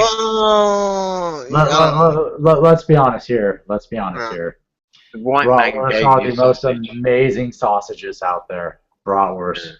Bratwurst. Bratwurst. Oh, Yeah. bratwurst. Listen, black people, it's the white man that gave you the sausage. Well, technically speaking, you can't. No, not quite, because honestly, our sausage only documents back over 950 years. Yours, maybe. Well, no, Mine actually, bratwurst was invented in this very city over 950 years ago. So your sausage is quite short. Actually, it's very small, surprisingly, due to the fact that there's a specific type of sausage which was used to be sold through keyholes after curfew, and that's but why yours they made is it older. Well, back in the couple hundred years back. But keep in mind, back then the keyholes were a lot bigger. So it's a specific type that is small enough so you can shove it through a keyhole to sell to people after curfew. Oh, yes, but not too big that so no one can really take the whole load in one hit. I swear we're talking about penises here. He is. No. There's nothing wrong with talking about penises. Culture and sausage. Now, personally, I prefer the other type of bratwurst, which is a little bit larger and is used in the general region, right? It's also got a much coarser grind, and I like having a little bit of a bite to it, so the coarser grind is important. By the way, if you are somebody who really likes bratwurst, let me recommend to you, soak your sausage in milk before you fry them up. That really makes it much nicer. It gives it a much nicer browning all around, because the intestines, they soak up a little bit of the milk, and milk browns much quicker. That sounds a bit thick to me. Yeah. Yeah. Dude, my country has like the longest experience with sausages. We know our shit in that regard. Okay. Yeah. I won't fight you. I won't fight you. It's not like I'm telling you about peanut butter. Exactly. Well, why would you? I'm English. Oh, well, good point. No. What would be your boiled goose? No. Yeah, I don't know exactly. What is we've your got national our own dish? sausages. We've got our Cumberland sausage, the famous Cumberland ring. Would you say that shepherd's pie is kind of your thing, or I don't know what is it? Not even that. We roast joints, really. We just roast big joints of meat, don't we? If you That sounds, I can get along with that. Yeah, like at the end of the day, the English would kill something, stick it on a piece of steel, stick it over a fire, and then just get drunk. It sounds remarkably like Texas. All of England. Not all of England. We have been invaded by the French a few times. So yeah, no offense. Who the fuck gets invaded by the French? Well, they weren't the French. They were the Normans, to be fair. Who invaded France? Who invaded France first? Yeah. So it was like there was just some. It was Vikings that invaded us again, but they brought some French with them. We invaded you. And that was the humiliating bit. Well, then I will add you to our invasion counter then.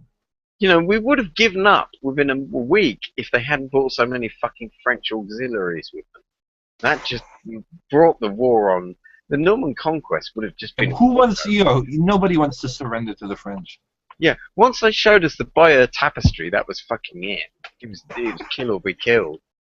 They were like, not those, no, fucking no, you're not memeing us, you cunts. Fuck.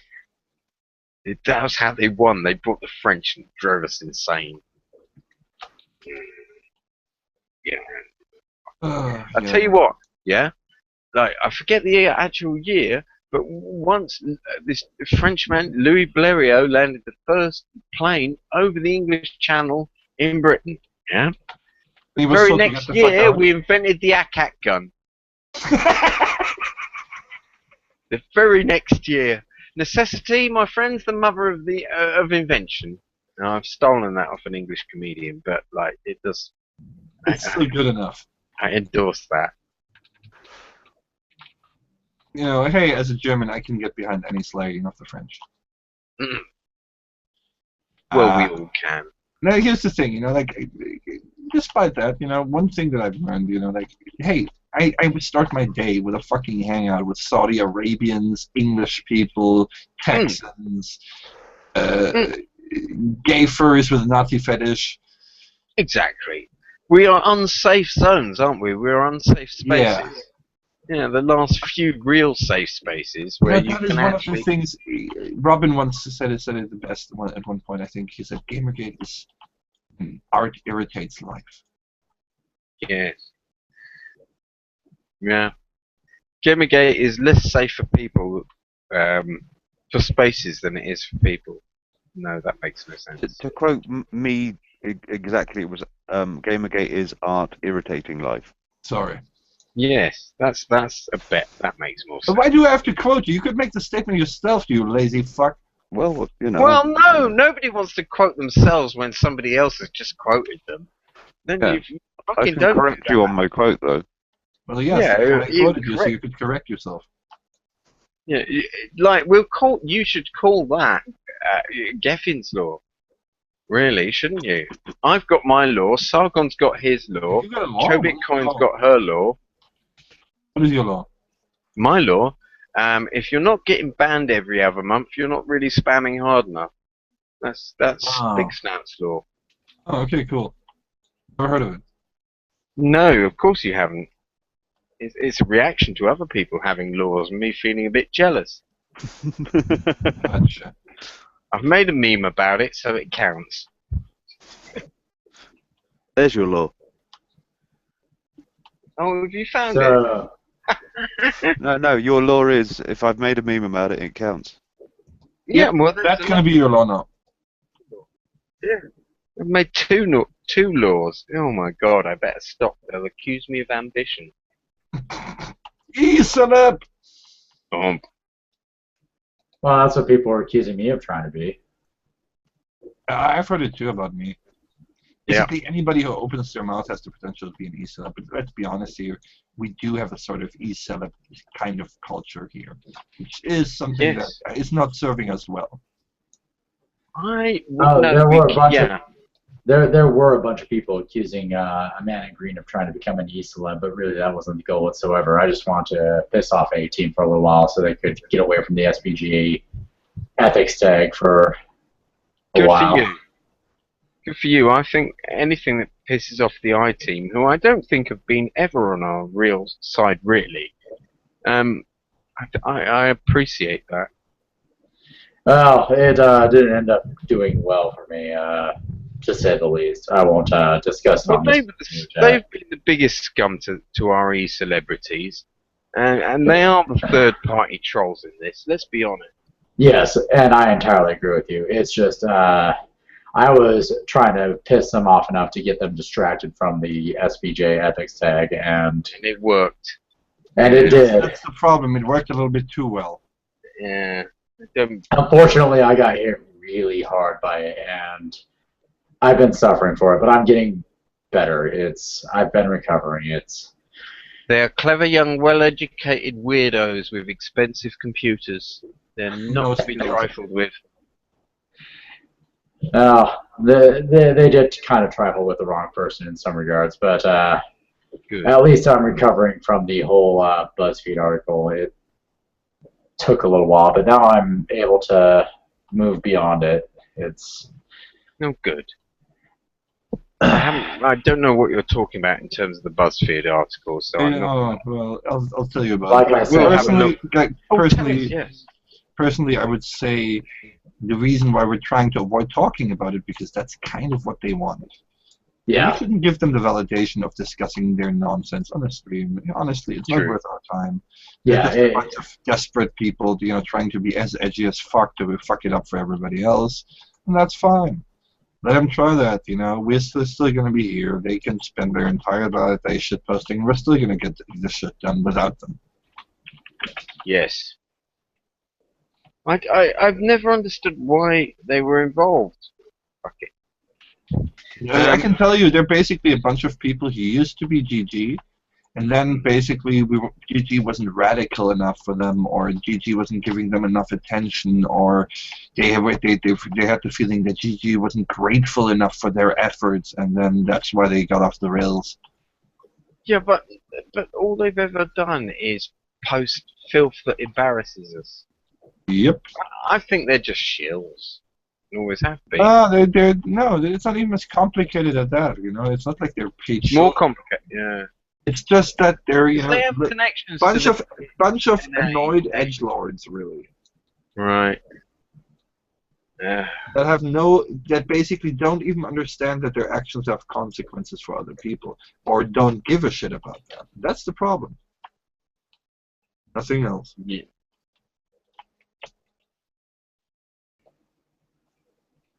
Well, man. Fuck. Yep. No fucking time. They haven't helped us. Nah, today's not a pizza day. Today's a pasta day. Pasta. I'm actually thinking of doing a white wine sauce with porcini. Nice. Oh, damn, man. I wish I was in Germany with you to enjoy some of that.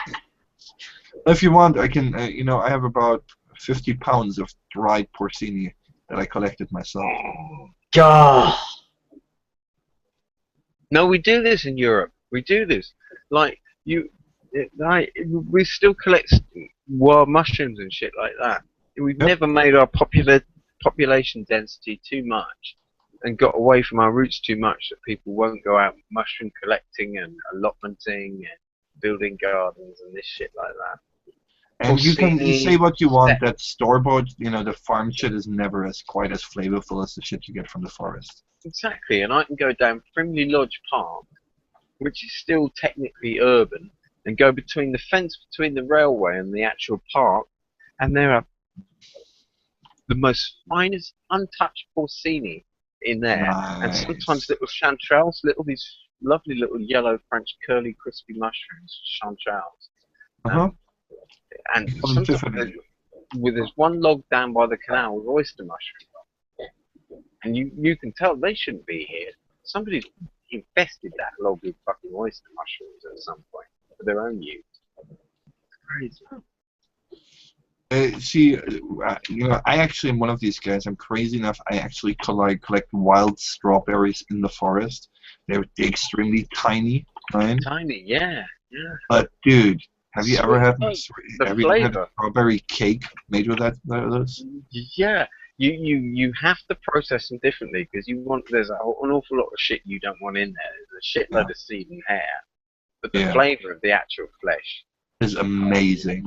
It's amazing. It's just the most strawberry ever, and you can see why people like strawberries and prize them in the first place. But the thing you see in the store is not like what a strawberry is. I mean, you get them growing it's the same amount of flavor, but blown up 50 times in size. Yeah, it's like little chai berries or something. They're just wild strawberries. Oh, bro.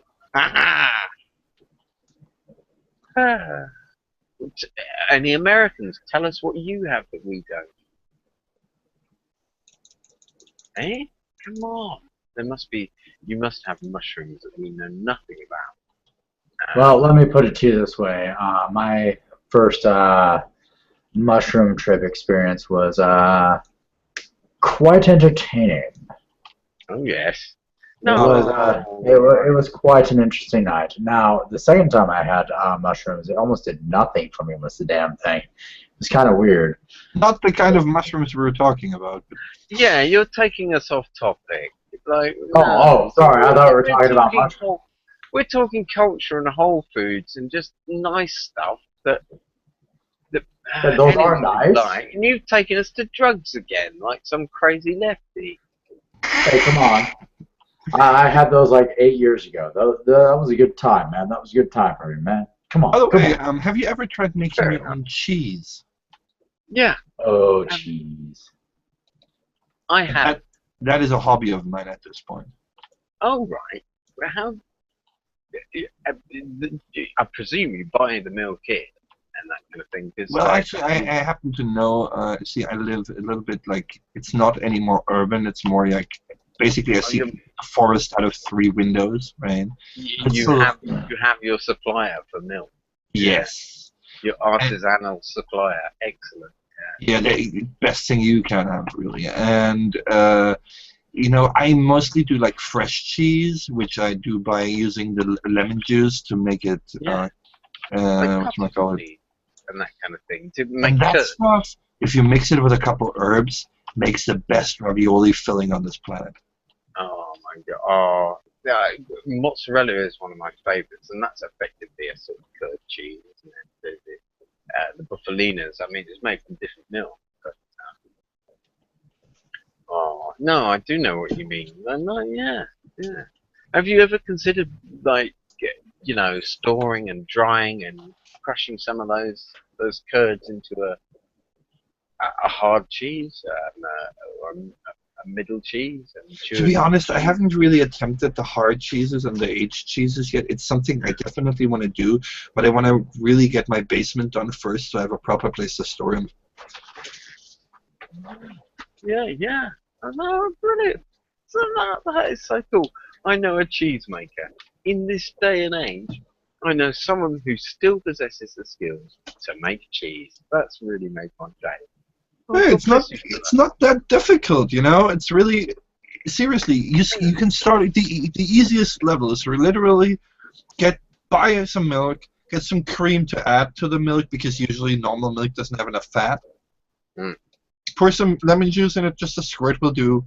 You know, mix it around a bit until all the milk is curdled.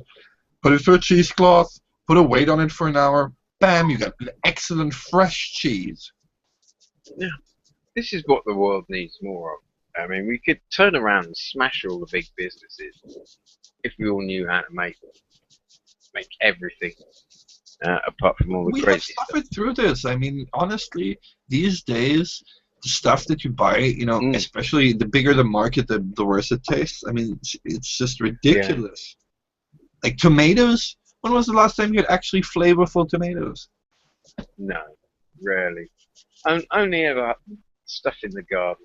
Only ever the stuff in the garden, and even then, we stopped using them silly little grow bags because they just turn out pathetic tomatoes. I'm actually seriously, and you know, I'm not joking. I'm seriously considering getting a couple chickens for here. Yeah. They will become pets. Well, no, it's not for eating. It's for the eggs because I have a friend, right? He lives in the 2 villages over, and he's got like 10 chickens or so. That's it. And the eggs, dude, the flavor is completely on a different level. Oh, we'll do that then. No, yeah. No, sorry, yeah. I thought you were just going to eat the fucking chicken. No, it's about the eggs. Okay. I was thinking you're going to end up with like 600 chickens that you can't kill. But like, if you're just like doing it for the eggs and shit, no, yeah.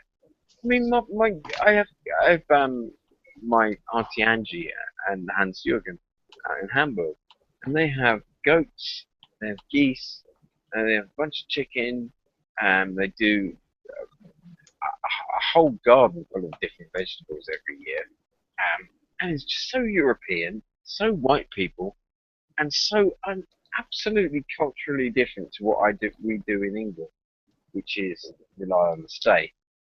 And we think they're more stages, and I don't think they are. I think at a certain level they're much more self-reliant in Germany than we ever are in England. Certainly in America. It really depends on where you are, right?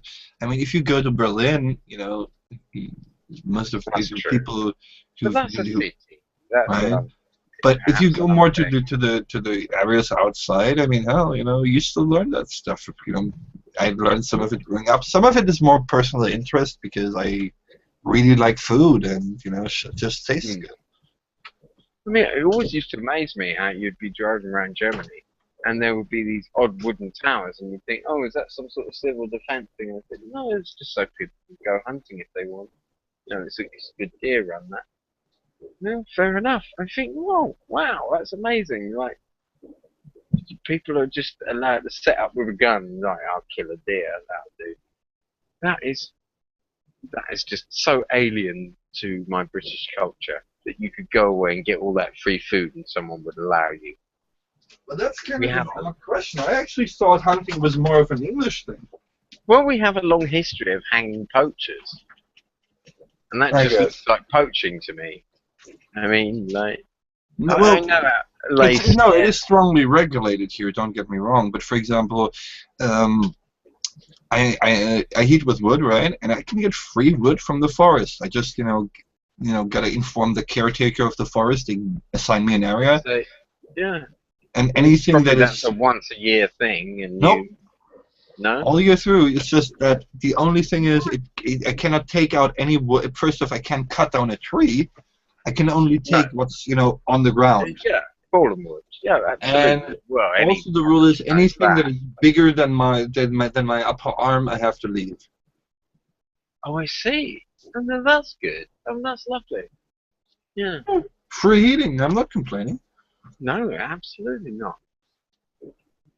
And that's a good way to look at it.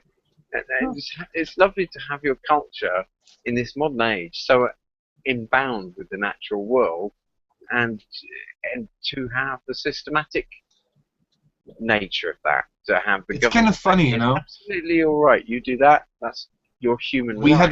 We actually had a big scandal where the EU was trying to basically change the laws. Because here in Germany, beer is traditionally served in a stein, especially, in the summer. Because, hey, that shit keeps you cold for a nice time, right? However, there's a EU law that prevents you from using non-transparent drinking containers. So basically their logic is, since you can't see through this stein, it's illegal to serve beer in it. Let's just say that law did not go over well in Germany. No, especially when you guys have steins that attach to your personality. Yep. Yeah. Fucking no way. Yeah, there are things that my grandfather drank out of this, and you're saying it's illegal. Well, it's also because it's extremely practical. No beer glass is going to hold, temperature the same way that a stein will. There's purpose to it. I have a World of Warcraft stein for the Horde. Excuse me. That's how you know I'm not only my gamer, but I am a drinker. I have my own Weinstein. So you're Jewish. Yes, yeah. I am when I'm drunk. Yeah. I'm English when I'm sober, and I become incredibly Jewish when I've had a few drinks. I get manipulative, I get a little bit antsy, and I don't respond well to bants. Oh, I can have a right panic and shut things down. I'm told. You don't know me very well, but that was quite an accurate self-defacing humor about myself. Well, you did say you had a wine stein, so I figured. I'm not Jewish. I think I have a touch of Arabic and Spanish blood in me. Otherwise, it's Irish and English. That's me. I'm 50% Irish, so the whole man in green thing is actually more accurate than it should have been. Yeah, my family has a horrible history of popping over to countries like America and India and hopping around and trying. It almost seems like my bloodline has been avoiding too much attention over the years. Or maybe we're just trying to mix a little bit more. I mean, come on. Yeah, well, maybe that's it. Yeah, maybe we're just so retarded. We're looking for somebody to take the edge off us. I feel that. Yeah. I feel that. I am just so fucking crazy. How about you, Spix? You seem fairly cool. I'll fuck some of you, and maybe I'll have less crazy children. Hey, no, that hasn't worked. Oh, I would like to tease your brain about something in particular later, but not on live air. So we'll talk later sometime. Yeah, yeah. I do like math. I will engage in sex with all sorts of people, as long as I'm given a blindfold. Well, since I am bisexual, I do have multiple preferences. So. I see. Oh well, then we probably wouldn't get along then. I'm very specific. I need people who are absolutely debauched. The what? Debauched. You know, just being whimsy, I have a kid, bisexual, gender fluid, doesn't really cover it. For the true perverts of this planet. Oh, there's no such You thing. have no idea about true perversion, my friend. It all just registers as victim in my book. I am not a pervert. I am a provert. Come on. Excellent. You can. I'll find you a cell. Yes. You'll be with me forever. Forever. Back to here. I just make myself a cup of coffee, and then we've got something completely different going on here. Get the pressure hose out, boys. I know. Put the gimp mask on him. This is what we planned. Hello. Yeah. Oh, so it's going to be one of those parties. Well, we've got to get it somewhere away from all this flippant aggression. Yeah, Ian. Well, yes. Yeah, I apologize to everyone. No, it's okay, man. I know it's the drink. No, it isn't. I'm just a bit raging. I've done the first hour and a half without even. I've done questionable things. You have been under a lot of stress lately, so yeah, let's just forget that. Oh, I'm magnificent. Somebody understand? No, I have been under a lot. And I get it. Just unplanned stress, and it all just compiled on each other. And I actually think I did have a bit of a weird one because it was the Alpha Tube bomb threat that started it. I just thought it became very unreal a few days after that. And there were a couple of other things that just suddenly made me think, is this real or not? Not even quite to that extent, but not even to quite the extent that you doubt all reality, but to the extent that I thought, is any of this real, or are we all fucking about? It's a completely false culture war. And no, I'm back in. I get you've been under a lot of stress, and I really do, and I've been paying attention to the things that you've been going through, and yeah, I do get the stress you've been going through. Thank you. I mean, you often don't mind seeing your parents ill. Both of them have got tumours and issues with the face and that kind of thing, so it's never something you cannot look away from. Yeah, every day you see your parents and there's the lumps and the changes, and you know where it's going to go, and you've seen it from other people before on the internet. And anyway, I've been working too much, staying online too often. Yeah, and sometimes it's definitely good to take a break, and the good news is I've reopened Gamergate actually. Oh, that's good to hear. And I'm carrying on printing stuff there. I don't expect people to come back or anything like that, and I'm not making a big deal out of it.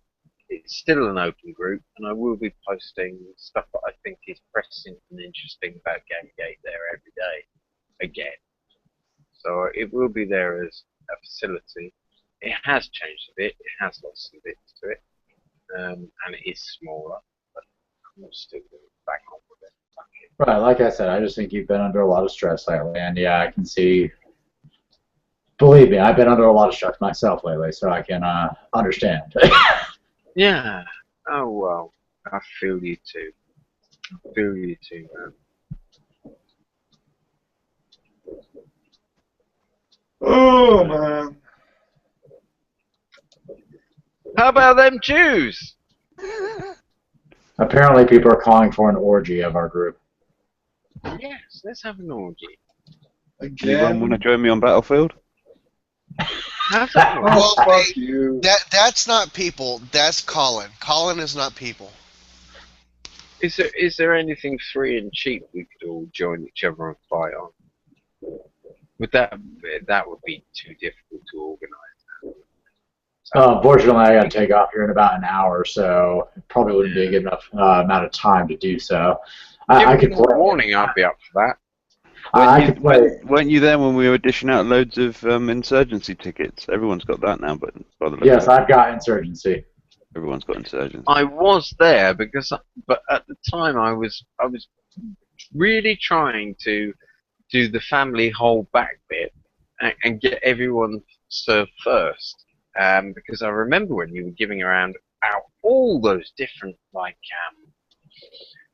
keys for different games and that kind of thing that had been thrown in. Was it Skynet Ops as a part of? No, it was up Game It Forward. Up Game It Forward, that was it. Yep. And that was a brilliant thing. And I really waited too long and didn't bother claiming my Portal 2 thing. I feel a fool to myself and a fool to other people, but there we go. I actually still have One copies. second, my I still have little copies audio problem. through on my account, actually, There we go. so I can actually still dish some out. Actually, in regards to Operation Game It Forward, have you actually checked out the new site yet? No. It's not entirely finished yet, since I still am looking for a way to do proper authentication, but have a look. Put in the site. Okay, let me jump back in the room. I was trying to build a bomb, but I had to throw the last one away. I use a rolled up aluminium bong ball. Oh, yeah. Okay, dude, seriously, I'm buying you. And when it gets too hot, yeah, it will collapse, so I have to pull it out and throw it away. But this one collapsed in the bong mix, and I didn't want to smoke all that aluminium oxide because it sends you mad.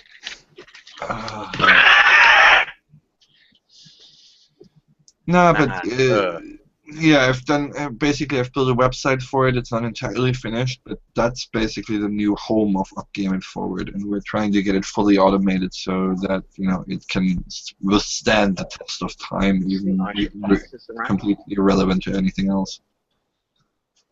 I should pass this around. This is a wonderful thing. Well done. Oh, Shrek, this is magnificent. You like it?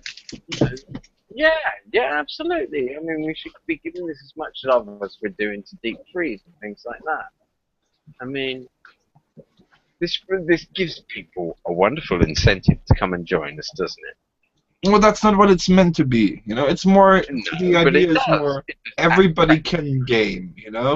And if you want to be, if you want to play some games here, well, there you go. Excellent. Well, I'm trying to make it political in nature. That's not the spirit of it.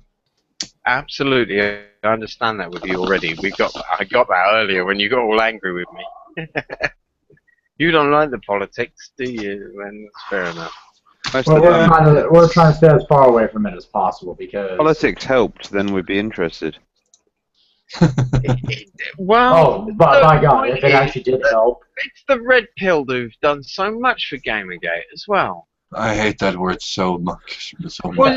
Well, you go and apply it to Karen Straw, and she will say, "Yeah, I'm ready. I'm pretty red pilled." You go apply that to Alison Teenman, and she'll say, "Yeah, I'm pretty red pilled." And look at what they did at Calgary. Now, we are leftists still. The term red pill just means we've woken up to see what crazy people are. You don't understand. That term was ruined by by somebody. But I do understand. Specifically by the guy who tried to kill Operation Game It Forward so he could debate Arthur Chew at MagFest. No, but I was hearing the term red pilled years ago, and Can we must Skype sometime and just spend an evening looking at web MMs and fucking around on 8chan and 4chan and just chilling with each other privately. The funny Shrek, thing is, I'm not you know. really a chat person. Well, we all fuck around anywhere. We just go around the internet and have a look at it. Robin can come too. The three of us. We'll just have a private thing. Oh, you should have Just seen go when up, Robin went to look at Second Life. That was hilarious. Yeah. I tell you, one of the best fun times I've ever had online with Zan. You know Zan, don't you? That's one of the things I also like about this whole thing. I've met so many awesome people.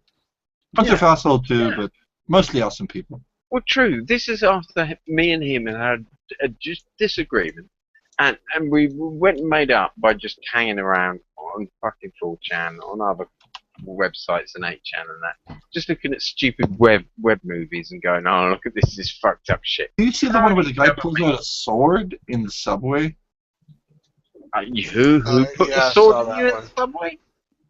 We were watching this movie. Somebody recorded in the subway with their cell phone, where somebody there was a fight going on, and somebody suddenly pulls out like a katana in the middle of the subway.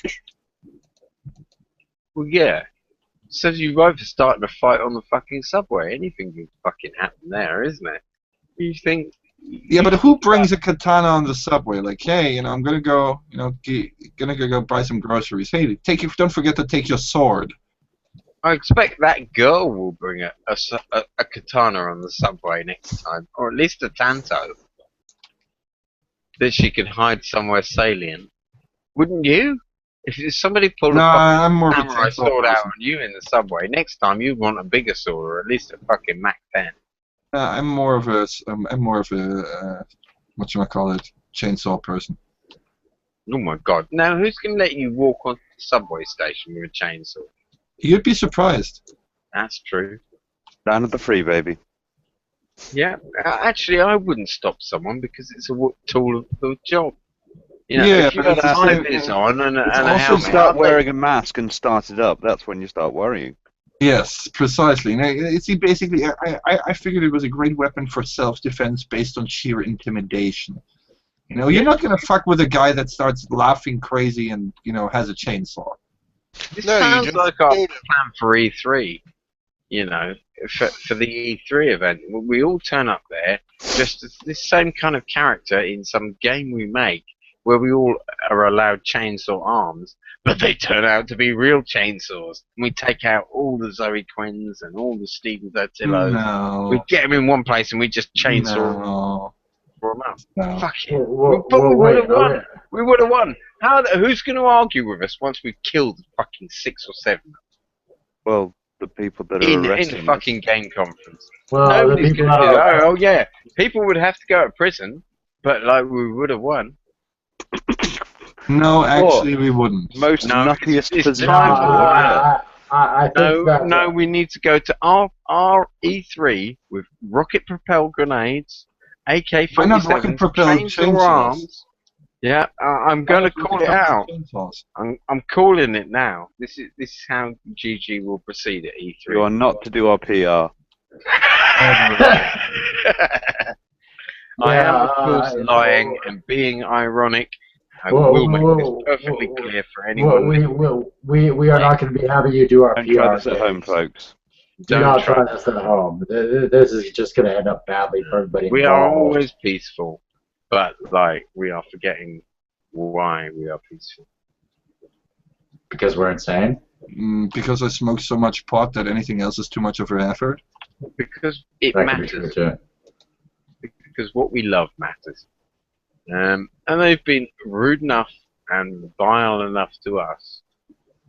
They should certainly expect some vile conversation back to them. But no, we'll of course never be violent towards them.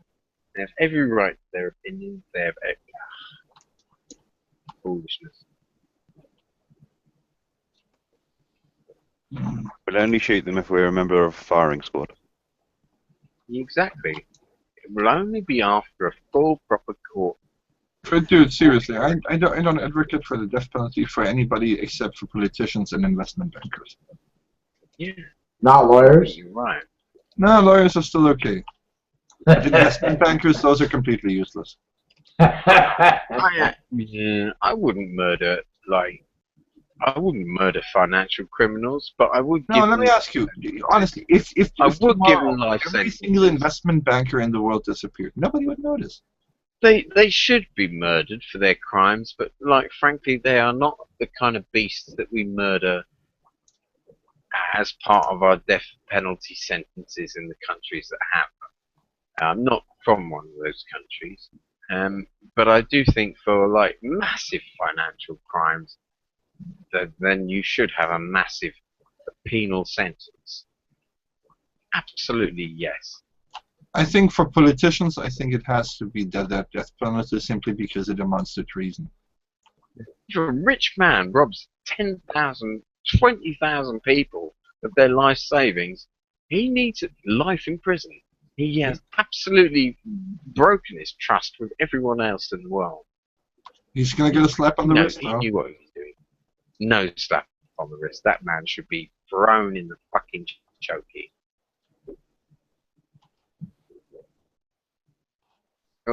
There's absolutely no reason why. I'm nothing to recuse on this point either. My parents, their finances haven't been fucked up by anyone. My finances haven't been fucked up by anyone. But I know a lot of people have. So this is absolutely for other people that bad bankers. I think I hear should you. be Absolutely. thrown in jail, but never hurt. Never touch us. Never hurt them. Actually, prolong their life if you can, so they have to suffer for longer. Yes, keep them alive to Why do you stay. think they're in banking in the first place? Yeah. Well, I'm keep here them, because I hate myself. Robin, how would you hurt a banker? What would be the I'd Take his money away from him. I'd basically say I don't like his tie.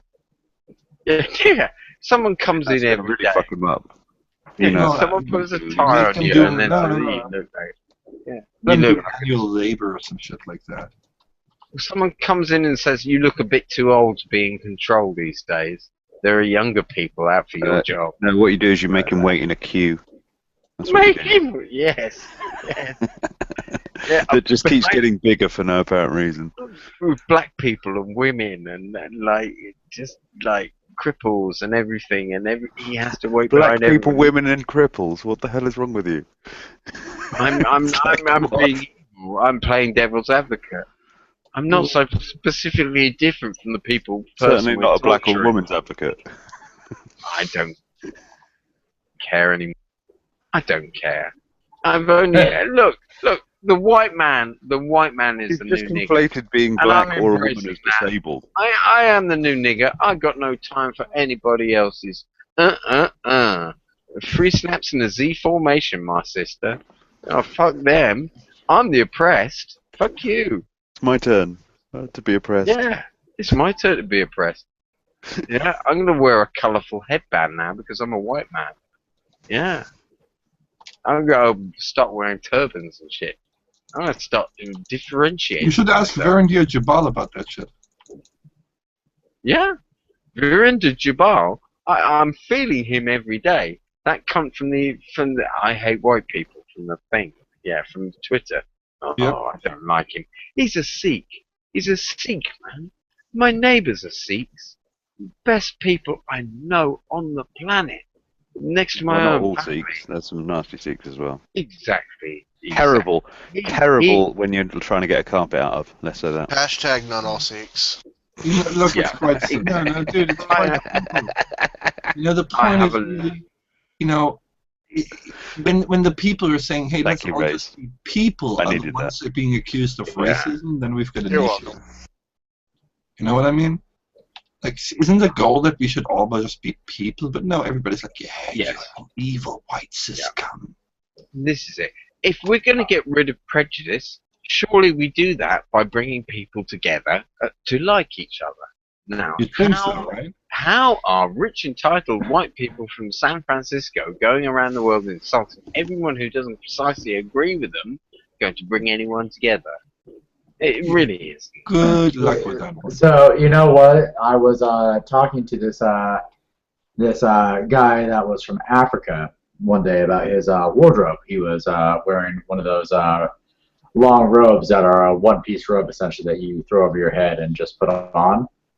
And I was complimenting on how I liked it and how I thought it was really cool looking. And he gave me one of them. Nice. Just because I complimented him on it, and I wear it every now and then when I go to the house because, I really liked the look of the wardrobe, and I said what I said, and he gave me a piece. So, who is this person you're talking about? Just somebody who is a customer at my particular workplace, and I complimented him on his wardrobe. And he's from Africa, and he said, "I'm going to bring you." He said, "I will bring you one of my garments back." Yeah. See, this is. I think it's rather cool. There's only very few people out there who, I knew a guy. I remember a specifically drug haze-filled trip through Amsterdam in which some random guy walks up, and says, "Hey man, cool shirt." The guy on the street takes off his shirt and hands it to the guy. What did you give the guy back? He didn't ask for anything back. He just said the fact that you liked it so much. No, but he gave you something. Yeah, I was like, what do I do with this? I don't have anything to really offer him, but I give him free coffee whenever. I give him free coffee whenever he comes in. Do you not understand that? It's implied that you give this guy something back. Well, I do give him free coffee whenever he comes in. Oh, that's fair enough. It's not about the size; it's about the spirit behind it. No, exactly. Like, if he gave you something, you have to give him something back. Now, he is kind of expecting an iPhone. He really is. Free coffee. The free coffee is okay. I think that's a fair deal.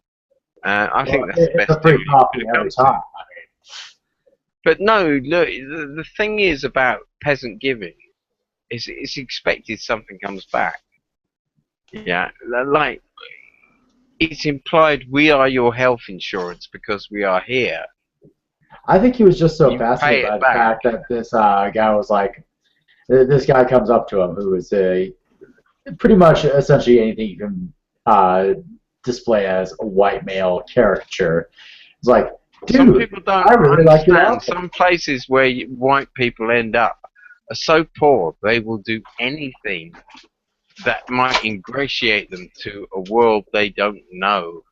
And so sometimes people are nice to you when they really don't want to be or really don't need to be. And I do understand this very much from privileged ideas and the science of that. I can definitely see that as a possibility.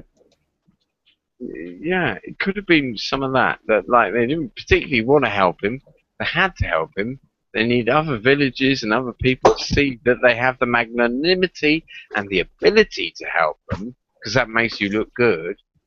And they expect you to kind of, when you get back to the Western world, to say, "Hey, look, these guys are poor as fuck out here," or at least send us a couple of grand back, or start a charity well campaign, or some shit like that.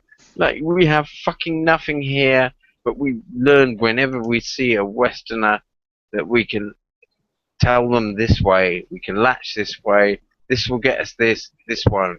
We show it a starving baby, it doesn't care.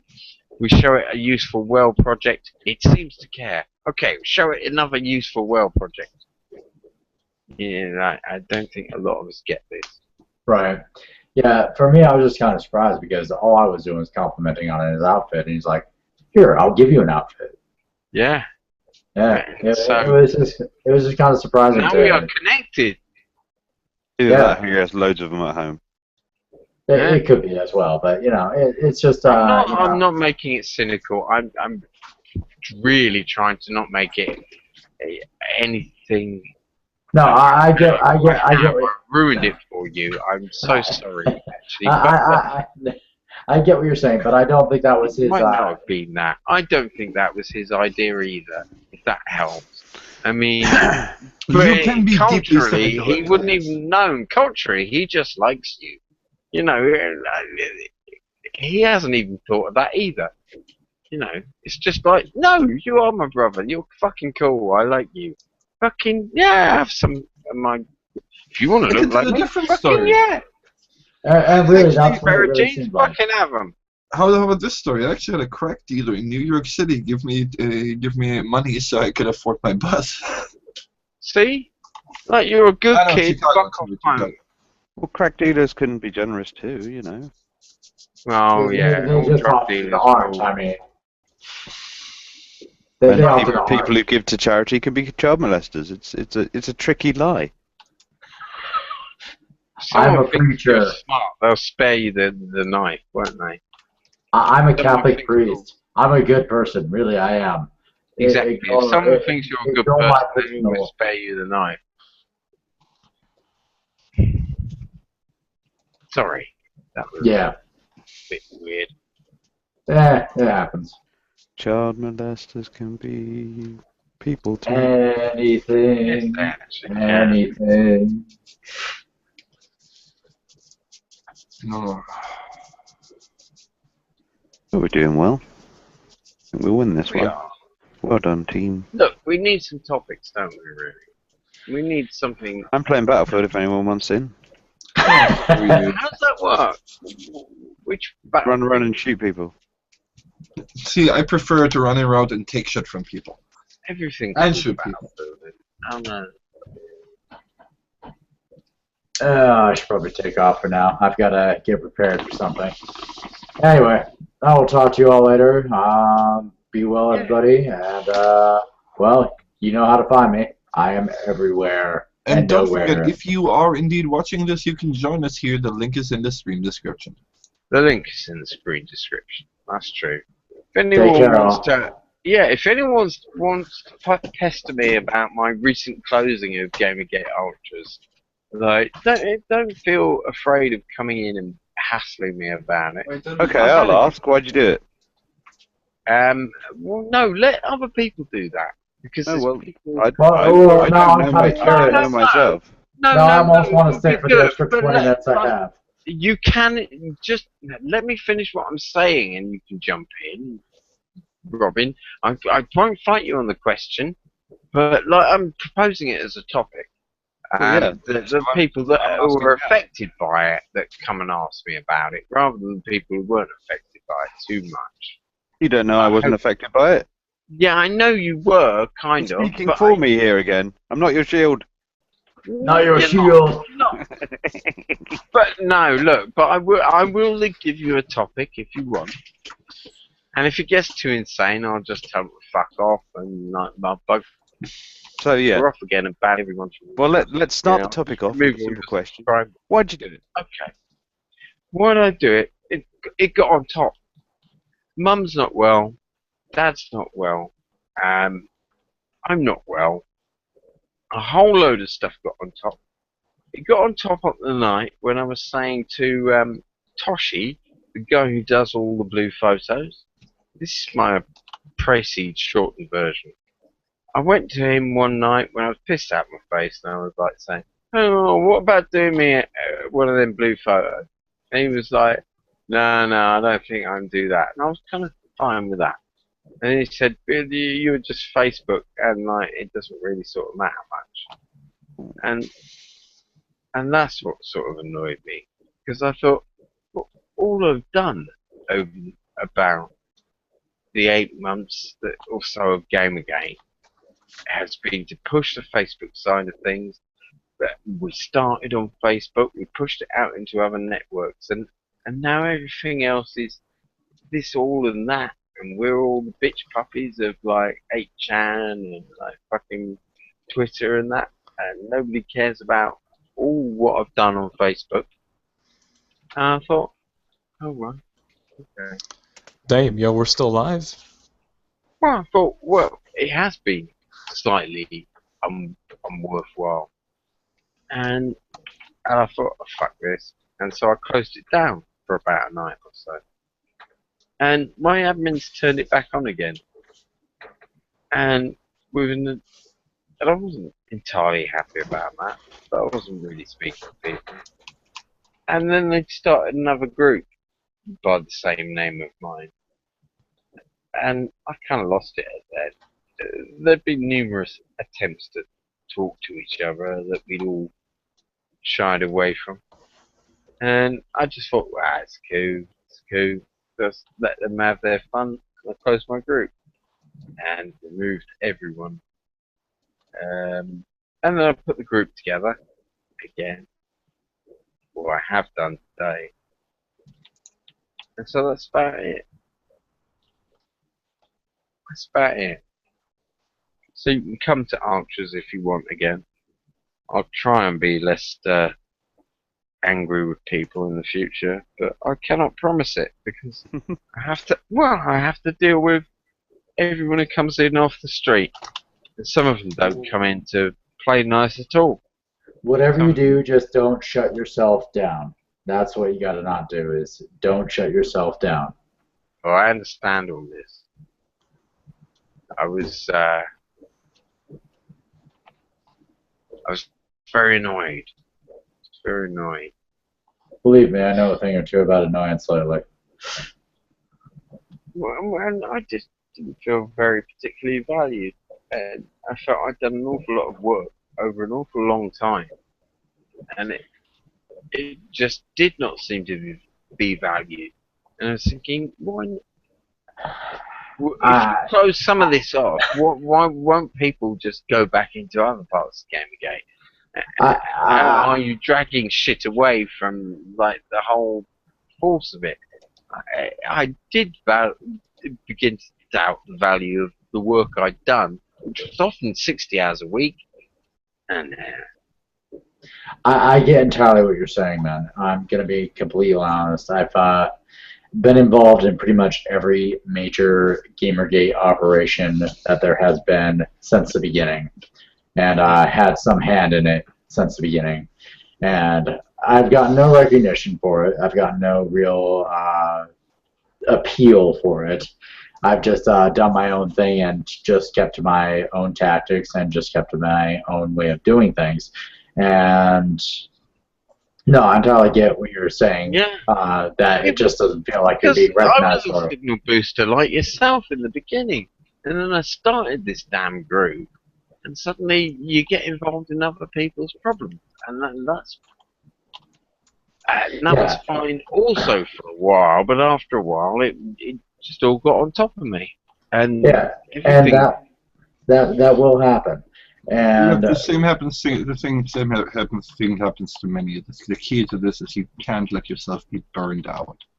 Right? You gotta take breaks, and when you get the feeling that you're putting, just take a step back now and then. Sometimes it's necessary. It's always some random thing that explains to you that you suddenly got burned out. Because somebody says something off the cuff at you that they don't think is any big deal, but that really hits you in the heart. And then you come away and you think, fuck them, none of them care. And I've done 60 hours this week, I did 60 hours last week. Looking back every month I've done that. And then you just think, well, fuck them, fuck them, fuck them. This is just I'm just a slave here. I'm just being used in this crazy bollocks that could even be worked out by the enemy. It might all be down to the enemy, and it's very hard to carry on after that. Basically, what I'm trying to say is that even though there's a strong possibility that the work I've done has been underappreciated, what I've chosen to do is not throw everybody in Gamergate under the bus and say, oh yeah, they're all total pieces of shit. I'm willing to just apply it to the people that I know are being pieces of shit towards me and keep it at that and keep going, because I believe in the core principle and ideas behind Gamergate. I believe in what we started as, and I believe in what we will continue as. And as hard as that can be for some things... No, our core principles, as you say, are things we must remember. It's a very good point. And that's the entire thing. Remember the core principles, and remember that even if 100 people turn against you, that is not a reason to turn against everybody else. Yeah, I haven't. I just took my stuff back. Yeah, when the stress gets under you too much, sometimes that can become a thing. And I get what kind of situation you were in. You just got under a lot of pressure, and there was just a whole lot of things going on, and that can happen. But you got to remember just to not be willing to throw everybody under the bus, just because even if 100 people are turning against you. No one got thrown under the bus. Exactly, and that is a good thing that you say. You shouldn't throw people under the bus. Yeah, I don't think you threw people under the bus. I think that you got frustrated and rage quitted a group, which is personally my own group. It's your own group, and that was your own group, and I don't think that was necessarily wrong in any way, shape, or form. I mean, I wouldn't have done it. I wouldn't have done it myself. However, that isn't throwing people under the bus. That isn't throwing people. You might. If you've been here since the beginning, and actually I was here 2 months. And if you've never wanted to start a group in the first place because you knew it was a bad idea and it would turn out like this, but you had to do it anyway because the fucking struggle needed it. And you did it as long as you could, even though you always knew it was a fucking bad idea and that every cunt would turn on you in the end. Fucking different thing. I was actually involved in all the Gamergate talks before Gamergate actually happened, 2 months before it happened. And there were no game. No, there were talks in regards to near Sargon blaming all gamers for these incidents and those incidents and all that. I was like, you shouldn't be throwing all gamers under the bus for that. That's no way, shape, or form to do that and all that other stuff. Look, I think wouldn't have known that then. May I suggest something? I think all of the people in here have put a lot of time and effort into that. Yeah, and Absolutely. The way I see it is, look, we must always be careful, right? And not expect anything in return, because we're not going to get it. No, we aren't. That's the exact honest truth. I went into Gamergate knowing that I was going to get shit on by every news media outlet that there was. I knew they were going to lie about us. I knew they were going to slander us. I knew they were going to do everything they could to make us give up. And I threw my game journal career in the pit. Yeah, and I didn't even rate a blue fucking picture when even fucking porn stars get them. And I've been fucking here since the fucking beginning. I've been pumping out everything everyone says every day to everyone. You just you work like a porn star and you don't even get a picture of a porn star. Hey, you know what? If you like, I can give you I'm no fucking good word. I can give you a word in for our Color Cabal pixel artist to give you a Color Cabal pixel art. That would do. Picture. That would do. Like a Color Cabal picture would salve my ego. 100%. I think eagle. Don't put salve on an eagle. Don't do that at home, folks. I think I could do that. You can salve my pig with an eagle. A flying pig is not a problem. I think I could get you a pixel pig. Try to make sure that any ointments that you do put on your eagle are eagle specific. As long as it ain't blue, I don't give a fuck. Don't go there. Don't go there, Shrek, please. I think I could give you a pixel pig. It's just born wrong. What's wrong about that? It's an ointment. That's an anti-pun. That's how bad it is. But the reality is, if it goes up next to another pun, it cancels the other one out. It's just. We've got to understand there are a lot of people who weren't going to get thanked for the work they put in the way that they really deserved. But that's okay because you're putting in the work that needs to be done to get what you want to be seen done. Yeah. I quit for a while, but you know what stopped me in the end? I just can't stop. The only reason I've restarted Gamergate Ultras is because I want to pump fucking content to people again. And I don't care that it's only 170 members now. I'm just going to build it up again. And the important thing is to care. That's the important thing. To care about what you're doing. Yeah. That's pretty much it. By the way, if you are interested and you want to do game-related writing, you know, as I said, you know, I run multiple outlets, and I am looking still for some writers specifically in the regards to modding things. I'll give you a link to stuff I've written before. I mean, it's only boring game reviews. I'll do that another time. But yeah, it's not a hurry, but just, you know, like the thing is, you know, I do believe that, you know, many of us, if not all of us, has something to offer. And, you know, they should be getting some recognition for it, as far as I'm concerned. It's been a long war, hasn't it? It's been a long war. But you know what? I still feel pretty good about the whole thing. Oh, yeah. Yeah. I've tried to hate it, but I haven't got it in me. Because it's right.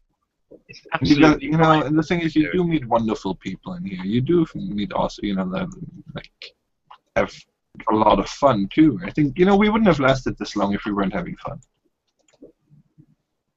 Yeah. And that's the important thing, is to have fun. And you gotta make sure that you have fun too. You know, like when it gets too much, you know, and you've got to bring the fun with you. That's the whole point. Yep. Right now, I'm playing Battlefield. So it works. I can have fun in silence. Shut up then. I don't mind. I'm playing TF2 No, and I mean, I just like. As far as feeling burnt out, I'm happy to say I've never felt that feeling at all. I don't know. Maybe it's because I don't do enough, but I feel like I do plenty, regardless. Well, No. You pace yourself, and that's fine. You know, that's the thing. You don't have to go balls deep. Well, I had an entire mental breakdown not too long ago. Yeah, but I recovered going from balls it. deep is quite fun at you know, in the outlook. It can be quite hazardous for your health. I mean, look at Drybone. It's the same thing happened to him.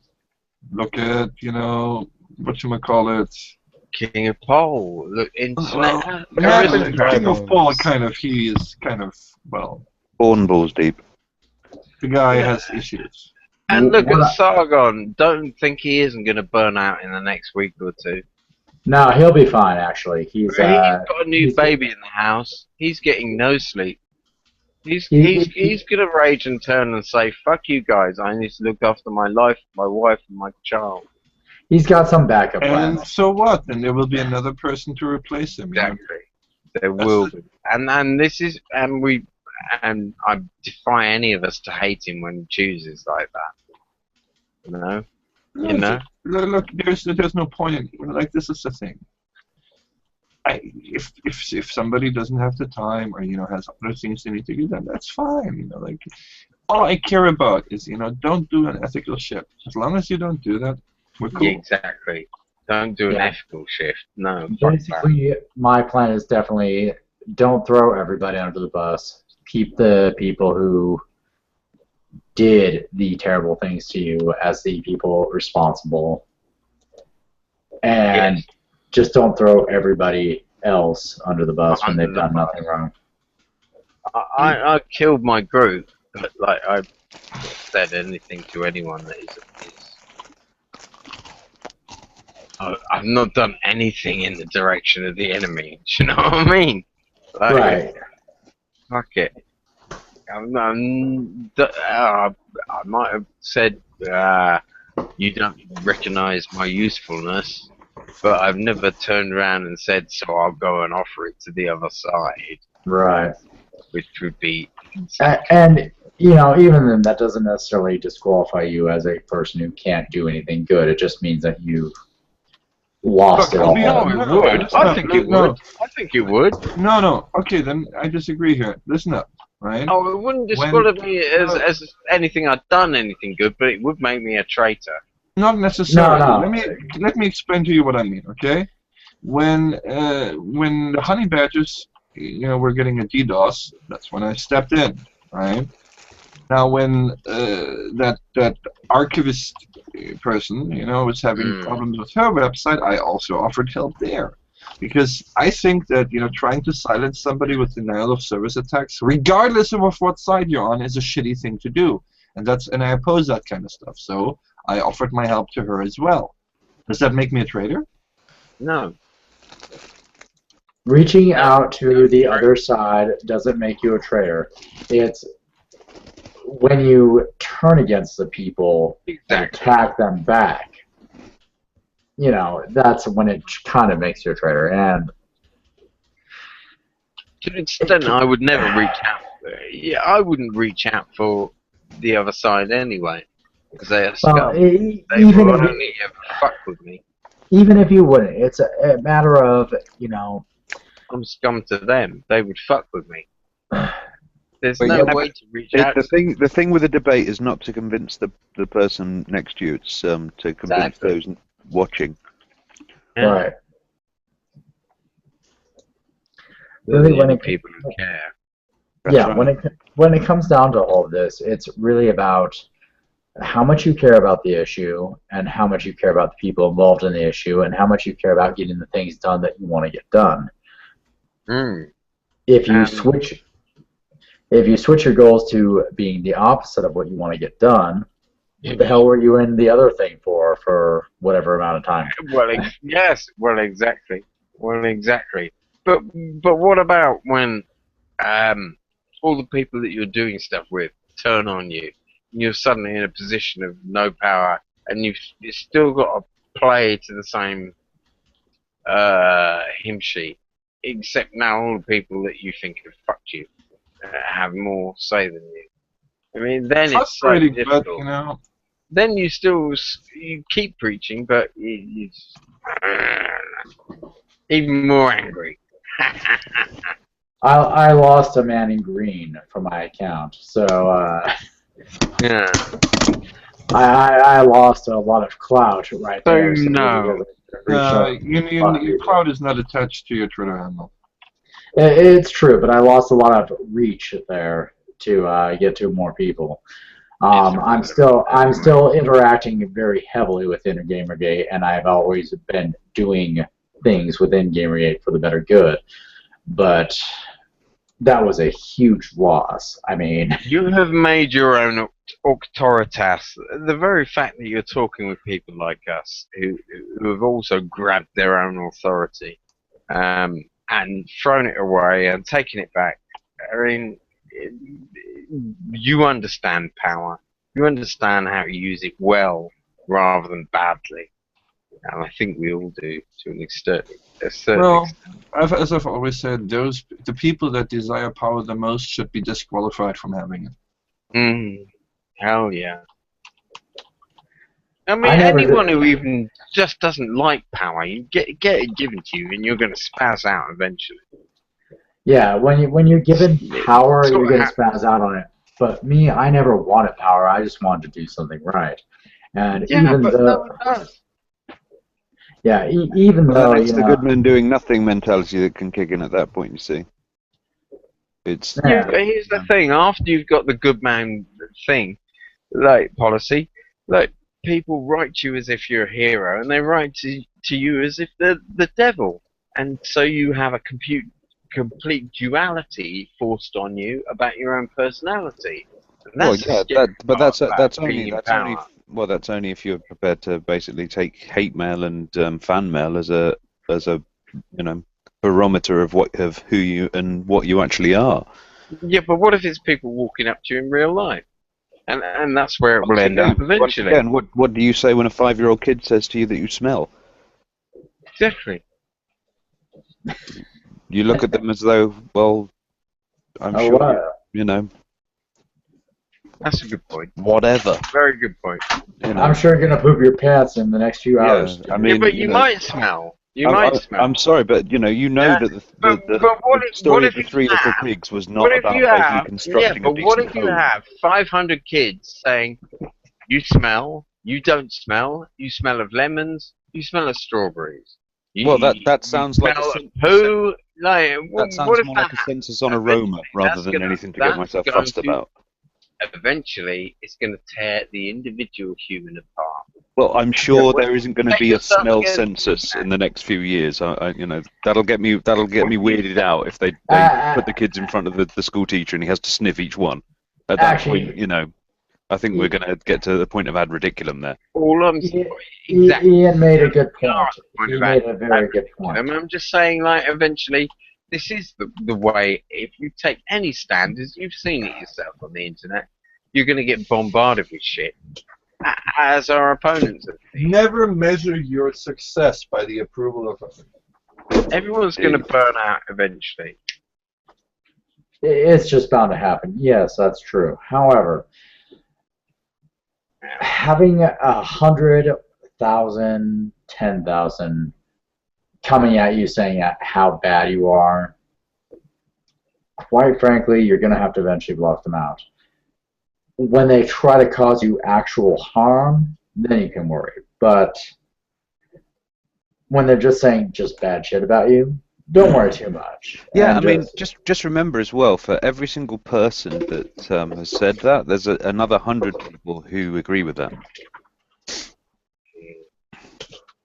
Just No, that remember 1% that rule. like, your fucking e-celebs get this 500 times harder. By the way, in regards to GG meetups, you know what I would like to do? Gas. No. No. Instead of going to a bar, just have a giant barbecue somewhere with an entire roasted pig on a spit. If you guys come to the Washington State area, I can arrange for that, actually. Ian might be participating in cannibalism, but, you know. I won't. Well, I can't. I'm not allowed into America. Oh, fine. Not after Don't the last participate time. in the cannibalism. No. Yeah. But They're yes, not- if you guys can end up in Washington State, I can actually arrange for a exactly what you just described. I think it's going to be easier to ship you over here. That's probably true. I could bring the people that would do it too. Yeah, that would be good. I'd turn up to that. I'll do a hog roast in England. We'll do some pulled pork. We'll do some proper stuff with the whole pig. Like, we'll make some chili with it. We'll make some fucking pulled pork. We'll make some sandwiches. You know, just we'll do just some less on the English roast fancy pork side, more on the just fucking delicious side. Yeah. This has always been the essence of my pig. That it is edible. That it, you know. That is the essence of pig. It's editability. Yeah. The pig's Look, only I pig. am tremendously grateful, and I will pay my respects to all pigs that have given their lives to provide us with delicious food. Achieve And we the also offend taste of religious pork. minorities. Pigs, that's what they're And for. women. Pigs. They're delicious. Chauvinist pigs. Yeah. Is white pigs? No, the pig. Anything about you can be attributed to the word pig. And pigs Three love things, everyone. Pig, for somebody who washes up the dishes. The Zen of pig. Oh crap, Robin! Hey. Yeah. Welcome. Is that your delightful daughter? Kenny, long time no see. How have you been? Hey, Kenny, how you doing, man? Yeah, good. Watching Berserk. Are you playing a lot of Mortal Kombat? Huh? You playing a lot of Mortal Kombat? Actually, I haven't got it yet. Oh my god. What? Yep. That's sort of sacrilege in your circles, isn't it? By sacrilege, that's been none of my friends have really talking to me because I haven't got it yet. Then. I can understand. How are they supposed to go over your house and play? Oh, I'll trust me. I'll definitely get it. I just have other things I need to spend my money on right now. Rent, bills, electricity, yeah. Food. New car. Yeah, stupid life expenses. Jesus. Get in the damn way. You mean I gotta spend money to live? God damn. Damn it, man. Sucks, doesn't it? Yes, it does. Can't play games all the time.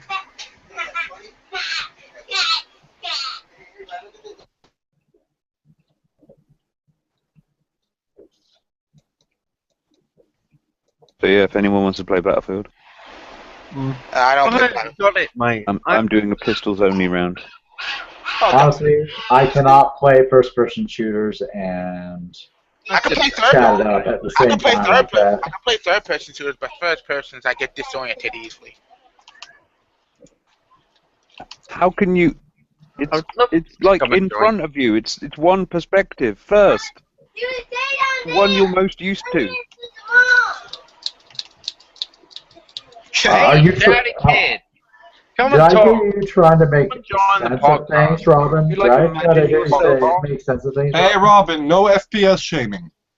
No FPS shaming. No FPS shaming. I just don't get it. Rob. No, you can try all you want. I feel no shame. I feel no shame. Yeah, I've got no shame left. I feel no shame about not playing half-broken games at launch. Yeah, let's face it, Robin. Like, I wouldn't want to play Battlefield. I would now, but Yeah. Well, I'm not gonna buy it. Fuck it. If you're gonna, guys, if you're gonna rate a game based upon its first day release, please. You're gonna buy a game, not rape it. Fuck it. Why Rape buy it? Well, I'm not raping any game here. I'm just shooting in it. Where only did the rape games- accusation come from? Unless I didn't appropriately deserve judged. that. even then. Sorry, I thought you said if you guys are gonna rape a game. Rate. He said rape. Rape. It sounded like rape. I'm sorry. Trigger! You guys have been reading too much Triggered. Patricia. Not a game raper. Why am I apologizing? I'm the one triggered. You know? Triggered. I'm sitting here in my little butthurt room and I'm so triggered by your rape game. Tell me about Battlefield rape. Oh, what? You want? Oh, that's too bad. You want it to jazz hands for you? Hey, I hear it's a rail thing. It's a rail thing, isn't it? Like they just basically drag you through it. Yeah, you don't have to make much decision.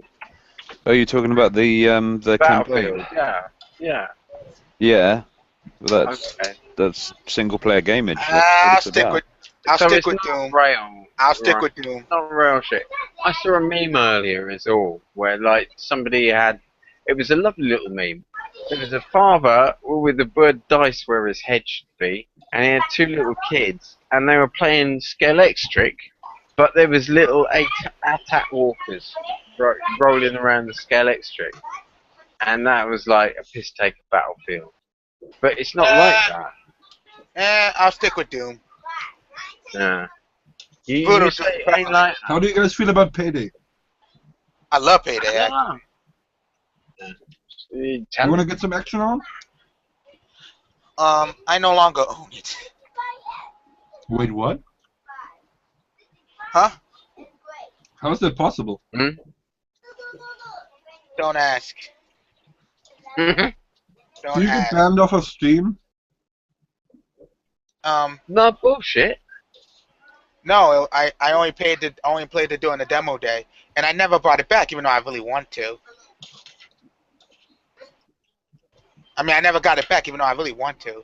I just haven't had the time. I haven't been banned off Steam yet, for what I know. I'm still able to play all my games. Yeah. I need to find a way to hide Brutal Legends from my mentions, because it's there. And I have a love-hate relationship for that game, for real. Even before the whole Tim Schafer thing, I had a love-hate relationship with that game. I mean, the soundtrack is... Excuse me. The soundtrack is phenomenal.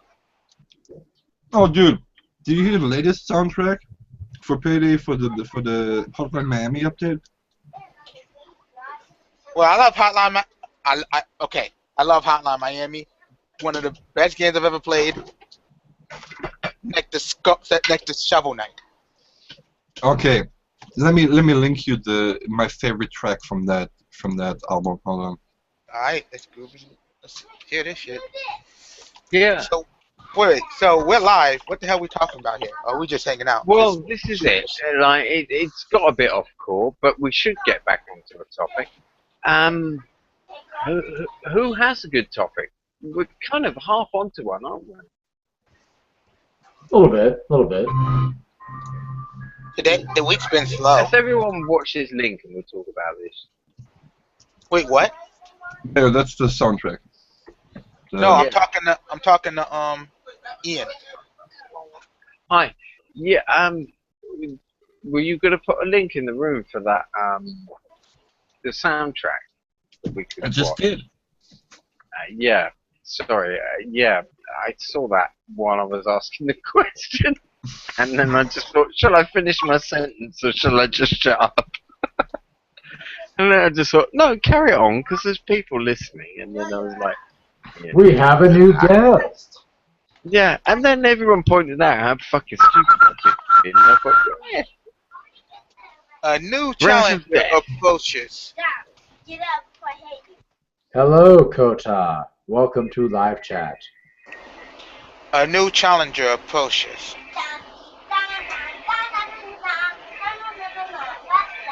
I like your tune.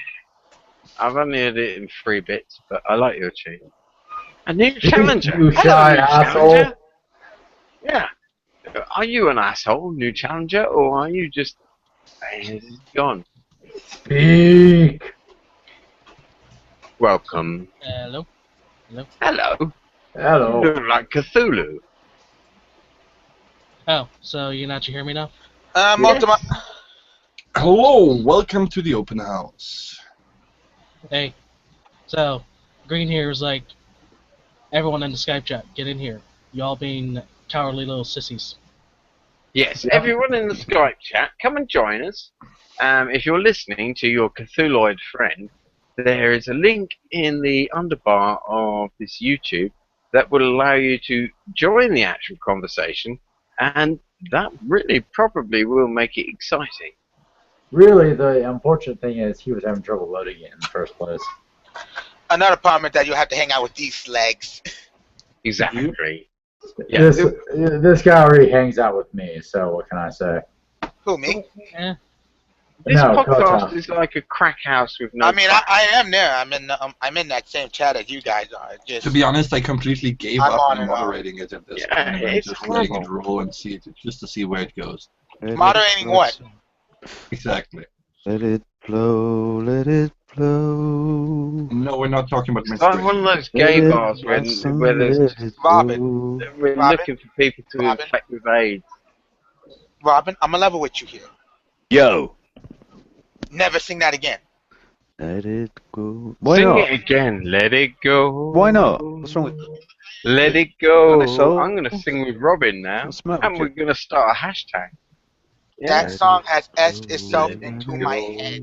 Let it go. Edit now. Let it Let it go. Hey, Timmy, do you want me to come up with a word Let it song go. for you to articulate? is lovely. We have a sock puppet in here now. It's specifically called a sock puppet. We should be worried. It could be Sock- anything. Sock Puppet Joe. Yeah. Let it go. It might be Anita Sarkeesian. You hear me? Yes. Yeah, I'm just gonna go back to being Yeah. berserk. Come on, I give my nephew more shit for singing Let It Go than I'm giving you guys. I will start giving you guys shit if you keep this up. I'm English. I don't know what it means. You just told me it means something other than I just thought I was singing along with something soulful. Do not sing the Let It Go song. It is a meme at this point. We don't have it in England. A forced meme. It's a song from Frozen. Do not meme it. Well, Why Green, not? Oh, you want to let it sing the go. song? Doesn't have to be a Let song. it go. Let it go. No, that's a totally different song. Not Let It Go. But let it flow That's for a what we were start. singing. Yeah. Don't make me sing the song Let that it never go. ends.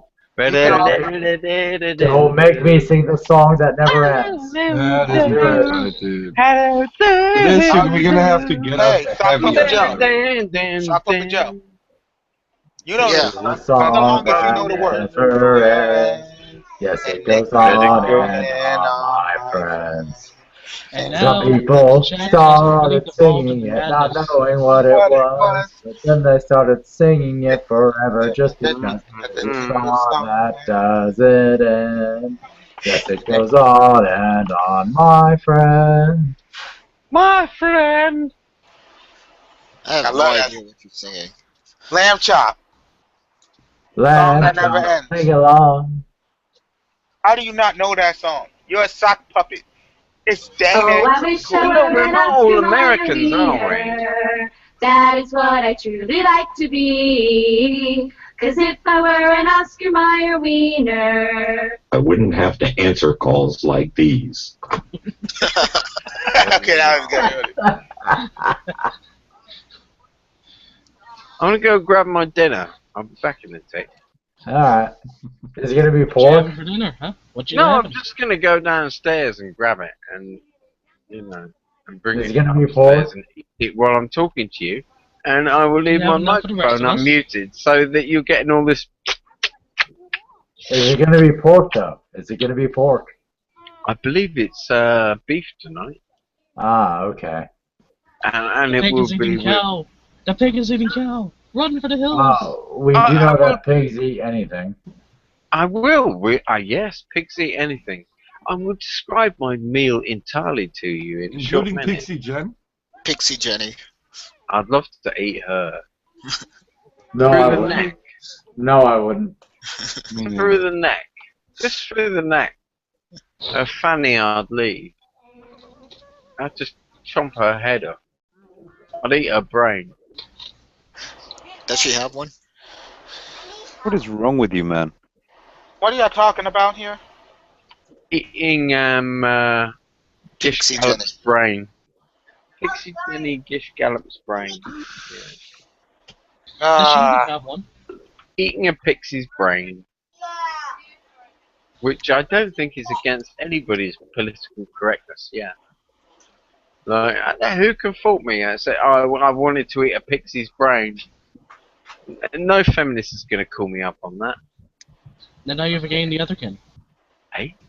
Otherkins? Maybe. But who listens to otherkins? Disappointing she was. Very disappointing. Yes.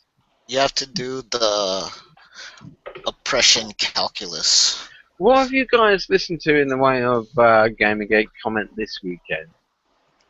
Rather than stuff you've listened to over the last few months and stuff. I mean, you heard Sargon stuff. Are you honest, aware of the Fury Road stuff? What about Fury Road? How do you all feel about Fury Road? I don't give a shit because honestly, crying about getting all upset and getting outraged about something an artist does and trying to change it is exactly the shit the SJWs do.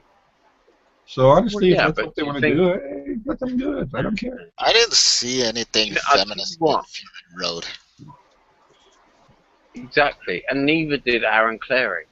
But yeah, I think it's stupid because there's some people losing their shit over it, and it's just utterly ridiculous.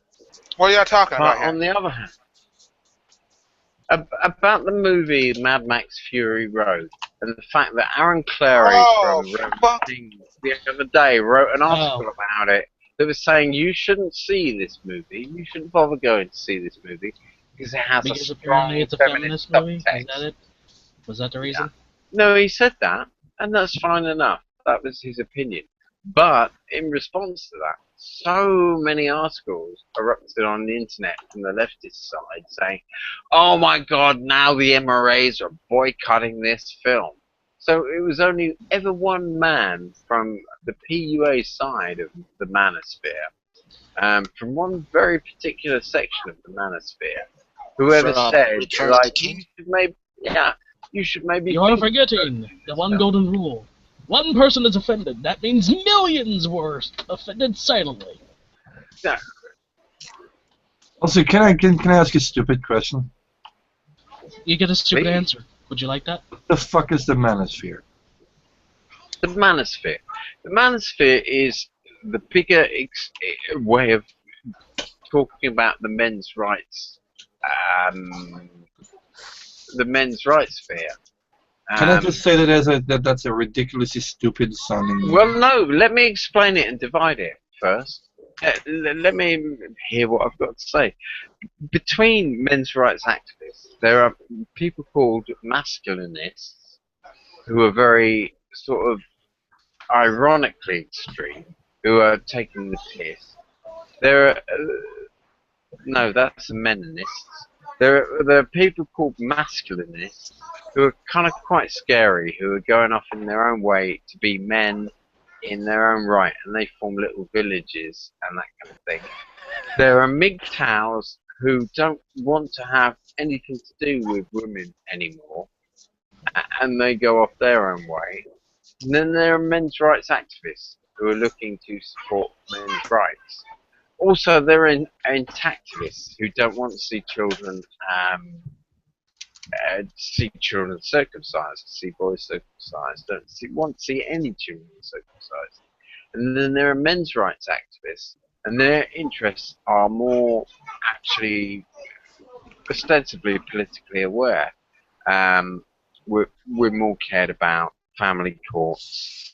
We're more cared about how men are treated in universities in an increasingly politically gender weird environment.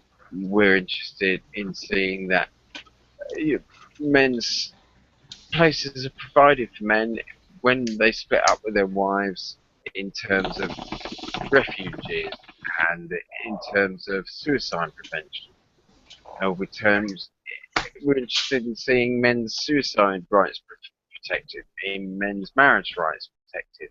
It's all quite specific stuff with the men's rights movement. Yeah, and it's all about literally men's rights. Whereas if you look at feminism, which is not our enemy in any way, except that they think they are. Well, I suppose it's a bit like science undermining religion when they talk about evolution, for example, in a very similar way. They want to be able to protect men's rights as well as women's rights. They want to be the sort of like the end all of everything. You know, we're about equality. That includes you too. But, well, you're not including us. That's the problem. Well, this is absolutely what they say. Yeah, and so that's the argument really between the two. That's the argument between the two, that they think they can provide for us better than we can on what we're trying to work on. And frankly, they spend no time on men's rights issues. They spend no time on reserves and. Well, the problem is because in their I can explain to you why. Because when in their beliefs, you lose your house and the police throw you out because you've had a fight with your missus, there is no provision for you. You know, she gets to stay in your house and you get to sleep on the street or a police cell. You have no options. Let me explain to you why they don't care. I do understand why they don't care, and please don't explain to me why. I would find that horror patronizing. Please don't. Please don't. I understand why they don't care. It's not politically expedient at all. No, I think it's partially because they are under the. See, I see it more as a religion, right? And if you are in that mindset that it's going to solve everybody's problems, they are of the opinion that feminism will solve all problems because all problems men face are caused by toxic masculinity. Yes, please carry on. Yes, you are making a great deal of sense now. Yes. Right. So they think, oh well, we're gonna solve that problem anyways. So you don't need they don't need representation because that's all contained already in feminism. Completely disregarding the fact that obviously it's not doing the job for a lot of people. Absolutely. And feminism is in its third stage in this, maybe even the fourth stage now, because we're way past that already. There's now postmodernist feminism and shit like that. Massive postmodernist feminism. We're in a situation where more or less anyone can decide what feminism is as long as they fit into the progressive stack at a nice level. So any old idiot from a project can pitch up, as long as she's black, disabled, and female, and say, well, I think we should go kill everyone, which is where so many political organisations have gotten wrong before. They start, the horseshoe effect, as people have often told me, start well, you get a lot of momentum, and at the end of the day, you've got so much populist momentum and ideas and thinking in your movement that the two ends move round and you're more or less as bad as the people that you were, because so much has suddenly become possible in your movement, and because there's so many people agreeing with idiots at the end of it. Now, it might have started with wonderful, clever, forthright individuals, and it's going to end up with them being ignored, and with all the spastics being ignored because they've got the loudest voice and they're the angriest. And this is perhaps where Gamergate is now, and where we need to unfuck ourselves before we go to the before we go to the journalists. That has to be one of our prime goals. Keeping ourselves clean up and after we have that meeting with perhaps the most useful professional journalist organisation on the planet. Because there's no way that you cannot say that the SBJ are not basically the inner core of journalism. They are the master list. And well, the thing is more, I present think well. they're struggling themselves because they're fighting for their own relevance, if you know what I'm saying. And as such, technically speaking, they would make the ideal allies for GG if they just had the balls to go with it. If they have the balls, and if that we present them right, and present pre-cases to them. Now, at the moment, we're arguing with them on Twitter, and I'll tell you, the aggros are being very clever at not arguing with them at all. They put a few demands up, and then they stood entirely back, because they know this is important. They want us to shout away at them and fuck up with them. So we must be careful not to do that. You're absolutely right there, mate.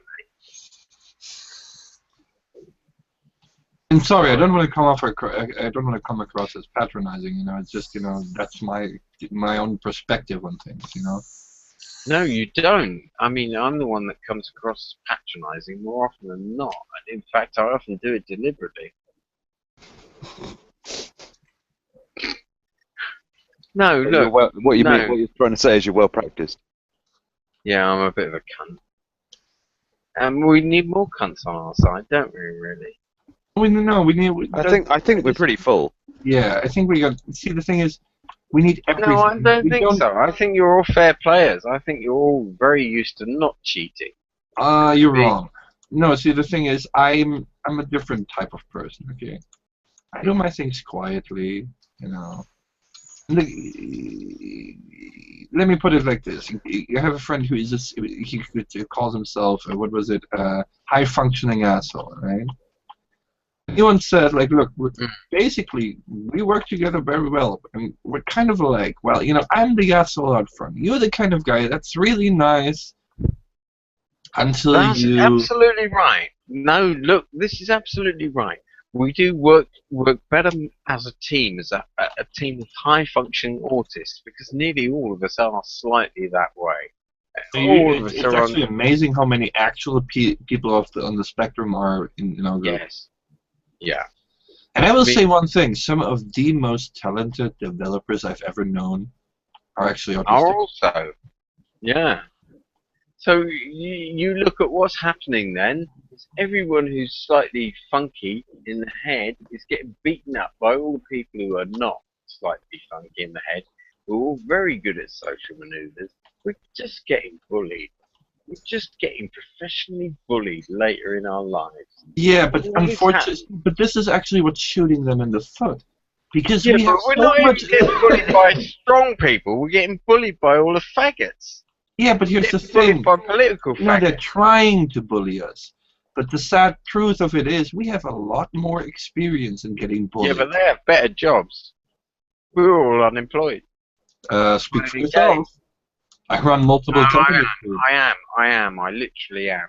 Well, then see, then we need to get that outlet. Then you just need to start writing, and we need to see if we can, turn your talents into money. No, that's fine. That doesn't matter. I'm happy what I'm doing. Does. We have to eat. No, my government pays me, and I put back into life as I feel fit, and I do a lot. And you've all seen me do a lot over the years, or at least To over. be fair, I haven't known you for years. Oh, fair enough. But look, I do put back in what I'm not sitting here just eating and wanking. Not just. I take part in the world. Oh, I do eat and wank. Of course, we all do. Just wanted to double check that. Are you kidding? That's part of my job description.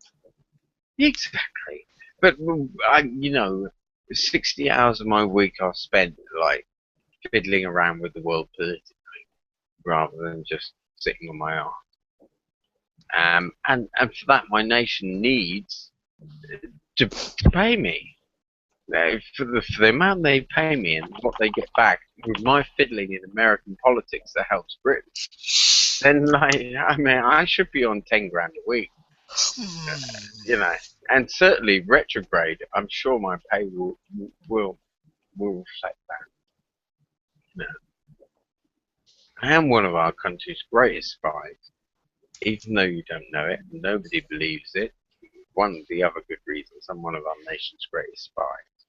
Or at least you were, now that you've let everyone know. No, it's alright. I'm going to kill him later. James Piggy. Just how pissed he is. James Piggy. Yeah, they'll be dead before the end of the podcast. You'll hear these odd This podcast will self-destruct in 10 seconds. No. We've got another 4 hours. What the fuck is that?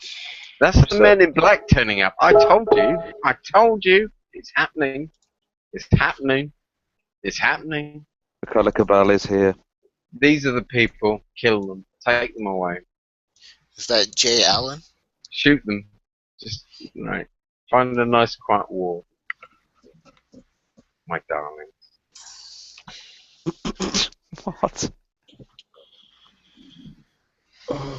Welcome to the podcast. Has anyone dared to recently look at how many people are watching it? Actually, what just happened? I see we're getting massive traffic from Reddit all of a sudden. Really? Let me have a look. Hate you, Reddit. Go away, Reddit. Sorry. No, not go away. We like traffic. We don't care where it comes from. No, Reddit are awful. Reddit is scum. Yeah, I don't care. No, Reddit can ask me any question about why I think they're scum. And I will answer them badly, and they will be able to go, haha, you big lol cat. You fucking idiot. Haha, you said, yeah, Reddit. And then we all come to you. And you'll be able to go away and say, look, for all these views. Yeah. Big whole fucking platter of views. Fuck you guys. It doesn't matter. He got the shit. You give me the lulls. It will work. Okay, I just realized I have over 300 tabs open. It's time to clean up a little. 300 tabs? 3 monitors, each with about 3 or 4 browsers. Yes. I'm feeling you. No, yeah. Oh my god, yeah, you could possibly manage that. You absolute beast, what a setup. That's a big old rig, isn't it? Well, I need it for work, dude. Yeah, if you're the multi-screen monitor king, I mean, what's that about? I can't do without anymore. Seriously, I need the space. Is she a gaming rig as well? Mm-hmm. Yeah, sort you got of. a card in there. It's kind of old. Card in there, yeah. It's an older rig, so it's not really that high end, but it does its job well. Did work pay for something that would be suitable that you could chuck a sneaky card in later? You clever dog. Yeah, I bet. Yes. Oh, He's got a reasonable machine for the job already, so.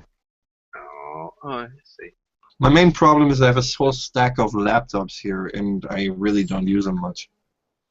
Oh, yeah. Oh, I see. Yeah. See, because once in a while I get a crazy client that goes like, okay, here have this catalog. You're gonna order everything in this catalog, and then you tell me afterwards which one is the best for me. We should auction them in a competition for new viewers. No. But that would be fun. Is anyone going to miss those laptops? No. They just... No? So I you was do thinking it. of sending them out to people who had really shitty machines and desperately needed a leg up. Oh, right. Will you do that then? Because that sounds like a better idea, actually. Like, for example, we got a bunch of people whose computers are so bad that they literally have to go on the phone. Yeah, people who need it for their gyros and they're just connecting with the government and shit like that. That's a good idea. That's a better idea.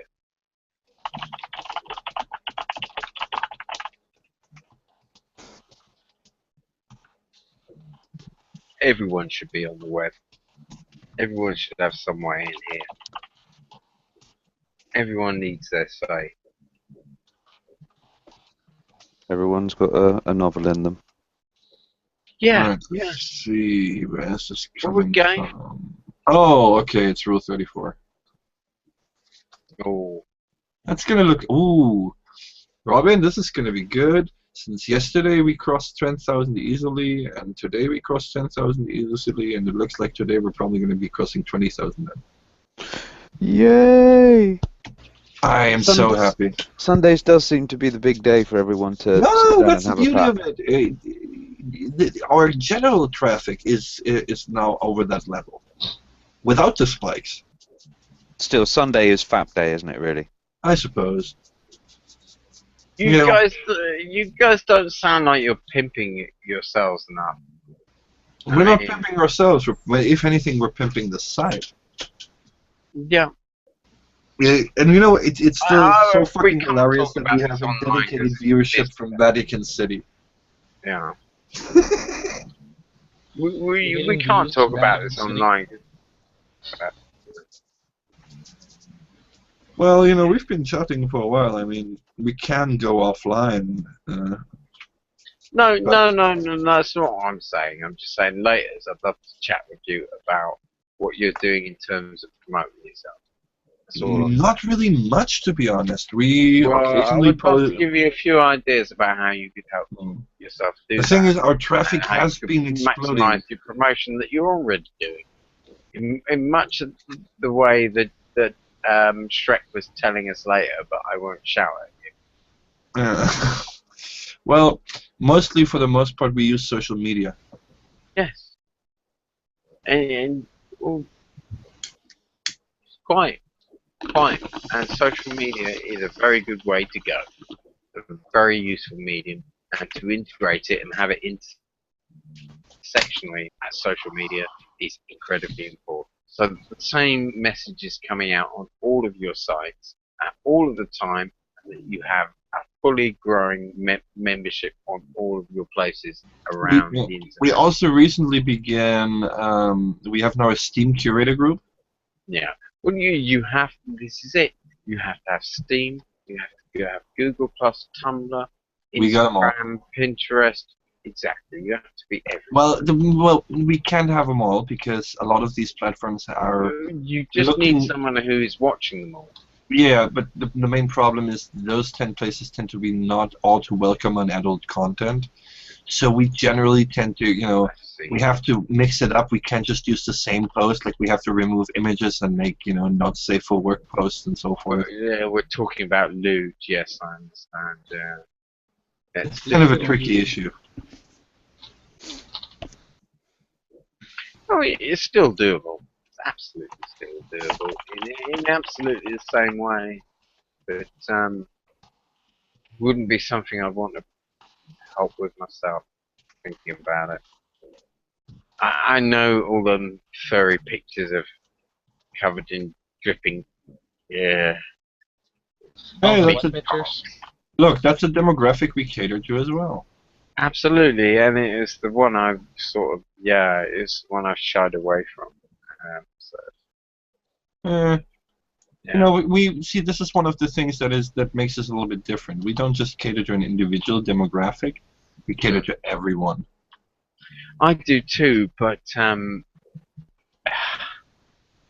don't know where I could. I've got nothing to add to that.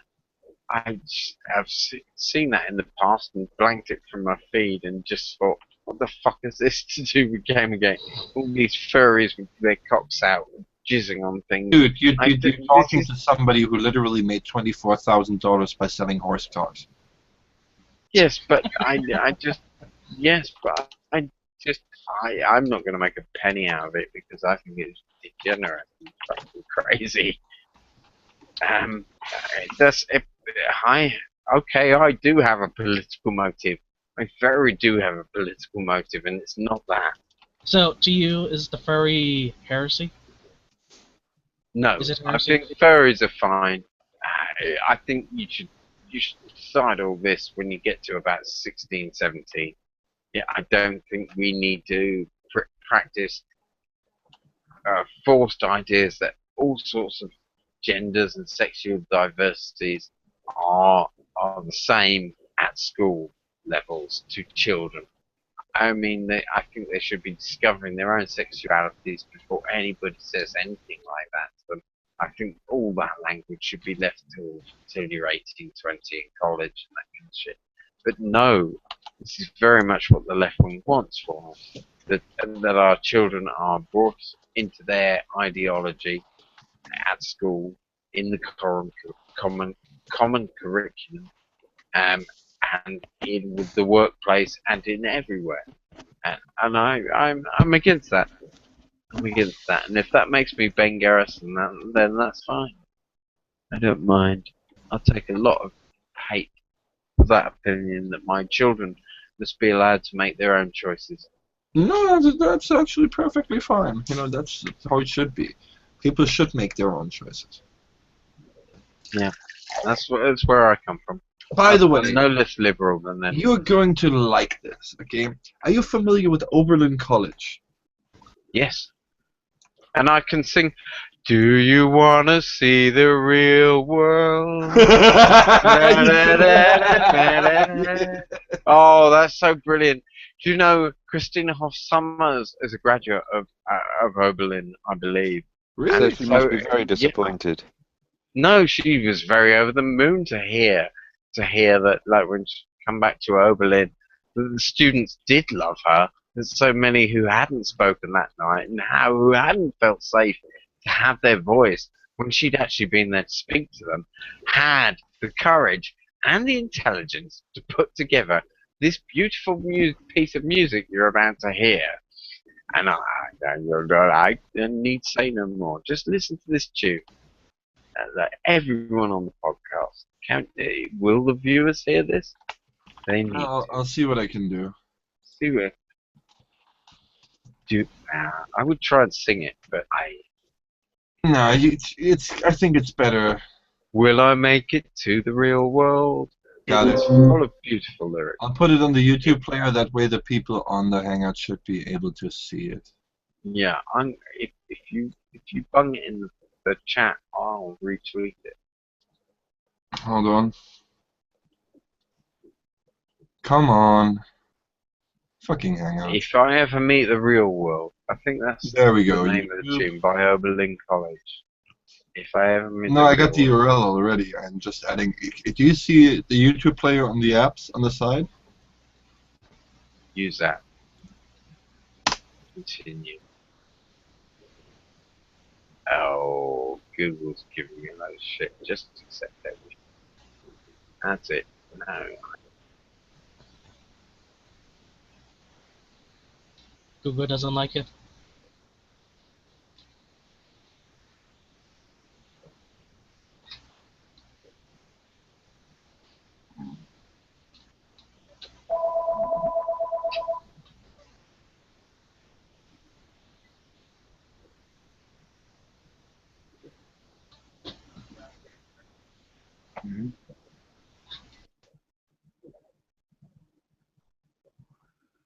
go to here. Let's go to here. What?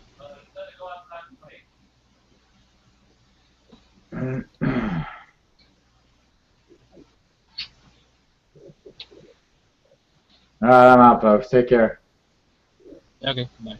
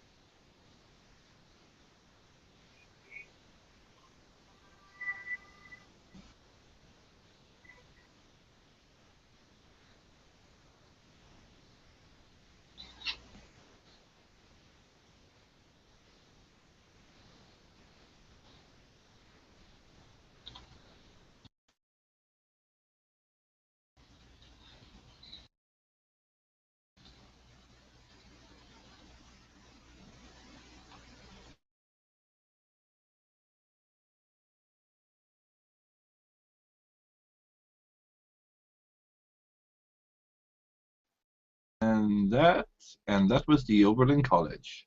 Fuck, that was magnificent. When I heard that for the first time, I almost died laughing. No, I cried. No, I cried because it was so important to me. It was. I don't mind saying that. Like Oberlin College when feels before reels. No. But it was. No, they were tears of exasperation released.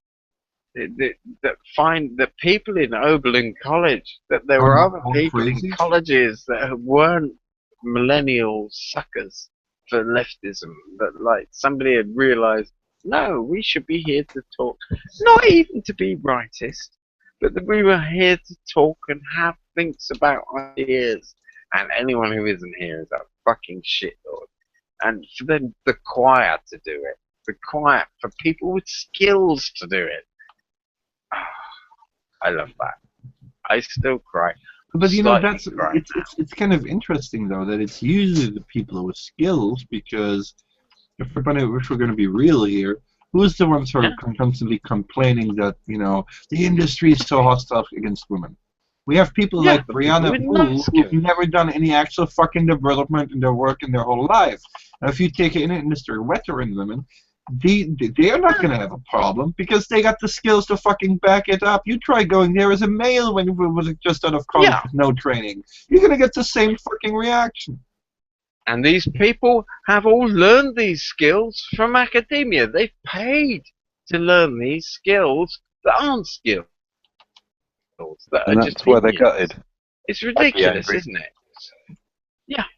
I mean, I'll I'm a be little bit angry. biased there, okay? I'm one of those old school renegade devs. Like, I never got any formal training, right? I pretty much learning by doing.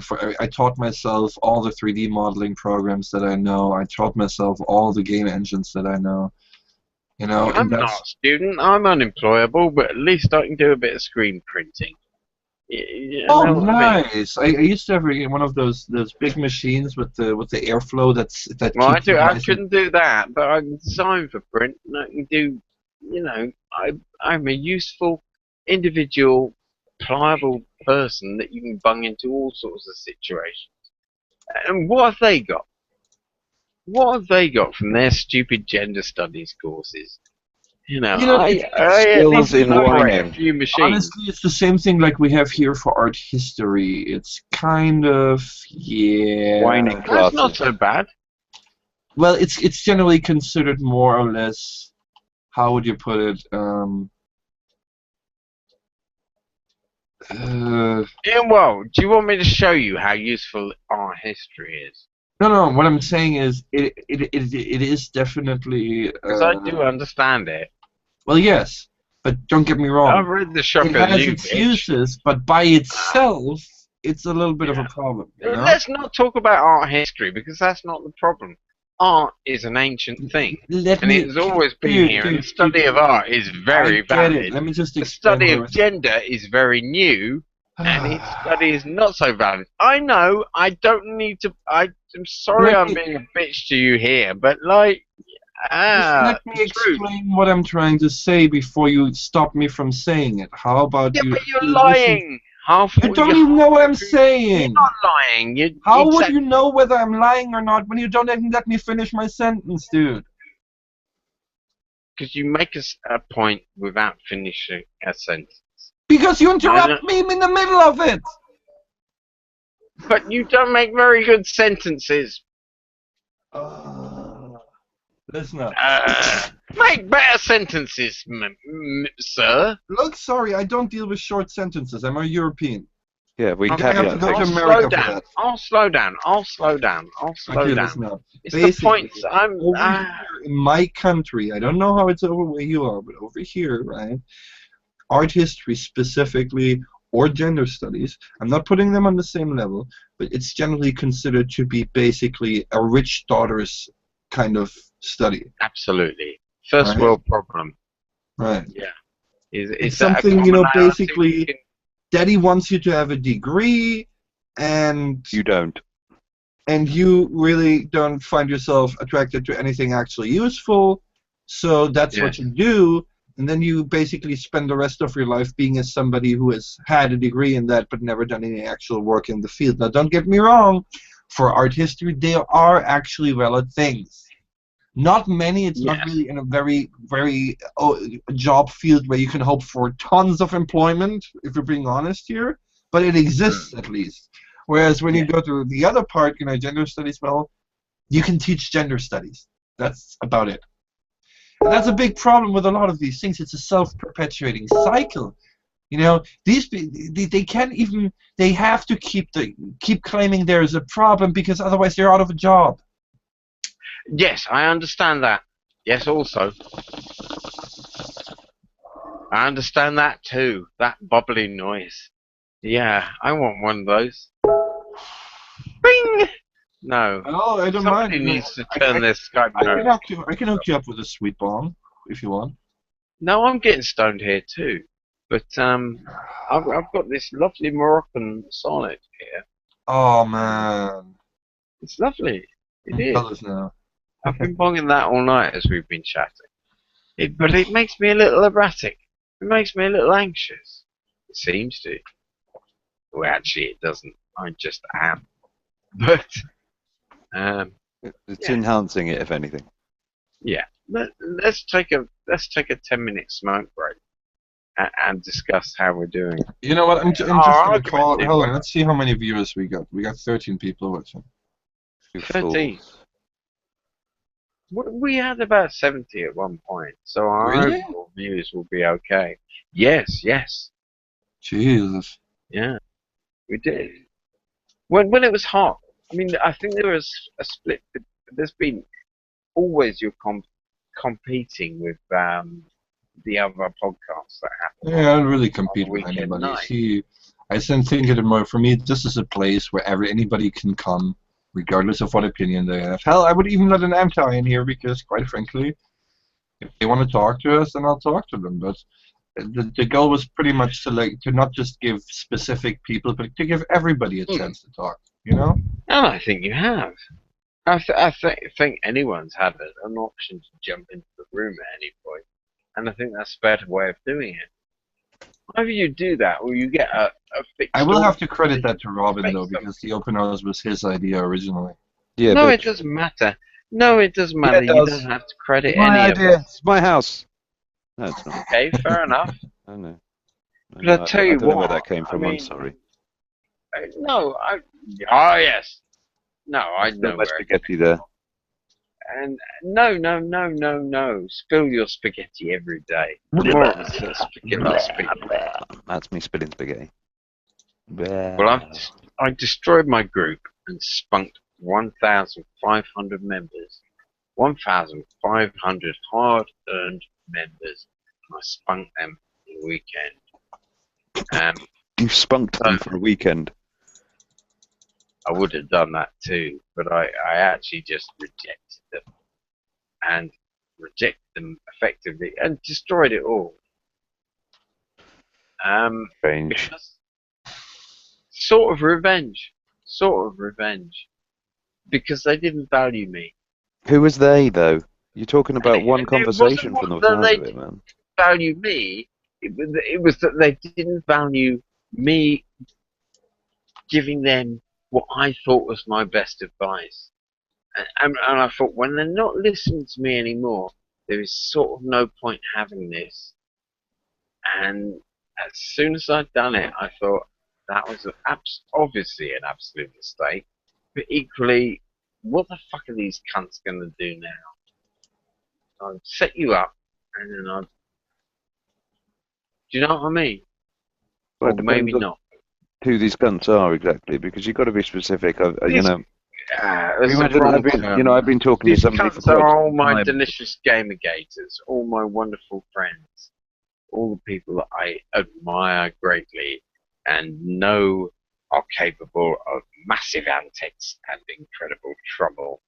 And Well, let me just suggest one thing. Try not to put people on a pedestal. That never works out well. That's very true. Because then you've just got a further place to throw them down. And I put myself on a pedestal, really, rather than them. I made too much of myself. I got too hubristic. I got too bossy and brutal with other people. Because so much was happening that often I didn't have time to deal with each individual problem humanistically, and so I just said, "Oh, ban it. Fuck him. Fuck them," and got too used to it. I think that was the mistakes I've made. You got ban happy. I got ban happy. I think I certainly did that. And you had a ban hammer, and you saw everything as a ban nail. Especially at the end of the game. At the end of the game, when I had nobody's confidence anymore. I think that's where I went wrong. I thought, right, fuck all my admins. But to be fair, that was fine. I only had one admin, Darren Lee Miller, who approached and appreciated me in the first place when I needed admin, which was when I got banned by feminists in the first time. I'd wanted this always to be a single me running a group because I knew it kept it stable. Despite the fact that I know I have my own weaknesses and alcoholism that makes me fuck things up, I knew I could run it. And then the feminists banned me for a month, and so I knew I had to get someone else to run it, keep it just alive or whatever. It wouldn't last a month. So I got Darren in, and he was a wonderful admin. Wonderful.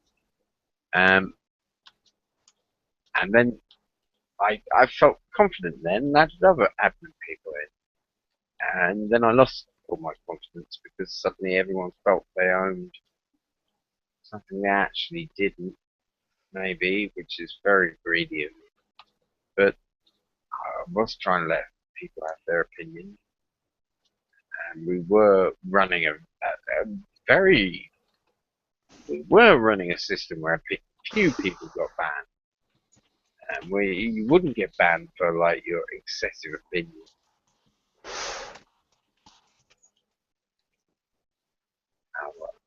Talk to them. I'm regretful. If people want to ask me about it more, they can. Well, I think we've found the right time to end today's broadcast for the moment.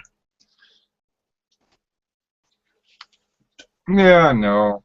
You need to get yourself a damn mic, dude. What's that? I was talking to Dark Dragon Soul in chat. Yeah. Alright, everybody, it's been a great open house, and we'll be back. No, let's carry on. Why should we end? Well... Just because you've got nothing to say, have you? Well, it's not that. It's also that, You're tired? You can't really play Payday while you do the open house. Pretty much. That's really what he's trying to get to. You people are keeping him away from his Payday addiction. I'm sorry. Recently acquired. I will download all my porn files to you in reparation. I am so sorry. Yeah. Okay. Good night, everyone. I want to die. I will It's been a drink blast, bleach. as usual. Please tune in next week. Ian's not having a good weekend. No, I'm not. I will drink the bleach. So come next weekend and listen to this podcast. Subscribe, like, all that. Press all those buttons, and next week you will be on the A list for the bleach treat. Yeah, bitches. Remember that shit. Yeah. And I'll do it whilst doing some crazy hip hop dancing, like with big fat We actually have got some quite skilled hip hop artists in Gamergate. Yeah, but they never do fucking anything. They Well, do. show me one piece of Gamergate hip hop. Everything is fucking musicals. We've got a load of queer musical people in Gamergate. Check out Gator Music Inc. on Twitter. No, I won't. No. I've got a whole fucking touch screen here. Did you say you wanted a Gamergate documentary? Sorry, let me just close this one crazy screen down. That is upsetting me. Fine. Sorry, Robin. I'm really, as you could imagine, I'm a little drunk. Here we are. What do you want me to do? Sorry, yes, I'll do it. Sorry, repeat your instructions. Sorry. I was asking you a question. What did you want to see more of? In Gamergate or in the world? You were saying that there were a lot of musicals.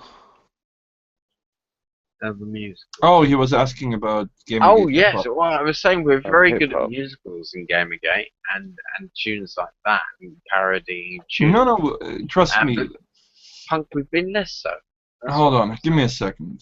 No, please. I would love you to enlighten me.